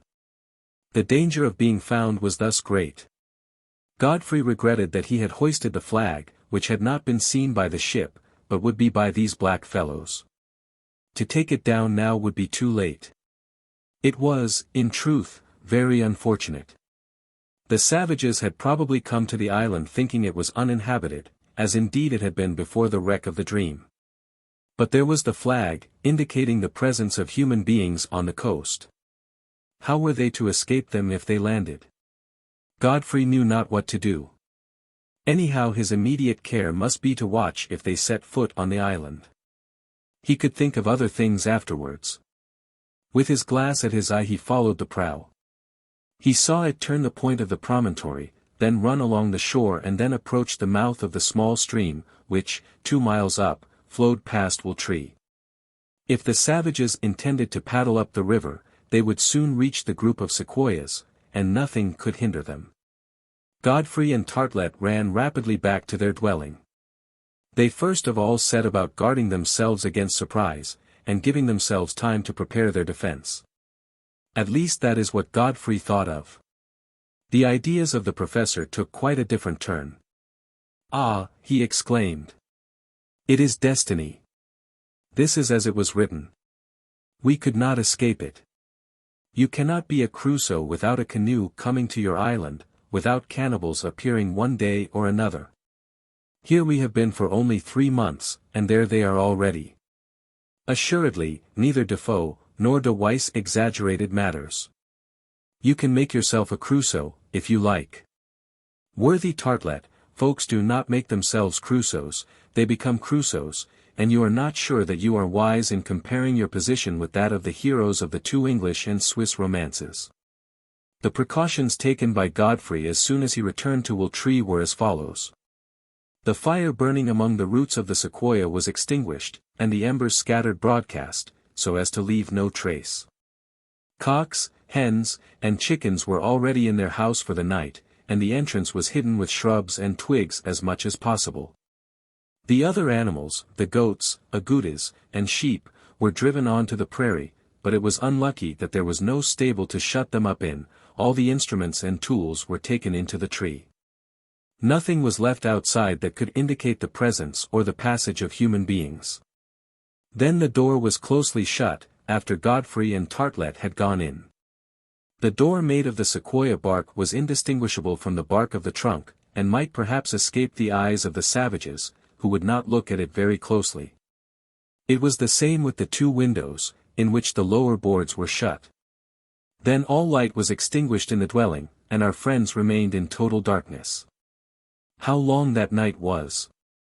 Godfrey and Artelett heard the slightest sounds outside. The creaking of a dry branch, even a puff of wind, made them start. They thought they heard someone walking under the trees. It seemed that they were prowling round Wool Tree. Then Godfrey climbed up to one of the windows, opened one of the boards, and anxiously peered into the gloom. Nothing. However, Godfrey at last heard footsteps on the ground. His ear could not deceive him this time. He still looked, but could only see one of the goats come for shelter beneath the trees. Had any of the savages happened to discover the house hidden in the enormous sequoia, Godfrey had made up his mind what to do. He would drag up Artelett with him by the chimney inside, and take refuge in the higher branches, where he would be better able to resist. With guns and revolvers in his possession, and ammunition in abundance, he would there have some chance against a dozen savages devoid of firearms. If in the event of their being armed with bows and arrows they attacked from below, it was not likely that they would have the best of it against firearms aimed from above. If on the other hand they forced the door of the dwelling and tried to reach the branches from the inside, they would find it very difficult to get there, owing to the narrow opening, which the besieged could easily defend. Godfrey said nothing about this to Artelett. The poor man had been almost out of his mind with fright since he had seen the prow. The thought that he might be obliged to take refuge in the upper part of a tree, as if in an eagle's nest, would not have soothed him in the least.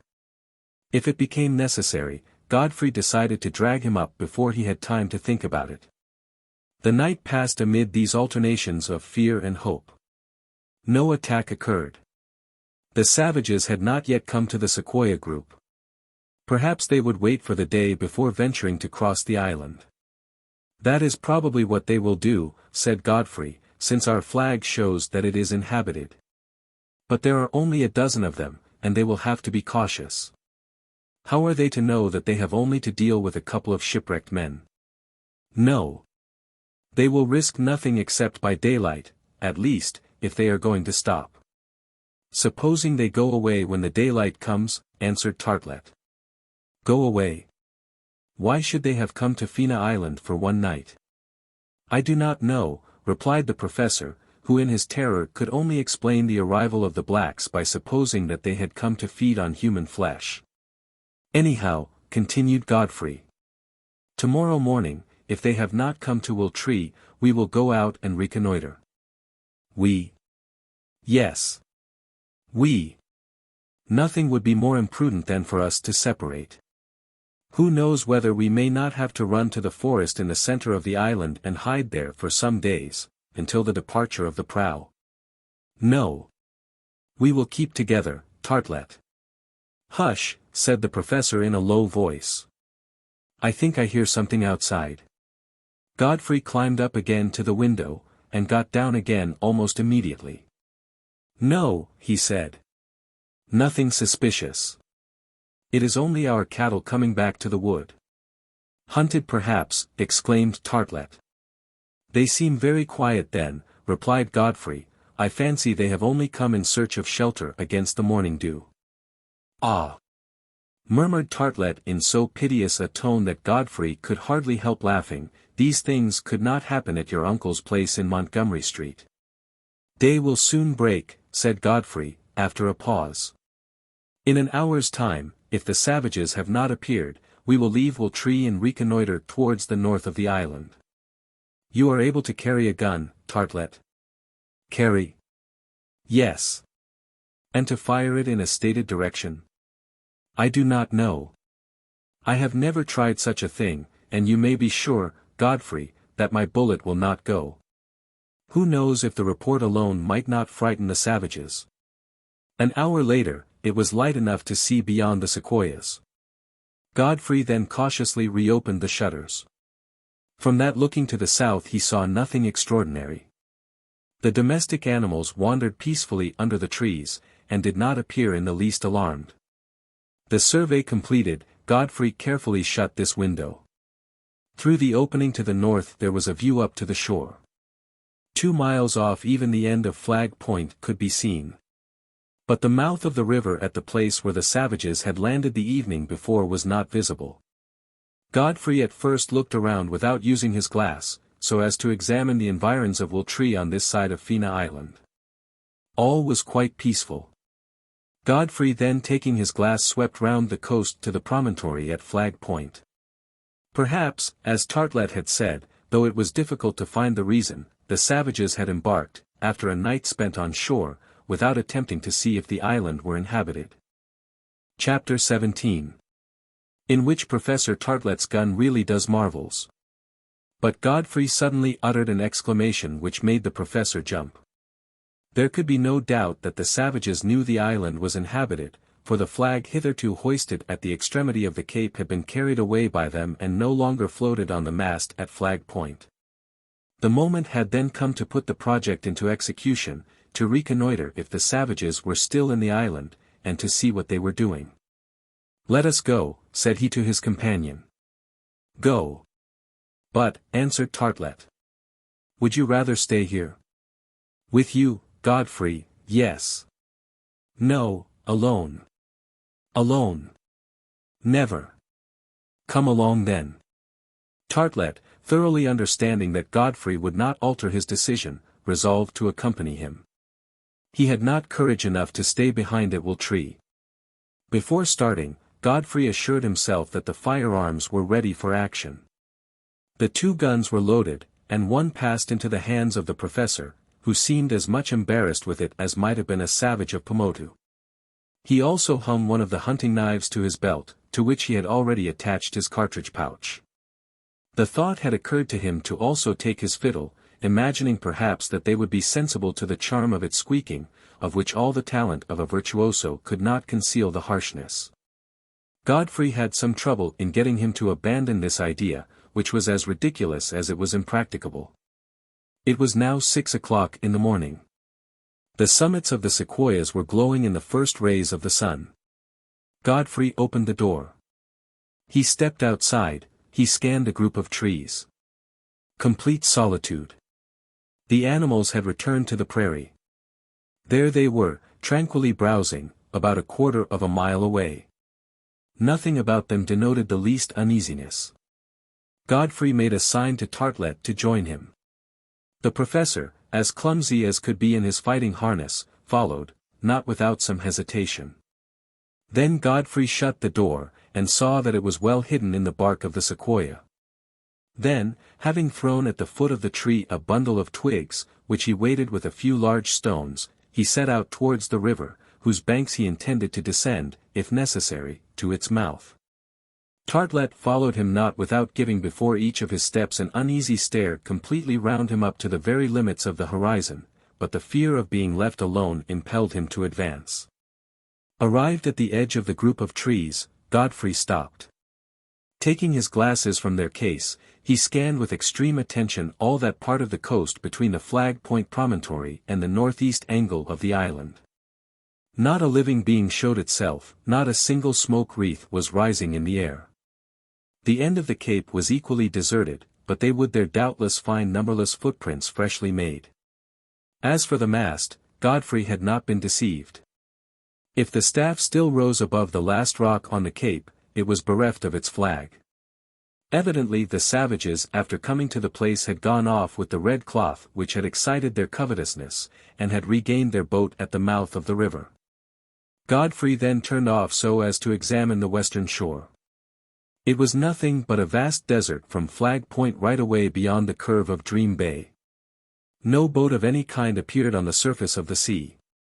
If the savages had taken to their prow, it only could be concluded that they were hugging the coast sheltered by the rocks, and so closely that they could not be seen. However, Godfrey could not and would not remain in doubt. He was determined to ascertain, yes or no, if the prow had definitely left the island. To do this it was necessary to visit the spot where the savages had landed the night before, that is to say, the narrow creek at the mouth of the river. This he immediately attempted.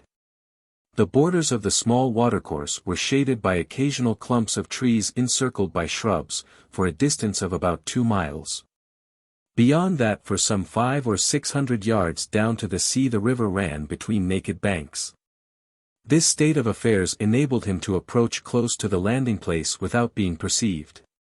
It might be, however, that the savages had ascended the stream, and to be prepared for this eventuality the advance had to be made with extreme caution. Godfrey, however, thought, not without reason, that, at this early hour the savages, fatigued by their long voyage, would not have quitted their anchorage. Perhaps they were still sleeping either in their canoe or on land. In which case it would be seen if they could not be surprised. This idea was acted upon at once. It was important that they should get on quickly.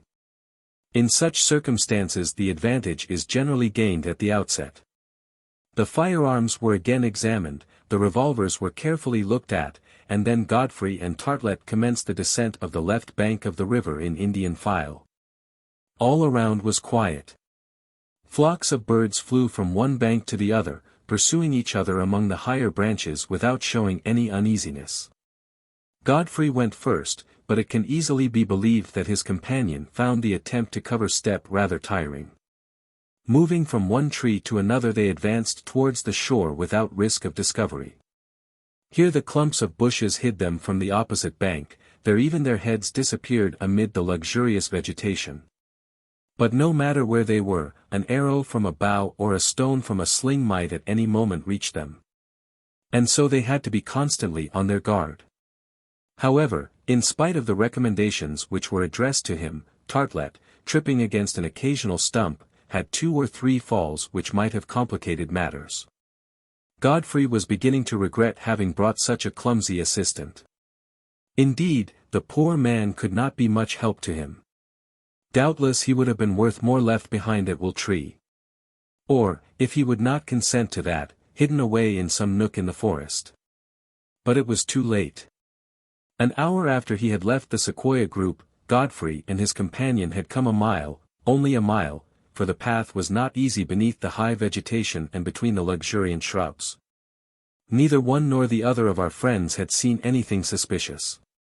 Hereabouts the trees thinned out for about 100 yards or less, the river ran between naked banks, the country round was barer. Godfrey stopped. He carefully observed the prairie to the right and left of the stream. Still there was nothing to disquiet him, nothing to indicate the approach of savages. It is true that as they could not but believe the island inhabited, they would not advance without precaution, in fact they would be as careful in ascending the little river as Godfrey was in descending it. It was to be supposed therefore that if they were prowling about the neighborhood, they would also profit by the shelter of the trees or the high bushes of mastics and myrtles which formed such an excellent screen. It was a curious though very natural circumstance that, the farther they advanced, Artelett, perceiving no enemy, little by little lost his terror, and began to speak with scorn of those cannibal laughingstocks. Godfrey, on the contrary, became more anxious, and it was with greater precaution than ever that he crossed the open space and regained the shadow of the trees. Another hour led them to the place where the banks, beginning to feel the effects of the sea's vicinity, were only bordered with stunted shrubs, or sparse grasses. Under these circumstances it was difficult to keep hidden or rather impossible to proceed without crawling along the ground. This is what Godfrey did, and also what he advised Artelett to do. There are not any savages. There are not any cannibals. They have all gone, said the professor. There are, answered Godfrey quickly, in a low voice, they ought to be here. Down Artelett, get down. Be ready to fire, but don't do so till I tell you. Godfrey had said these words in such a tone of authority that the professor, feeling his limbs give way under him, had no difficulty in at once assuming the required position. And he did well. In fact, it was not without reason that Godfrey had spoken as he had. From the spot which they then occupied, they could see neither the shore, nor the place where the river entered the sea. A small spur of hills shut out the view about 100 yards ahead, but above this near horizon a dense smoke was rising straight in the air. Godfrey, stretched at full length in the grass, with his finger on the trigger of his musket, kept looking towards the coast. This smoke, he said, is it not of the same kind that I have already seen twice before? Should I conclude that savages have previously landed on the north and south of the island, and that the smoke came from fires lighted by them? But no. That is not possible, for I found no cinders, nor traces of a fireplace, nor embers. Ah! This time I'll know the reason of it. And by a clever reptilian movement, which Artelett imitated as well as he could, he managed, without showing his head above the grass, to reach the bend of the river. Thence he could command, at his ease, every part of the bank through which the river ran. An exclamation could not but escape him. His hand touched the professor's shoulder to prevent any movement of his. Useless to go further. Godfrey saw what he had come to see. A large fire of wood was lighted on the beach, among the lower rocks, and from it a canopy of smoke rose slowly to the sky. Around the fire, feeding it with fresh armfuls of wood, of which they had made a heap, went and came the savages who had landed the evening before. Their canoe was moored to a large stone, and, lifted by the rising tide, oscillated on the ripples of the shore. Godfrey could distinguish all that was passing on the sands without using his glasses. He was not more than 200 yards from the fire, and he could even hear it crackling. He immediately perceived that he need fear no surprise from the rear, for all the blacks he had counted in the prow were in the group. 10 out of the 12 were occupied in looking after the fire and sticking stakes in the ground with the evident intention of rigging up a spit in the Polynesian manner. An 11th, who appeared to be the chief, was walking along the beach, and constantly turning his glances towards the interior of the island, as if he were afraid of an attack. Godfrey recognized as a piece of finery on his shoulders the red stuff of his flag. The 12th savage was stretched on the ground, tied tightly to a post. Godfrey recognized at once the fate in store for the wretched man. The spit was for him. The fire was to roast him at. Artelett had not been mistaken, when, the previous evening, he had spoken of these folks as cannibals. It must be admitted that neither was he mistaken in saying that the adventures of Crusoe's, real or imaginary, were all copied one from the other.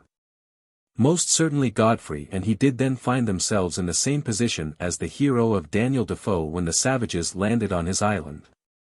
They were to assist, without doubt, at the same scene of cannibalism. Godfrey decided to act as this hero did. He would not permit the massacre of the prisoner for which the stomachs of the cannibals were waiting. He was well armed. His 2 muskets, for shots, his 2 revolvers, a dozen shots, could easily settle these 11 rascals, whom the mere report of one of the firearms might perhaps be sufficient to scatter. Having taken his decision, he coolly waited for the moment to interfere like a thunderclap. He had not long to wait. 20 minutes had barely elapsed, when the chief approached the fire. Then by a gesture he pointed out the prisoner to the savages who were expecting his orders. Godfrey rose. Artelett, without knowing why, followed the example. He did not even comprehend where his companion was going, for he had said nothing to him of his plans. Godfrey imagined, evidently, that at sight of him the savages would make some movement, perhaps to rush to their boat, perhaps to rush at him. They did nothing. It did not even seem as though they saw him, but at this moment the chief made a significant gesture.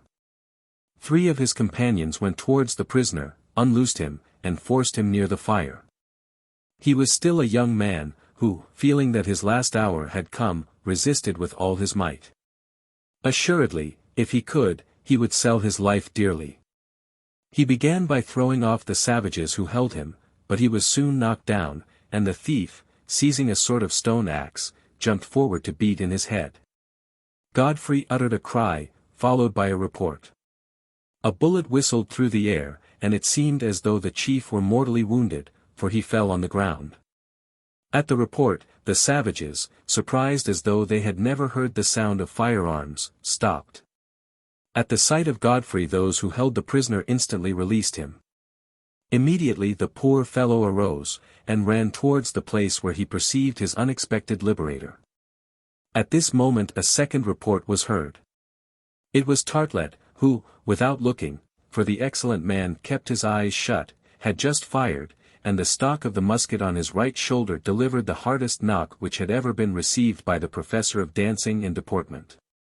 But, what a chance it was, a second savage fell close to his chief. The rout at once began. Perhaps the savages thought they had to do with a numerous troop of natives whom they could not resist. Perhaps they were simply terrified at the sight of the 2 white men who seemed to keep the lightning in their pockets. There they were, seizing the 2 who were wounded, carrying them off, rushing to the prow, driving it by their paddles out of the little creek, hoisting their sail, steering before the wind, making for the Flag Point promontory. And doubling it in hot haste. Godfrey had no thought of pursuing them. What was the good of killing them? They had saved the victim. They had put them to flight, that was the important point. This had been done in such a way that the cannibals would never dare to return to Fina Island. All was then for the best. They had only to rejoice in their victory, in which Artelett did not hesitate to claim the greatest share. Meanwhile the prisoner had come to his rescuer. For an instant he stopped, with the fear inspired in him by superior beings, but almost immediately he resumed his course. When he arrived before the 2 whites, he bowed to the ground. Then catching hold of Godfrey's foot, he placed it on his head in sign of servitude. One would almost have thought that this Polynesian savage had also read Robinson Crusoe. Chapter 18. Which treats of the moral and physical education of a simple native of the Pacific. Godfrey at once raised the poor fellow, who lay prostrate before him. He looked in his face. He was a man of 35 or more, wearing only a rag round his loins. In his features, as in the shape of his head, there could be recognized the type of the African Negro.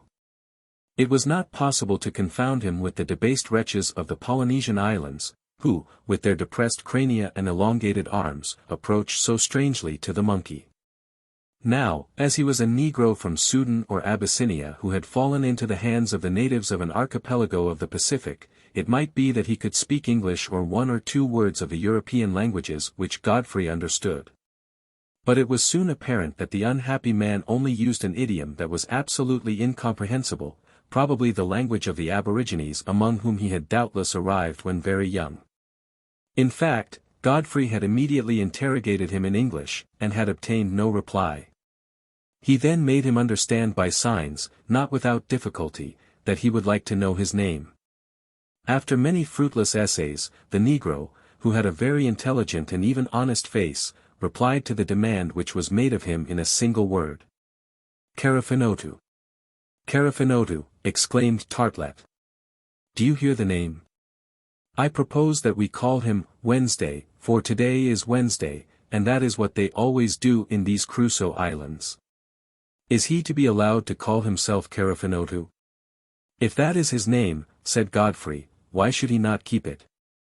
And at the moment he felt a hand placed on his chest, while all the black's physiognomy seemed to ask him what his name was.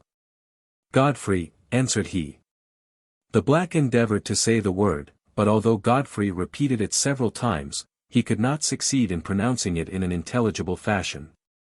Then he turned towards the professor, as if to know his name. Artelett, was the reply of that individual in a most amiable tone. Artelett, repeated Carefinotu. And it seemed as though this assemblage of syllables was more agreeable to his vocal cords, for he pronounced it distinctly. The professor appeared to be extremely flattered. In truth he had reason to be. Then Godfrey, wishing to put the intelligence of the black to some profit, tried to make him understand that he wished to know the name of the island. He pointed with his hand to the woods and prairies and hills, and then the shore which bound them, and then the horizon of the sea, and he interrogated him with a look. Carefinotu did not at first understand what was meant, and imitating the gesture of Godfrey he also turned and ran his eyes over the space. Arnica, said he at length. Arnica? Replied Godfrey, striking the soil with his foot so as to accentuate his demand. Arnica, repeated the Negro. This told Godfrey nothing, neither the geographical name borne by the island, nor its position in the Pacific. He could not remember such a name, it was probably a native one, little known to geographers. However, Carefinotu did not cease from looking at the two white men, not without some stupor, going from one to the other as if he wished to fix in his mind the differences which characterized them. The smile on his mouth disclosed abundant teeth of magnificent whiteness which Artelett did not examine without a certain reserve. If those teeth, he said, have never eaten human flesh, may my fiddle burst up in my hand. Anyhow, Artelett, answered Godfrey, our new companion no longer looks like the poor beggar they were going to cook and feed on. That is the main point. What particularly attracted the attention of Carefinotu were the weapons carried by Godfrey and Artelett, as much the musket in the hand as the revolver in the belt. Godfrey easily understood this sentiment of curiosity. It was evident that the savage had never seen a firearm. He said to himself that this was one of those iron tubes which had launched the thunderbolt that had delivered him. There could be no doubt of it. Godfrey, wishing to give him, not without reason, a high idea of the power of the whites, loaded his gun, and then, showing to Carefinotu a red-legged partridge that was flying across the prairie about 100 yards away. He shouldered it quickly, and fired. The bird fell. At the report the black gave a prodigious leap, which Artelett could not but admire from a chorographic point of view. Then repressing his fear, and seeing the bird with broken wing running through the grass, he started off and swift as a greyhound ran towards it, and with many a caper, half of joy, half of stupefaction, brought it back to his master. Artelett then thought of displaying to Carefinotu that the Great Spirit had also favored him with the power of the lightning. And perceiving a kingfisher tranquilly seated on an old stump near the river was bringing the stock up to his cheek, when Godfrey stopped him with, "No. Don't fire, Artelett." "Why not? Suppose that by some mishap you were not to hit the bird, think how we would fall in the estimation of the nigger." "And why should I not hit him?" replied Artelett with some acerbity. "Did I not, during the battle, at more than 100 paces, the very first time I handled a gun, hit one of the cannibals full in the chest?" "You touched him evidently," said Godfrey, "for he fell. But take my advice, Artelett, and in the common interest do not tempt fortune twice." The professor, slightly annoyed, allowed himself to be convinced. He threw the gun onto his shoulder with a swagger, and both our heroes, followed by Carefinotu, returned to Will Tree. There the new guest of Fina Island met with quite a surprise in the habitation so happily contrived in the lower part of the sequoia. First he had to be shown, by using them while he looked on, the use of the tools, instruments, and utensils. It was obvious that Carefinotu belonged to, or had lived amongst savages in the lowest rank of the human scale, for fire itself seemed to be unknown to him. He could not understand why the pot did not take fire when they put it on the blazing wood. He would have hurried away from it, to the great displeasure of Artelett, who was watching the different phases of the cooking of the soup. At a mirror, which was held out to him, he betrayed consummate astonishment. He turned round, and turned it round to see if he himself were not behind it. "The fellow is hardly a monkey," exclaimed the professor with a disdainful grimace. "No, Artelett," answered Godfrey. "He is more than a monkey, for his looks behind the mirror show good reasoning power." "Well, I will admit that he is not a monkey," said Artelett, shaking his head as if only half convinced. "But we shall see if such a being can be of any good to us." "I am sure he will be," replied Godfrey. In any case Carefinotu showed himself quite at home with the food placed before him. He first tore it apart, and then tasted it.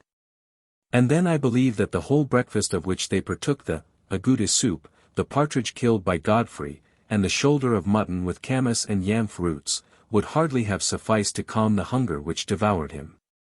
"The poor fellow has got a good appetite," said Godfrey. "Yes," responded Artelett, "and we shall have to keep a watch on his cannibal instinct."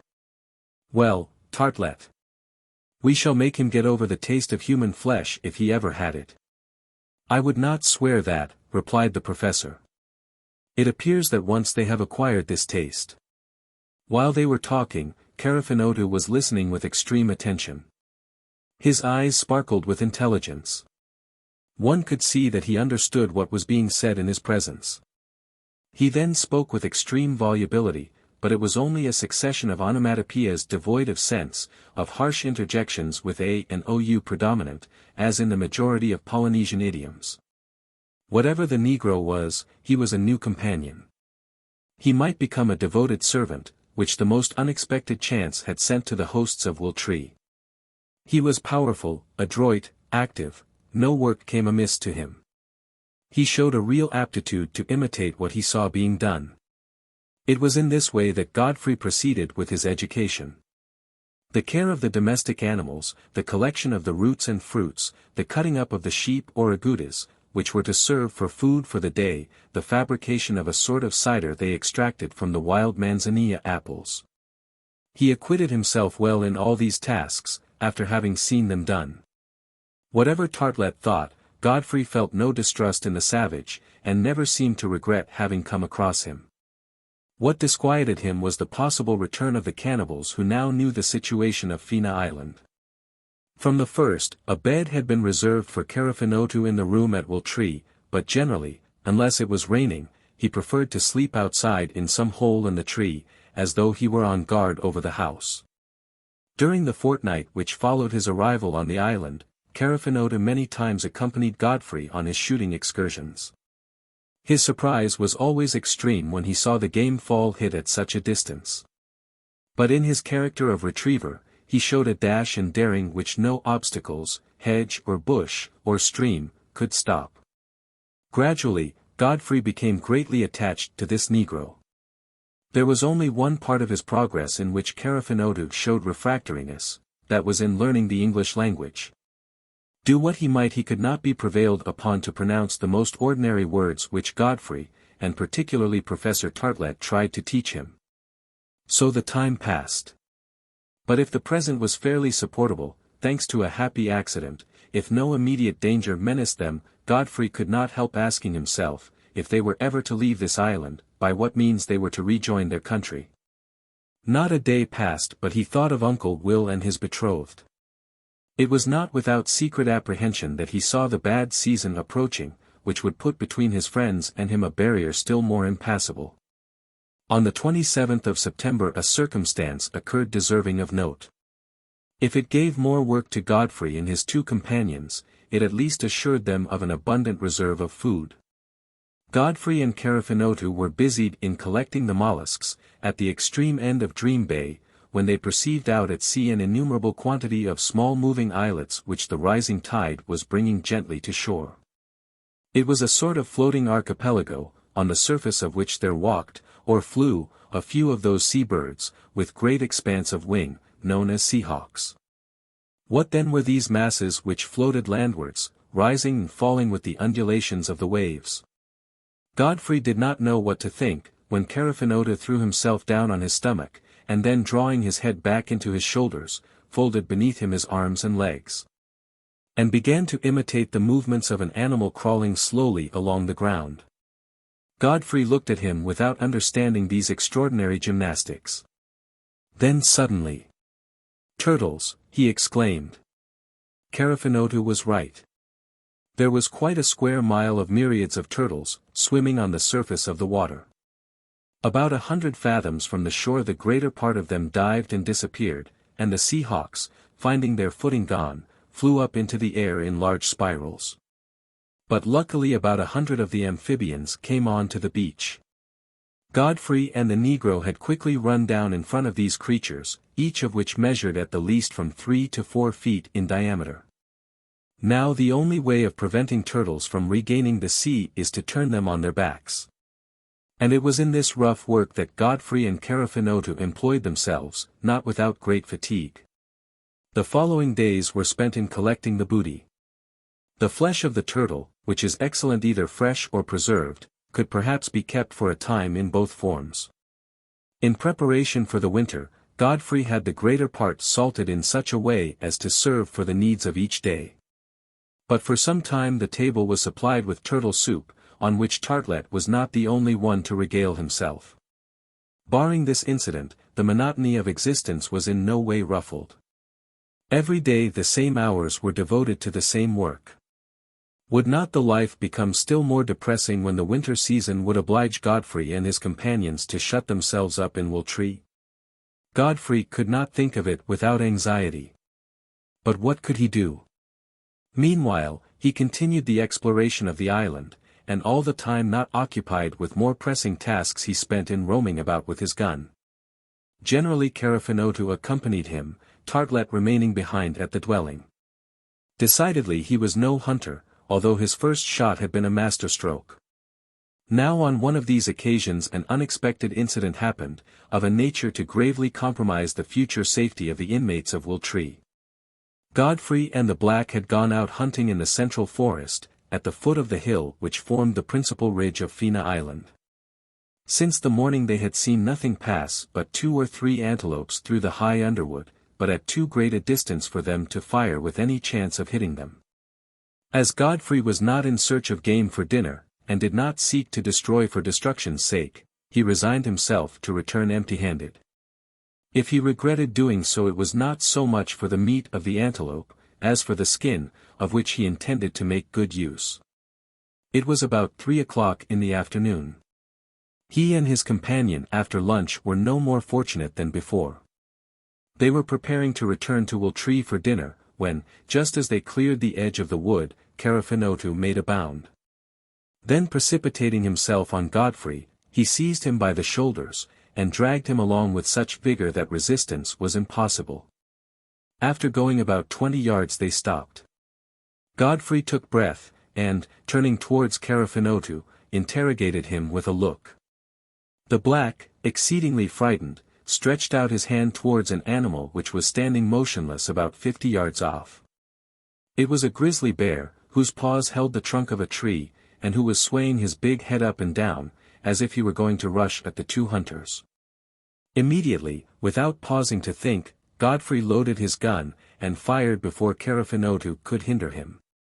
Was the enormous plantigrade hit by the bullet? Probably. Was he killed? They could not be sure, but his paws unclasped, and he rolled at the foot of the tree. Delay was dangerous. A struggle with so formidable an animal might have the worst results. In the forests of California the pursuit of the grizzly is fraught with the greatest danger, even to professional hunters of the beast. And so the black seized Godfrey by the arms to drag him away in the direction of Will-Tree, and Godfrey, understanding that he could not be too cautious, made no resistance. Chapter 19. In which the situation already gravely compromised becomes more and more complicated. The presence of a formidable wild beast in Fina Island was, it must be confessed, calculated to make our friends think the worst of the ill fortune which had fallen on them. Godfrey, perhaps he was wrong, did not consider that he ought to hide from Artelett what had passed. "A bear!" screamed the professor, looking round him with a bewildered glare as if the environs of Will-Tree were being assailed by a herd of wild beasts. "Why, a bear? Up to now we had not even got a bear in our island. If there is one there may be many, and even numbers of other ferocious beasts, jaguars, panthers, tigers, hyenas, lions." Artelett already beheld Fina Island given over to quite a menagerie escaped from their cages. Godfrey answered that there was no need for him to exaggerate. He had seen one bear, that was certain. Why one of these animals had never been seen before in his wanderings on the island he could not explain, and it was indeed inexplicable. But to conclude from this that wild animals of all kinds were prowling in the woods and prairies was to go too far. Nevertheless, they would have to be cautious and never go out unarmed. Unhappy Artelett! From this day there commenced for him an existence of anxieties, emotions, alarms, and irrational terrors which gave him nostalgia for his native land in a most acute form. "No," repeated he. "No. If there are animals, I have had enough of it, and I want to get off." He had not the power. Godfrey and his companions then had henceforth to be on their guard. An attack might take place not only on the shore side or the prairie side, but even in the group of sequoias. This is why serious measures were taken to put the habitation in a state to repel a sudden attack. The door was strengthened, so as to resist the clutches of a wild beast. As for the domestic animals, Godfrey would have built a stable to shut them up in at least at night, but it was not easy to do so. He contented himself at present with making a sort of enclosure of branches not far from Will-Tree, which would keep them as in a fold. But the enclosure was not solid enough nor high enough to hinder a bear or hyena from upsetting it or getting over it. Notwithstanding the remonstrances made to him, Carefinotu persisted in watching outside during the night, and Godfrey hoped thus to receive warning of a direct attack. Decidedly Carefinotu endangered his life in thus constituting himself the guardian of Will-Tree. But he had understood that he could thus be of service to his liberators, and he persisted, in spite of all Godfrey said to him, in watching as usual over the general safety. A week passed without any of these formidable visitors appearing in the neighborhood. Godfrey did not go very far from the dwelling, unless there was a necessity for his doing so. While the sheep and goats grazed on the neighboring prairie, they were never allowed out of sight. Generally Carefinotu acted as shepherd. He did not take a gun, for he did not seem to understand the management of firearms, but one of the hunting knives hung from his belt, and he carried an axe in his right hand. Thus armed the active Negro would not have hesitated to throw himself before a tiger or any animal of the worst description. However, as neither a bear nor any of his congeners had appeared since the last encounter, Godfrey began to gather confidence. He gradually resumed his hunting expeditions, but without pushing far into the interior of the island. Frequently the black accompanied him. Artelett, safe in Will-Tree, would not risk himself in the open, not even if he had the chance of giving a dancing lesson. Sometimes Godfrey would go alone, and then the professor had a companion to whose instruction he obstinately devoted himself. Yes. Artelett had at first thought of teaching Carefinotu the most ordinary words in the English language, but he had to give this up, as the Negro seemed to lack the necessary phonetic apparatus for that kind of pronunciation. Then, had Artelett said, "If I cannot be his professor, I will be his pupil." And he it was who attempted to learn the idiom spoken by Carefinotu. Godfrey had warned him that the accomplishment would be of little use. Artelett was not dissuaded. He tried to get Carefinotu to name the objects he pointed at with his hand. In truth Artelett must have got on excellently, for at the end of 15 days he actually knew 15 words. He knew that Carefinotu said Bursi for fire, Arador for the sky, Mervira for the sea, Dura for a tree, and K. He was as proud of this as if he had taken the first prize for Polynesian at some examination. It was then with a feeling of gratitude that he wished to make some recognition of what had been done for him, and instead of torturing the Negro with English words, he resolved on teaching him deportment and the true principles of European choreography. At this Godfrey could not restrain his peals of laughter. After all, it would pass the time away, and on Sunday, when there was nothing else to do, he willingly assisted at the course of lectures delivered by the celebrated Professor Artelett of San Francisco. Indeed, we ought to have seen them. The unhappy Carefinotu perspired profusely as he went through the elementary exercises. He was docile and willing, nevertheless. But like all his fellows, his shoulders did not set back, nor did his chest throw out, nor did his knees or his feet point apart. To make a Vestris or a Saint Leon of a savage of this sort.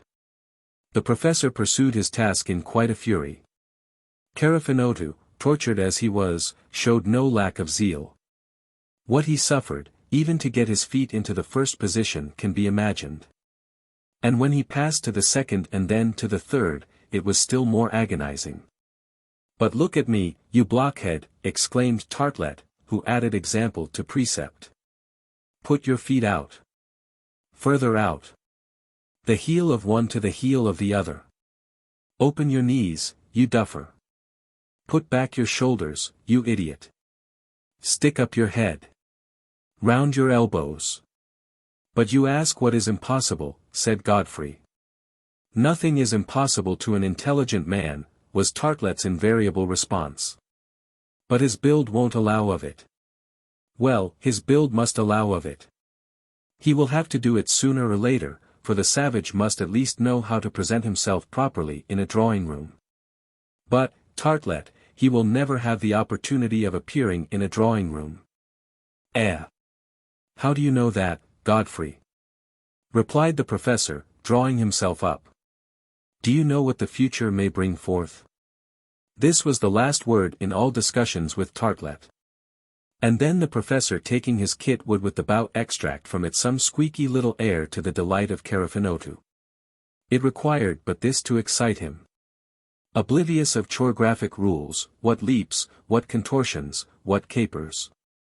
And Artelett, in a reverie, as he saw this child of Polynesia so demean himself, inquired if these steps, perhaps a little too characteristic, were not natural to the human being, although outside all the principles of his art. But we must leave the professor of dancing and deportment to his philosophical meditations, and return to questions at once more practical and pressing. During his last excursions into the plain, either by himself or with Carefinotu, Godfrey had seen no wild animal. He had even come upon no traces of such. The river to which they would come to drink bore no footprint on its banks. During the night there were no howlings nor suspicious noises. Besides, the domestic animals continued to give no signs of uneasiness. "This is singular," said Godfrey several times, "but I was not mistaken. Carefinotu certainly was not. It was really a bear that he showed me. It was really a bear that I shot. Supposing I killed him, was he the last representative of the plantigrades on the island? It was quite inexplicable. Besides, if Godfrey had killed this bear, he would have found the body where he had shot it. Now they searched for it in vain. Were they to believe then that the animal mortally wounded had died far off in some den? It was possible after all, but then at this place, at the foot of this tree, there would have been traces of blood, and there were none. Whatever it is, thought Godfrey, it does not much matter, and we must keep on our guard. With the first days of November it could be said that the wet season had commenced in this unknown latitude. Cold rains fell for many hours. Later on probably they would experience those interminable showers which do not cease for weeks at a time, and are characteristic of the rainy period of winter in these latitudes. Godfrey had then to contrive a fireplace in the interior of Will Tree, an indispensable fireplace that would serve as well to warm the dwelling during the winter months as to cook their food in shelter from the rain and tempest. The hearth could at any time be placed in a corner of the chamber between big stones, some placed on the ground and others built up round them. But the question was how to get the smoke out, for to leave it to escape by the long chimney, which ran down the center of the sequoia, proved impracticable. Godfrey thought of using as a pipe some of those long stout bamboos which grew on certain parts of the river banks. It should be said that on this occasion he was greatly assisted by Carefinotu. The Negro, not without effort, understood what Godfrey required. He it was who accompanied him for a couple of miles from Wooltree to select the larger bamboos, he it was who helped him build his hearth. The stones were placed on the ground opposite to the door.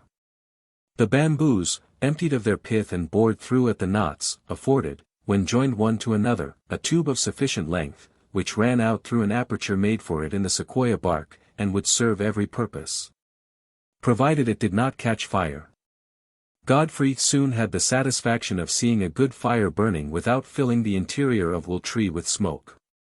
He was quite right in hastening on these preparations, for from the 3rd to the 10th of November the rain never ceased pouring down. It would have been impossible to keep a fire going in the open air. During these miserable days they had to keep indoors and did not venture out except when the flocks and poultry urgently required them to do so. Under these circumstances the reserve of camas roots began to fail. And these were what took the place of bread, and of which the want would be immediately felt. Godfrey then one day, the 10th of November, informed Artelett that as soon as the weather began to mend a little he and Carefinotu would go out and collect some. Artelett, who was never in a hurry to run a couple of miles across a soaking prairie, decided to remain at home during Godfrey's absence. In the evening the sky began to clear of the heavy clouds which the west wind had been accumulating since the commencement of the month, the rain gradually ceased, the sun gave forth a few crepuscular rays. It was to be hoped that the morning would yield a lull in the storm, of which it was advisable to make the most. "Tomorrow," said Godfrey, "I will go out, and Carefinotu will go with me." "Agreed," answered Artelett. The evening came, and when supper was finished and the sky, cleared of clouds, permitted a few brilliant stars to appear, the black wished to take up his accustomed place outside, which he had had to abandon during the preceding rainy nights. Godfrey tried to make him understand that he had better remain indoors, that there was no necessity to keep a watch as no wild animal had been noticed, but Carefinotu was obstinate. He therefore had to have his way. The morning was as Godfrey had foreseen, no rain had fallen since the previous evening, and when he stepped forth from Wooltree, the first rays of the sun were lightly gilding the thick dome of the sequoias. Carefinotu was at his post, where he had passed the night. He was waiting. Immediately, well armed and provided with large sacks, the two bid farewell to Artelett, and started for the river, which they intended ascending along the left bank up to the camas bushes. An hour afterwards they arrived there without meeting with any unpleasant adventure. The roots were rapidly torn up and a large quantity obtained, so as to fill the sacks. This took 3 hours, so that it was about 11 o'clock in the morning when Godfrey and his companion set out on their return to Wooltree. Walking close together, keeping a sharp lookout, for they could not talk to each other, they had reached a bend in the small river where there were a few large trees, grown like a natural cradle across the stream, when Godfrey suddenly stopped. This time it was he who showed to Carefinotu a motionless animal at the foot of a tree whose eyes were gleaming with a singular light. "A tiger," he exclaimed. He was not mistaken. It was really a tiger of large stature resting on its hind legs with its forepaws on the trunk of a tree, and ready to spring. In a moment Godfrey had dropped his sack of roots. The loaded gun passed into his right hand. He cocked it, presented it, aimed it, and fired. "Hurrah! Hurrah!" he exclaimed. This time there was no room for doubt, the tiger, struck by the bullet, had bounded backwards. But perhaps he was not mortally wounded, perhaps rendered still more furious by his wound he would spring on to them. Godfrey held his gun pointed, and threatened the animal with his second barrel. But before Godfrey could stop him, Carefinotu had rushed at the place where the tiger disappeared, his hunting knife in his hand. Godfrey shouted for him to stop, to come back. It was in vain. The black, resolved even at the risk of his life to finish the animal which perhaps was only wounded, did not or would not hear.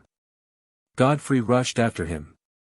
When he reached the bank, he saw Carefinotu struggling with the tiger, holding him by the throat, and at last stabbing him to the heart with a powerful blow. The tiger then rolled into the river, of which the waters, swollen by the rains, carried it away with the quickness of a torrent. The corpse, which floated only for an instant, was swiftly borne off towards the sea.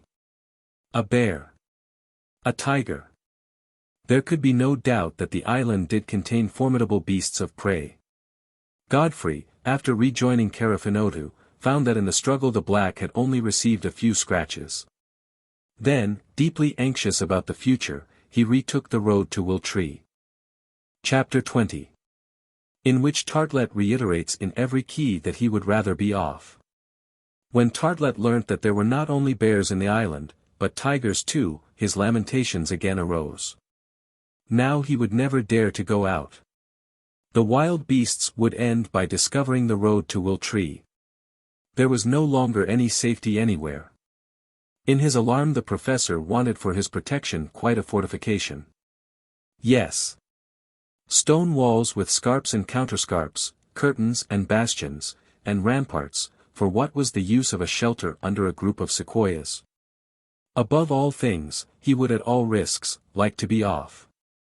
So would I, answered Godfrey quietly.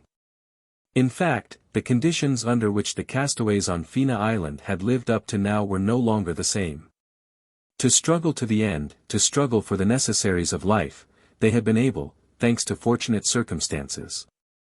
Against the bad season, against winter and its menaces, they knew how to act, but to have to defend themselves against wild animals, whose attack was possible every minute, was another thing altogether, and in fact they could not do it. The situation, already complicated, had become very serious, for it had become intolerable. But, repeated Godfrey to himself, without cessation, how is it that for 4 months we did not see a single beast of prey in the island, and why during the last fortnight have we had to encounter a bear and a tiger? What shall we say to that? The fact might be inexplicable, but it was none the less real. Godfrey, whose coolness and courage increased, as difficulties grew, was not cast down. If dangerous animals menaced their little colony, it was better to put themselves on guard against their attacks, and that without delay. But what was to be done? It was at the outset decided that excursions into the woods or to the seashore should be rarer, and that they should never go out unless well armed, and only when it was absolutely necessary for their wants.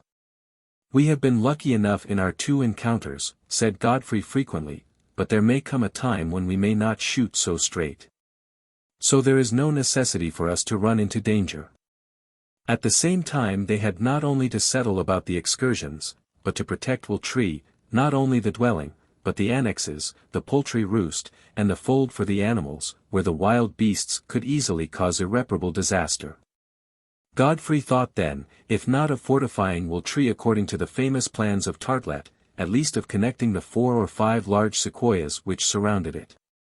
If he could devise a high and strong palisade from one tree to another, they would be in comparative security at any rate from a surprise. It was practicable, Godfrey concluded so after an examination of the ground, but it would cost a good deal of labor. To reduce this as much as possible, he thought of erecting the palisade around a perimeter of only some 300 feet. We can judge from this the number of trees he had to select, cut down, carry, and trim until the enclosure was complete. Godfrey did not quail before his task. He imparted his projects to Artelett, who approved them, and promised his active cooperation, but what was more important, he made his plans understood to Carefinotu, who was always ready to come to his assistance. They set to work without delay. There was at a bend in the stream, about a mile from Wiltree, a small wood of stone pines of medium height, whose trunks, in default of beams and planks, without wanting to be squared, would, by being placed close together, form a solid palisade. It was to this wood that, at dawn on the 12th of November, Godfrey and his 2 companions repaired. Though well armed they advanced with great care. You can have too much of this sort of thing, murmured Artelett, whom these new difficulties had rendered still more discontented, I would rather be off. But Godfrey did not take the trouble to reply to him. On this occasion his tastes were not being consulted, his intelligence even was not being appealed to. It was the assistance of his arms that the common interest demanded. In short, he had to resign himself to his vocation of beast of burden. No unpleasant accident happened in the mile which separated the wood from Wooltree. In vain they had carefully beaten the underwood, and swept the horizon all around them. The domestic animals they had left out at pasture gave no sign of alarm. The birds continued their frolics with no more anxiety than usual. Work immediately began. Godfrey, very properly, did not want to begin carrying until all the trees he wanted had been felled. They could work at them in greater safety on the spot. Carefinotu was of great service during this toilsome task. He had become very clever in the use of the axe and saw.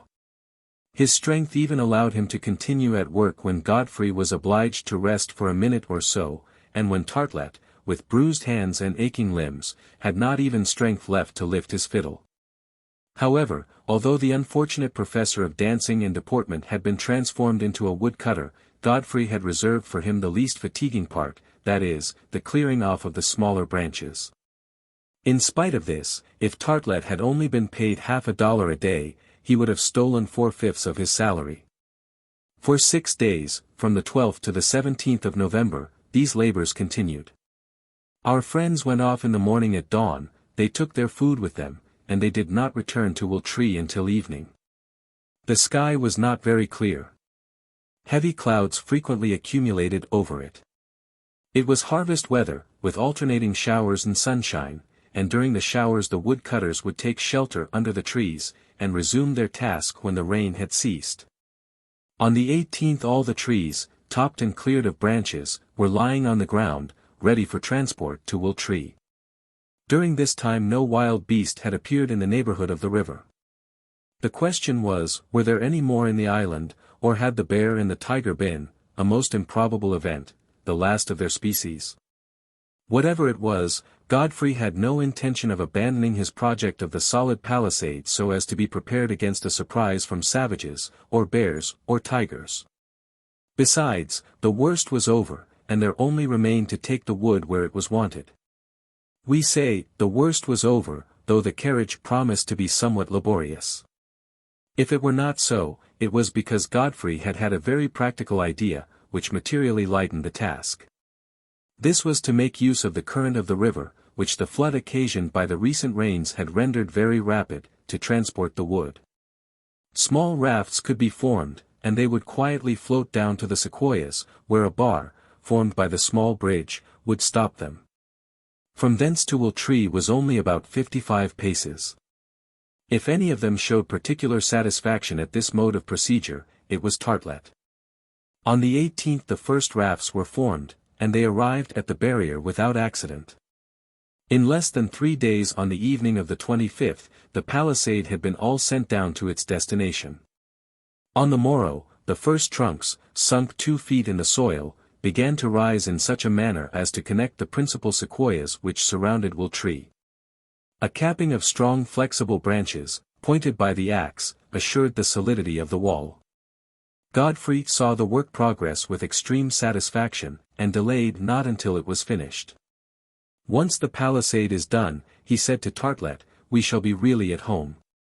We shall not be really at home, replied the professor drily, until we are in Montgomery Street, with your uncle Kolderup. There was no disputing this opinion. On the 26th of November the palisade was 3 parts done. It comprised among the sequoias attached one to another that in which the poultry had established themselves, and Godfrey's intention was to build a stable inside it. In 3 or 4 days the fence was finished. There only remained to fit in a solid door, which would assure the closure of Wooltree. But on the morning of the 27th of November the work was interrupted by an event which we had better explain with some detail, for it was one of those unaccountable things peculiar to Fina Island. About 8 o'clock, Carefinotu had climbed up to the fork of the sequoia, so as to more carefully close the hole by which the cold and rain penetrated, when he uttered a singular cry. Godfrey, who was at work at the palisade, raised his head and saw the black, with expressive gestures, motioning to him to join him without delay. Godfrey, thinking Carefinotu would not have disturbed him unless he had serious reason, took his glasses with him and climbed up the interior passage, and passing through the hole, seated himself astride of one of the main branches. Carefinotu, pointing with his arm towards the rounded angle which Fina Island made to the northeast, showed a column of smoke rising in the air like a long plume. "Again," exclaimed Godfrey. And putting his glasses in the direction, he assured himself that this time there was no possible error, that it must escape from some important fire, which he could distinctly see must be about 5 miles off. Godfrey turned towards the black. Carefinotu expressed his surprise, by his looks, his exclamations, in fact by his whole attitude. Assuredly he was no less astounded than Godfrey at this apparition. Besides, in the offing, there was no ship, not a vessel native or other, nothing which showed that a landing had recently been made on the shore. "Ah! This time I will find out the fire which produces that smoke," exclaimed Godfrey. And pointing to the northeast angle of the island, and then to the foot of the tree, he gesticulated to Carefinotu that he wished to reach the place without losing an instant. Carefinotu understood him. He even gave him to understand that he approved of the idea. "Yes," said Godfrey to himself, "if there is a human being there, we must know who he is and whence he comes. We must know why he hides himself. It will be for the safety of all." A moment afterwards Carefinotu and he descended to the foot of Will Tree. Then Godfrey, informing Artelett of what had passed and what he was going to do, proposed for him to accompany them to the north coast. 12 miles to traverse in one day was not a very tempting suggestion to a man who regarded his legs as the most precious part of his body, and only designed for noble exercises. And so he replied that he would prefer to remain at Will Tree. "Very well, we will go alone," answered Godfrey, "but do not expect us until the evening." So saying, and Carefinotu and he carrying some provisions for lunch on the road, they set out, after taking leave of the professor, whose private opinion it was that they would find nothing, and that all their fatigue would be useless. Godfrey took his musket and revolver, the black the axe and the hunting knife which had become his favorite weapon. They crossed the plank bridge to the right bank of the river, and then struck off across the prairie to the point on the shore where the smoke had been seen rising amongst the rocks. It was rather more easterly than the place which Godfrey had uselessly visited on his second exploration. They progressed rapidly, not without a sharp lookout that the wood was clear and that the bushes and underwood did not hide some animal whose attack might be formidable. Nothing disquieting occurred. At noon, after having had some food, without, however, stopping for an instant, they reached the first line of rocks which bordered the beach. The smoke, still visible, was rising about 1/4 of a mile ahead. They had only to keep straight on to reach their goal. They hastened their steps, but took precautions so as to surprise, and not be surprised. 2 minutes afterwards the smoke disappeared, as if the fire had been suddenly extinguished. But Godfrey had noted with exactness the spot whence it arose. It was at the point of a strangely formed rock, a sort of truncated pyramid, easily recognizable. Showing this to his companion, he kept straight on. The 1/4 of a mile was soon traversed, then the last line was climbed, and Godfrey and Carefinotu gained the beach about 50 paces from the rock. They ran up to it. Nobody.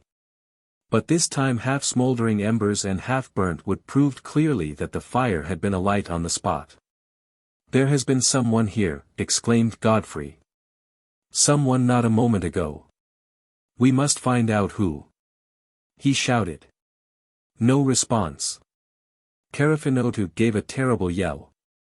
No one appeared. Behold them then hunting amongst the neighboring rocks, searching a cavern, a grotto, which might serve as a refuge for a shipwrecked man, an aboriginal, a savage. It was in vain that they ransacked the slightest recesses of the shore. There was neither ancient nor recent camp in existence, not even the traces of the passage of a man. But, repeated Godfrey, it was not smoke from a warm spring this time. It was from a fire of wood and grass, and that fire could not light itself. Vain was their search. Then about 2 o'clock Godfrey and Carefinotu, as weary as they were disconcerted at their fruitless endeavors, retook their road to Wiltree. There was nothing astonishing in Godfrey being deep in thought. It seemed to him that the island was now under the empire of some occult power. The reappearance of this fire, the presence of wild animals, did not all this denote some extraordinary complication? And was there not cause for his being confirmed in this idea when an hour after he had regained the prairie, he heard a singular noise, a sort of hard jingling. Carefinotu pushed him aside at the same instant as a serpent glided beneath the herbage, and was about to strike at him. Snakes, now. Snakes in the island, after the bears and the tigers, he exclaimed. Yes. It was one of those reptiles well known by the noise they make, a rattlesnake of the most venomous species, a giant of the Crotalus family. Carefinotu threw himself between Godfrey and the reptile, which hurried off under a thick bush. But the negro pursued it and smashed in its head with a blow of the axe. When Godfrey rejoined him, the two halves of the reptile were writhing on the blood-stained soil. Then other serpents, not less dangerous, appeared in great abundance on this part of the prairie which was separated by the stream from Wiltree. Was it then a sudden invasion of reptiles? Was Fina Island going to become the rival of ancient Tinas, whose formidable ophidians rendered it famous in antiquity, and which gave its name to the viper? Come on! Come on! Exclaimed Godfrey, motioning to Carefinotu to quicken the pace. He was uneasy. Strange presentiments agitated him without his being able to control them. Under their influence, fearing some approaching misfortune, he had hastened his return to Wiltree. But matters became serious when he reached the planks across the river. Screams of terror resounded from beneath the sequoias, cries for help in a tone of agony which it was impossible to mistake. "It is Artelett," exclaimed Godfrey. "The unfortunate man has been attacked. Quick! Quick!" Once over the bridge, about 20 paces further on, Artelett was perceived running as fast as his legs could carry him. An enormous crocodile had come out of the river and was pursuing him with its jaws wide open. The poor man, distracted, mad with fright, instead of turning to the right or the left, was keeping in a straight line, and so running the risk of being caught. Suddenly he stumbled. He fell. He was lost. Godfrey halted. In the presence of this imminent danger his coolness never forsook him for an instant. He brought his gun to his shoulder, and aimed at the crocodile. The well-aimed bullet struck the monster, and it made a bound to one side and fell motionless on the ground. Carefinotu rushed towards Artelett and lifted him up. Artelett had escaped with a fright. But what a fright! It was 6 o'clock in the evening. A moment afterwards Godfrey and his two companions had reached Wiltree. How bitter were their reflections during their evening repast! What long sleepless hours were in store for the inhabitants of Fina Island, on whom misfortunes were now crowding. As for the professor, in his anguish he could only repeat the words which expressed the whole of his thoughts: "I had much rather be off." Chapter 21. Which ends with quite a surprising reflection by the Negro Carefinotu. The winter season, so severe in these latitudes, had come at last. The first frosts had already been felt, and there was every promise of rigorous weather. Godfrey was to be congratulated on having established his fireplace in the tree. It need scarcely be said that the work at the palisade had been completed, and that a sufficiently solid door now assured the closure of the fence. During the 6 weeks which followed, that is to say, until the middle of December, there had been a good many wretched days on which it was impossible to venture forth. At the outset there came terrible squalls. They shook the group of sequoias to their very roots. They strewed the ground with broken branches, and so furnished an ample reserve for the fire. Then it was that the inhabitants of Wiltree clothed themselves as warmly as they could. The woolen stuffs found in the box were used during the few excursions necessary for revictualling, until the weather became so bad that even these were forbidden. All hunting was at an end, and the snow fell in such quantity that Godfrey could have believed himself in the inhospitable latitudes of the Arctic Ocean. It is well known that Northern America, swept by the polar winds, with no obstacle to check them, is one of the coldest countries on the globe. The winter there lasts until the month of April. Exceptional precautions have to be taken against it. It was the coming of the winter as it did which gave rise to the thought that Fina Island was situated in a higher latitude than Godfrey had supposed. Hence the necessity of making the interior of Wooltree as comfortable as possible. But the suffering from rain and cold was cruel. The reserves of provisions were unfortunately insufficient, the preserved turtle flesh gradually disappeared. Frequently there had to be sacrificed some of the sheep or goats or agoutis, whose numbers had but slightly increased since their arrival in the island. With these new trials, what sad thoughts haunted Godfrey. It happened also that for a fortnight he fell into a violent fever. Without the tiny medicine chest which afforded the necessary drugs for his treatment, he might never have recovered. Artelett was ill-suited to attend to the petty cares that were necessary during the continuance of the malady. It was to Carefinotu that he mainly owed his return to health.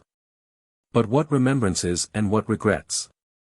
Who but himself could he blame for having got into a situation of which he could not even see the end? How many times in his delirium did he call Fina, whom he never should see again, and his uncle Will, from whom he beheld himself separated forever? Ah! He had to alter his opinion of this Crusoe life which his boyish imagination had made his ideal. Now he was contending with reality.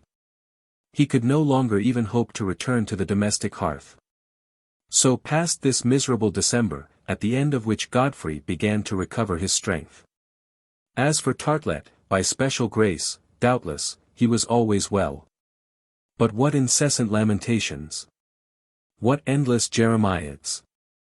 As the grotto of Calypso after the departure of Ulysses, Wooltree resounded no more to his song, that of his fiddle, for the cold had frozen the strings. It should be said too that one of the gravest anxieties of Godfrey was not only the reappearance of dangerous animals, but the fear of the savages returning in great numbers to Fina Island, the situation of which was known to them. Against such an invasion the palisade was but an insufficient barrier. All things considered, the refuge offered by the high branches of the sequoia appeared much safer, and the rendering the access less difficult was taken in hand. It would always be easy to defend the narrow orifice by which the top of the trunk was reached. With the aid of Carefinotu Godfrey began to cut regular ledges on each side, like the steps of a staircase, and these, connected by a long cord of vegetable fiber, permitted of rapid ascent up the interior. "Well," said Godfrey, when the work was done, "that gives us a town house below and a country house above." "I had rather have a cellar, if it was in Montgomery Street," answered Artelett. Christmas arrived. Christmas kept in such style throughout the United States of America. The New Year's Day, full of memories of childhood, rainy, snowy, cold, and gloomy, began the new year under the most melancholy auspices. It was 6 months since the survivors of the dream had remained without communication with the rest of the world. The commencement of the year was not very cheering. It made Godfrey and his companions anticipate that they would still have many trials to encounter. The snow never ceased falling until January 18th. The flocks had to be let out to pasture to get what feed they could. At the close of the day, a very cold damp night enveloped the island, and the space shaded by the sequoias was plunged in profound obscurity. Artelett and Carefinotu, stretched on their beds inside Wooltree, were trying in vain to sleep. Godfrey, by the struggling light of a torch, was turning over the pages of his Bible. About 10 o'clock a distant noise, which came nearer and nearer, was heard outside away towards the north. There could be no mistake.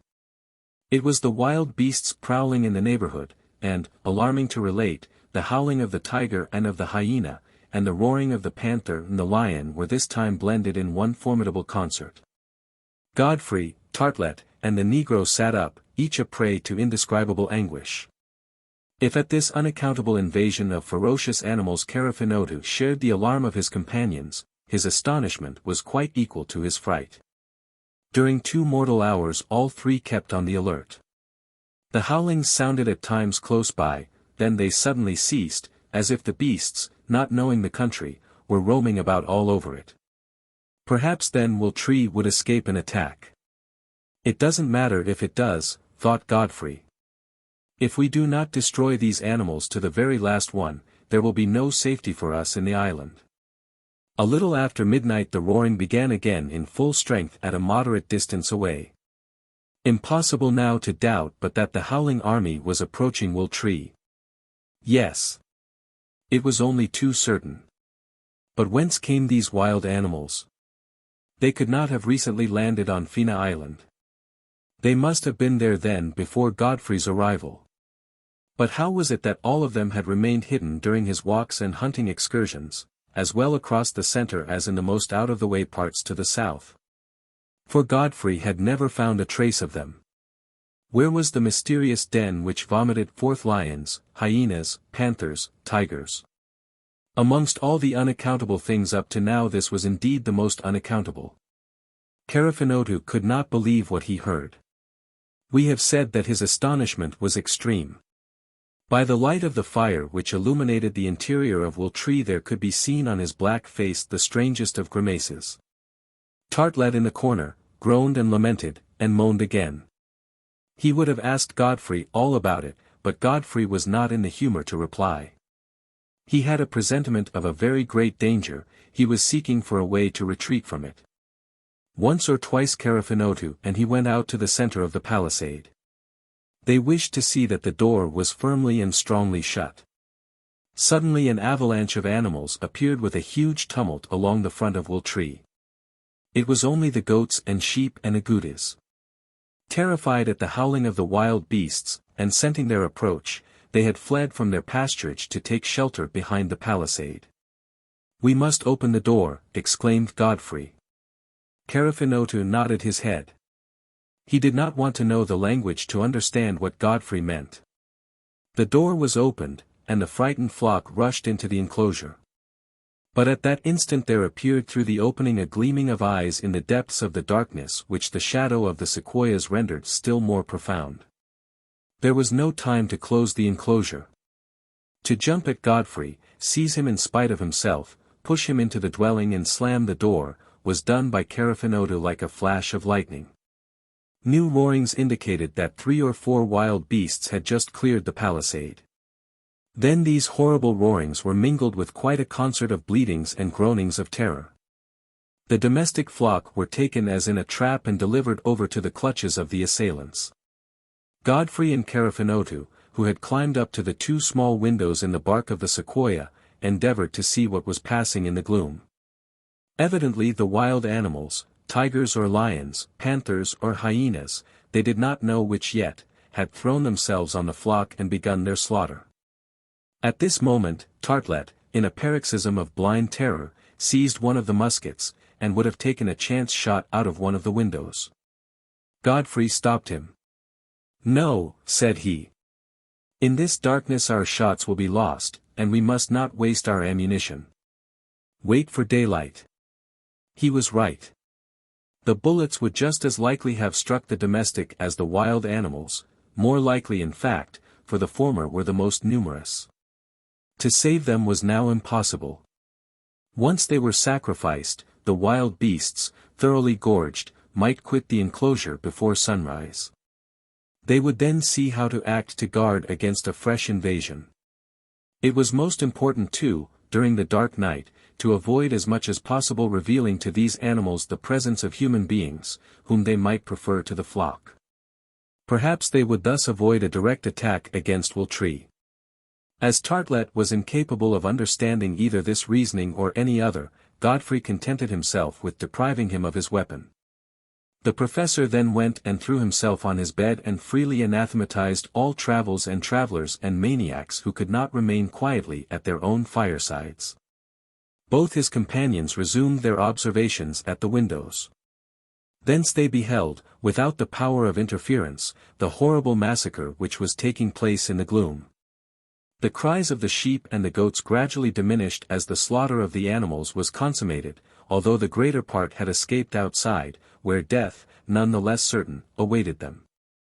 This loss was irreparable for the little colony, but Godfrey was not then anxious about the future. The present was disquieting enough to occupy all his thoughts. There was nothing they could do, nothing they could try, to hinder this work of destruction. Godfrey and Carefinotu kept constant watch, and now they seemed to see new shadows coming up and passing into the palisade, while a fresh sound of footsteps struck on their ears. Evidently certain belated beasts, attracted by the odor of the blood which impregnated the air, had traced the scent up to Will Tree. They ran to and fro, they rushed round and round the tree and gave forth their hoarse and angry growls. Some of the shadows jumped on the ground like enormous cats. The slaughtered flock had not been sufficient to satisfy their rage. Neither Godfrey nor his companions moved. In keeping completely motionless they might avoid a direct attack. An unlucky shot suddenly revealed their presence and exposed them to the greatest danger. Artelett, a prey to a veritable hallucination, had risen. He had seized a revolver. And this time, before Godfrey and Carefinotu could hinder him, and not knowing himself what he did, but believing that he saw a tiger standing before him, he had fired. The bullet passed through the door of Will Tree. "Fool!" exclaimed Godfrey, throwing himself on Artelett, while the negro seized the weapon. It was too late. The alarm was given, and growling still more violent resounded without. Formidable talons were heard tearing the bark of the sequoia. Terrible blows shook the door, which was too feeble to resist such an assault. "We must defend ourselves," shouted Godfrey. And, with his gun in his hand and his cartridge pouch round his waist, he took his post at one of the windows. To his great surprise, Carefinotu had done the same. Yes. The black, seizing the second musket, a weapon which he had never before handled, had filled his pockets with cartridges and taken his place at the second window. Then the reports of the guns began to echo from the embrasures. By the flashes, Godfrey on the one side, and Carefinotu on the other, beheld the foes they had to deal with. There, in the enclosure, roaring with rage, howling at the reports, rolling beneath the bullets which struck many of them, leapt of lions and tigers, and hyenas and panthers, at least a score. To their roarings and growlings which reverberated from afar, there echoed back those of other ferocious beasts running up to join them. Already the now distant roaring could be heard as they approached the environs of Will Tree. It was as though quite a menagerie of wild animals had been suddenly set free on the island. However, Godfrey and Carefinotu, without troubling themselves about Artelett, who could be of no use, were keeping as cool as they could, and refraining from firing unless they were certain of their aim. Wishing to waste not a shot, they waited till a shadow passed in front of them.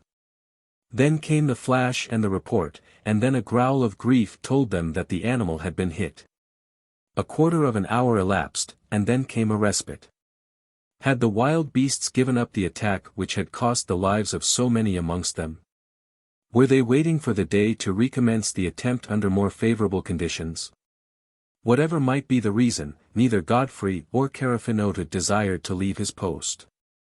The black had shown himself no less ready with the gun than Godfrey. If that was due only to the instinct of imitation, it must be admitted that it was indeed surprising. About 2 o'clock in the morning there came a new alarm, more furious than before. The danger was imminent, the position in the interior of Will Tree was becoming untenable. New growlings resounded round the foot of the sequoia. Neither Godfrey nor Carefinotu, on account of the situation of the windows, which were cut straight through, could see the assailants, nor, in consequence, could they fire with any chance of success. It was now the door which the beasts attacked, and it was only too evident that it would be beaten in by their weight or torn down by their claws. Godfrey and the black had descended to the ground. The door was already shaking beneath the blows from without. They could feel the heated breath making its way in through the cracks in the bark. Godfrey and Carefinotu attempted to prop back the door with the stakes which kept up the beds, but these proved quite useless. It was obvious that in a little while it would be driven in, for the beasts were mad with rage, particularly as no shots could reach them. Godfrey was powerless. If he and his companions were inside Will Tree when the assailants broke in, their weapons would be useless to protect them. Godfrey had crossed his arms. He saw the boards of the door open little by little. He could do nothing. In a moment of hesitation, he passed his hand across his forehead, as if in despair. But soon recovering his self-possession, he shouted. "Up we go! Up! All of us!" And he pointed to the narrow passage which led up to the fork inside Will Tree. Carefinotu and he, taking their muskets and revolvers, supplied themselves with cartridges. And now he turned to make Artelett follow them into these heights where he had never ventured before. Artelett was no longer there. He had started up while his companions were firing. "Up," repeated Godfrey. It was a last retreat, where they would assuredly be sheltered from the wild beasts. If any tiger or panther attempted to come up into the branches of the sequoia, it would be easy to defend the hole through which he would have to pass. Godfrey and Carefinotu had scarcely ascended 30 feet, when the roaring was heard in the interior of Will Tree. A few moments more and they would have been surprised. The door had just fallen in. They both hurried along, and at last reached the upper end of the hole. A scream of terror welcomed them. It was Artelett who imagined he saw a panther or tiger. The unfortunate professor was clasping a branch, frightened almost out of his life lest he should fall. Carefinotu went to him, and compelled him to lean against an upright bough, to which he firmly secured him with his belt. Then, while Godfrey selected a place whence he could command the opening, Carefinotu went to another spot whence he could deliver a cross-fire. And they waited. Under these circumstances it certainly looked as though the besieged were safe from attack. Godfrey endeavored to discover what was passing beneath them, but the night was still too dark. Then he tried to hear. And the growlings, which never ceased, showed that the assailants had no thought of abandoning the place. Suddenly, towards 4 o'clock in the morning, a great light appeared at the foot of the tree. At once it shot out through the door and windows. At the same time a thick smoke spread forth from the upper opening and lost itself in the higher branches. "What is that now?" exclaimed Godfrey. It was easily explained. The wild beasts, in ravaging the interior of Will Tree, had scattered the remains of the fire. The fire had spread to the things in the room. The flame had caught the bark which had dried and become combustible. The gigantic sequoia was ablaze below. The position was now more terrible than it had ever been. By the light of the flames, which illuminated the space beneath the grove, they could see the wild beasts leaping round the foot of Will Tree. At the same instant, a fearful explosion occurred. The sequoia, violently wrenched, trembled from its roots to its summit. It was the reserve of gunpowder which had exploded inside Will Tree, and the air, violently expelled from the opening, rushed forth like the gas from a discharging cannon. Godfrey and Carefinotu were almost torn from their resting places. Had Artelett not been lashed to the branch, he would assuredly have been hurled to the ground. The wild beasts, terrified at the explosion, and more or less wounded, had taken to flight. But at the same time the conflagration, fed by the sudden combustion of the powder, had considerably extended. It swiftly grew in dimensions as it crept up the enormous stem. Large tongues of flame lapped the interior, and the highest soon reached the fork, and the dead wood snapped and crackled like shots from a revolver. A huge glare lighted up, not only the group of giant trees, but even the whole of the coast from Flag Point to the southern cape of Dream Bay. Soon the fire had reached the lower branches of the sequoia, and threatened to invade the spot where Godfrey and his companions had taken refuge. Were they then to be devoured by the flames, with which they could not battle, or had they but the last resource of throwing themselves to the ground to escape being burnt alive? In either case they must die. Godfrey sought about for some means of escape. He saw none. Already the lower branches were ablaze and a dense smoke was struggling with the first gleams of dawn which were rising in the east. At this moment there was a horrible crash of rending and breaking. The sequoia, burnt to the very roots, cracked violently, it toppled over, it fell. But as it fell the stem met the stems of the trees which environed it. Their powerful branches were mingled with its own, and so it remained obliquely cradled at an angle of about 45 degrees from the ground. At the moment that the sequoia fell, Godfrey and his companions believed themselves lost. 19th of January, exclaimed a voice, which Godfrey, in spite of his astonishment, immediately recognized. It was Carefinotu. Yes, Carefinotu had just pronounced these words, and in that English language which up to then he had seemed unable to speak or to understand. "What did you say?" asked Godfrey, as he followed him along the branches. "I said, Mr. Morgan," answered Carefinotu, "that today your uncle will ought to reach us, and that if he doesn't turn up we are done for." Chapter 22. Which concludes by explaining what up to now had appeared inexplicable. At that instant, and before Godfrey could reply, the report of firearms was heard not far from Wooltree. At the same time one of those rain storms, regular cataracts in their fury, fell in a torrential shower just as the flames devouring the lower branches were threatening to seize upon the trees against which Wooltree was resting. What was Godfrey to think after this series of inexplicable events? Carefinotu speaking English like a Cockney, calling him by his name, announcing the early arrival of Uncle Will, and then the sudden report of the firearms? He asked himself if he had gone mad, but he had no time for insoluble questions, for below him, hardly 5 minutes after the first sound of the guns, a body of sailors appeared hurrying through the trees. Godfrey and Carefinotu slipped down along the stem, the interior of which was still burning. But the moment that Godfrey touched the ground, he heard himself spoken to, and by two voices which even in his trouble it was impossible for him not to recognize. "Nephew Godfrey, I have the honor to salute you." "Godfrey. Dear Godfrey." "Uncle Will." "Fina." "You," exclaimed Godfrey, astounded. 3 seconds afterwards he was in somebody's arms, and was clasping that somebody in his own. At the same time 2 sailors, at the order of Captain Turcotte who was in command, climbed up along the sequoia to set Artelett free, and, with all due respect, pluck him from the branch as if he were a fruit. And then the questions, the answers, the explanations which passed. "Uncle Will." "You." "Yes." "Me." "And how did you discover Fina Island?" "Fina Island," answered William W. Kolderup. "You should say Spencer Island." "Well, it wasn't very difficult. I bought it 6 months ago." "Spencer Island." "And you gave my name to it, you dear Godfrey," said the young lady. "The new name is a good one, and we will keep to it," answered the uncle. "But for geographers this is Spencer Island, only 3 days' journey from San Francisco, on which I thought it would be a good plan for you to serve your apprenticeship to the Crusoe business." "Oh! Uncle! Uncle Will! What is it you say?" exclaimed Godfrey. "Well, if you are in earnest, I can only answer that I deserved it."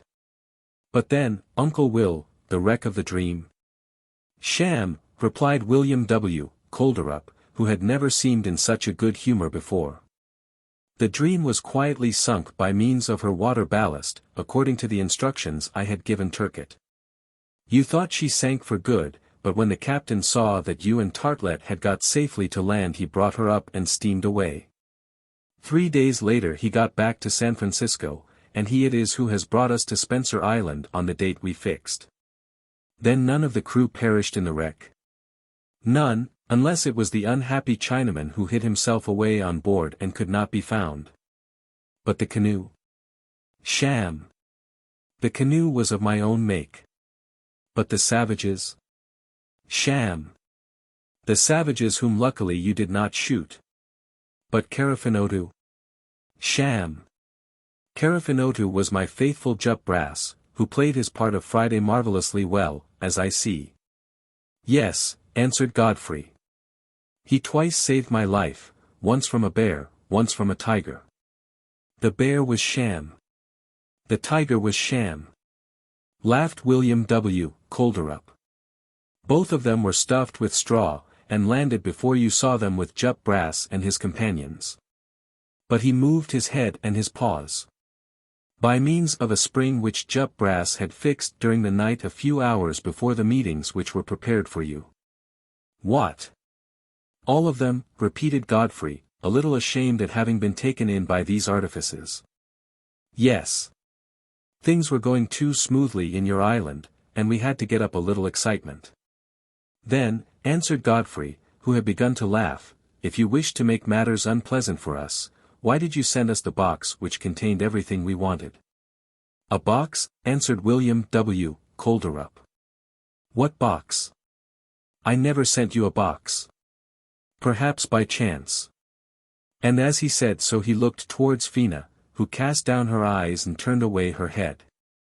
Oh. Indeed, a box. But then Fina must have had an accomplice. And uncle will turn towards Captain Turcotte, who laughingly answered. What could I do, Mr. Kolderup? I can sometimes resist you, but Miss Fina, it was too difficult. And 4 months ago, when you sent me to look round the island, I landed the box from my boat. Dearest Fina, said Godfrey, seizing the young lady's hand. Turcotte, you promised to keep the secret, said Fina with a blush. And Uncle William W. Kolderup, shaking his big head, tried in vain to hide that he was touched. But if Godfrey could not restrain his smiles as he listened to the explanations of Uncle Will, Professor Tartlett did not laugh in the least. He was excessively mortified at what he heard. To have been the object of such a mystification, he, a professor of dancing and deportment. And so advancing with much dignity he observed. Mr. William Kolderup will hardly assert, I imagine, that the enormous crocodile, of which I was nearly the unhappy victim, was made of pasteboard and wound up with a spring. A crocodile, replied the uncle. Yes, Mr. Kolderup, said Carefinotu, to whom we had better return his proper name of Jup Brass. Yes, a real live crocodile, which went for Mr. Tartlett, and which I did not have in my collection. Godfrey then related what had happened, the sudden appearance of the wild beasts in such numbers, real lions, real tigers, real panthers, and then the invasion of the snakes. Of which during 4 months they had not seen a single specimen in the island. William W. Kolderup at this was quite disconcerted. He knew nothing about it. Spencer Island, it had been known for a long time, never had any wild beasts, did not possess even a single noxious animal, it was so stated in the deeds of sale. Neither did he understand what Godfrey told him of the attempts he had made to discover the origin of the smoke which had appeared at different points on the island. And he seemed very much troubled to find that all had not passed on the island according to his instructions, and that the program had been seriously interfered with. As for Tartlett, he was not the sort of man to be humbugged. For his part he would admit nothing, neither the sham shipwreck, nor the sham savages, nor the sham animals. And above all he would never give up the glory which he had gained in shooting with the first shot from his gun the chief of the Polynesian tribe, one of the servants of the Kolderup establishment, who turned out to be as well as he was. All was described, all was explained, except the serious matter of the real wild beasts and the unknown smoke. Uncle Will became very thoughtful about this. But, like a practical man, he put off, by an effort of the will, the solution of the problems, and addressing his nephew. Godfrey, said he, you have always been so fond of islands, that I am sure it will please you to hear that this is yours, wholly yours. I make you a present of it. You can do what you like with it. I never dreamt of bringing you away by force, and I would not take you away from it. Be then a Crusoe for the rest of your life, if your heart tells you to. I, answered Godfrey. I. All my life. Fina stepped forward. Godfrey, she asked, would you like to remain on your island? I would rather die, he exclaimed. But immediately he added, as he took the young lady's hand. Well, yes, I will remain. But on 3 conditions. The first is, you stay with me, dearest Fina, the second is, that Uncle Will lives with us, and the third is, that the chaplain of the Dream marries us this very day. There is no chaplain on board the Dream, Godfrey, replied Uncle Will. You know that very well. But I think there is still one left in San Francisco, and that we can find some worthy minister to perform the service. I believe I read your thoughts when I say that before tomorrow we shall put to sea again. Then Fina and Uncle will ask Godfrey to do the honors of his island. Behold them then walking under the group of sequoias, along the stream up to the little bridge. Alas! Of the habitation at Will Tree nothing remained. The fire had completely devoured the dwelling in the base of the tree. Without the arrival of William W. Kolderup, what with the approaching winter, the destruction of their stores, and the genuine wild beasts in the island, our Crusoes would have deserved to be pitied. Uncle Will, said Godfrey. If I gave the island the name of Fina, let me add that I gave our dwelling the name of Will Tree. Well, answered the uncle, we will take away some of the seed, and plant it in my garden at Frisco. During the walk they noticed some wild animals in the distance, but they dared not attack so formidable a party as the sailors of the Dream. But none the less was their presence absolutely incomprehensible. Then they returned on board, not without Artelett asking permission to bring off his crocodile, a permission which was granted. That evening the party were united in the saloon of the Dream, and there was quite a cheerful dinner to celebrate the end of the adventures of Godfrey Morgan and his marriage with Fina Hollaney. On the morrow, the 20th of January, the Dream set sail under the command of Captain Turcotte. At 8 o'clock in the morning Godfrey, not without emotion, saw the horizon in the west wipe out, as if it were a shadow, the island on which he had been to school for 6 months, a school of which he never forgot the lessons. The passage was rapid, the sea magnificent, the wind favorable. This time the Dream went straight to her destination. There was no one to be mystified. She made no tackings without number as on the first voyage. She did not lose during the night what she had gained during the day. And so on the 23rd of January, after passing at noon through the Golden Gate, she entered the vast bay of San Francisco, and came alongside the wharf in Merchant Street. And what did they then see? They saw issue from the hold a man who, having swum to the Dream during the night while she was anchored at Fina Island, had succeeded in stowing himself away for the second time. And who was this man? It was the Chinaman, Seng Vu, who had made the passage back as he had made the passage out. Seng Vu advanced towards William W. Kolderup. I hope Mr. Kolderup will pardon me, said he very politely. When I took my passage in the Dream, I thought she was going direct to Shanghai, and then I should have reached my country, but I leave her now, and return to San Francisco. Every one, astounded at the apparition, knew not what to answer, and laughingly gazed at the intruder. But, said William W. Kolderup at last, you have not remained 6 months in the hold, I suppose? No, answered Seng Vu. Where have you been, then? On the island. You, exclaimed Godfrey. Yes. Then the smoke. A man must have a fire. And you did not attempt to come to us, to share our living? A Chinaman likes to live alone, quietly replied Seng Vu, he is sufficient for himself, and he wants no one. And thereupon this eccentric individual bowed to William W. Kolderup, landed, and disappeared.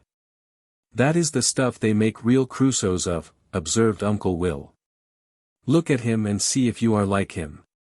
It does not matter, the English race would do no good by absorbing fellows of that stamp. Good. Said Godfrey, the smoke is explained by the presence of Seng Vu, but the beasts? And my crocodile, added Artelett, I should like someone to explain my crocodile. William W. Kolderup seemed much embarrassed, and feeling in turn quite mystified, passed his hand over his forehead as if to clear the clouds away. We shall know later on, he said. Everything is found by him who knows how to seek. A few days afterwards there was celebrated with great pomp the wedding of the nephew and pupil of William W. Kolderup. That the young couple were made much of by all the friends of the wealthy merchant can easily be imagined. At the ceremony Artelett was perfect in bearing, in everything, and the pupil did honor to the celebrated professor of dancing and deportment. Now Artelett had an idea. Not being able to mount his crocodile on a scarf pin, and much he regretted it, he resolved to have it stuffed. The animal prepared in this fashion, hung from the ceiling, with the jaws half open, and the paws outspread, would make a fine ornament for his room. The crocodile was consequently sent to a famous taxidermist, and he brought it back to Artelett a few days afterwards. Every one came to admire the monster who had almost made a meal of Artelett. "You know, Mr. Kolderup, where the animal came from?" said the celebrated taxidermist, presenting his bill. "No, I do not," answered Uncle Will. "But it had a label underneath its carapace." "A label," exclaimed Godfrey. "Here it is," said the celebrated taxidermist. And he held out a piece of leather on which, in indelible ink, were written these words. From Hagenbeck, Hamburg. To J.R. Taskinar, Stockton, USA. When William W. Kolderup had read these words he burst into a shout of laughter. He understood all. It was his enemy, J.R. Taskinar, his conquered competitor, who, to be revenged, had bought a cargo of wild beasts, reptiles, and other objectionable creatures from a well-known purveyor to the menageries of both hemispheres. And had landed them at night in several voyages to Spencer Island. It had cost him a good deal, no doubt, to do so, but he had succeeded in infesting the property of his rival, as the English did Martinique, if we are to believe the legend, before it was handed over to France. There was thus no more to explain of the remarkable occurrences on Fina Island. "Well done," exclaimed William W. Kolderup. "I could not have done better myself." "But with those terrible creatures," said Fina, "Spencer Island." "Fina Island," interrupted Godfrey. "Fina Island," continued the bride, with a smile, "is quite uninhabitable." "Bah," answered Uncle Will. "We can wait till the last lion has eaten up the last tiger." "And then, dearest Fina," said Godfrey, "you will not be afraid to pass a season there with me?"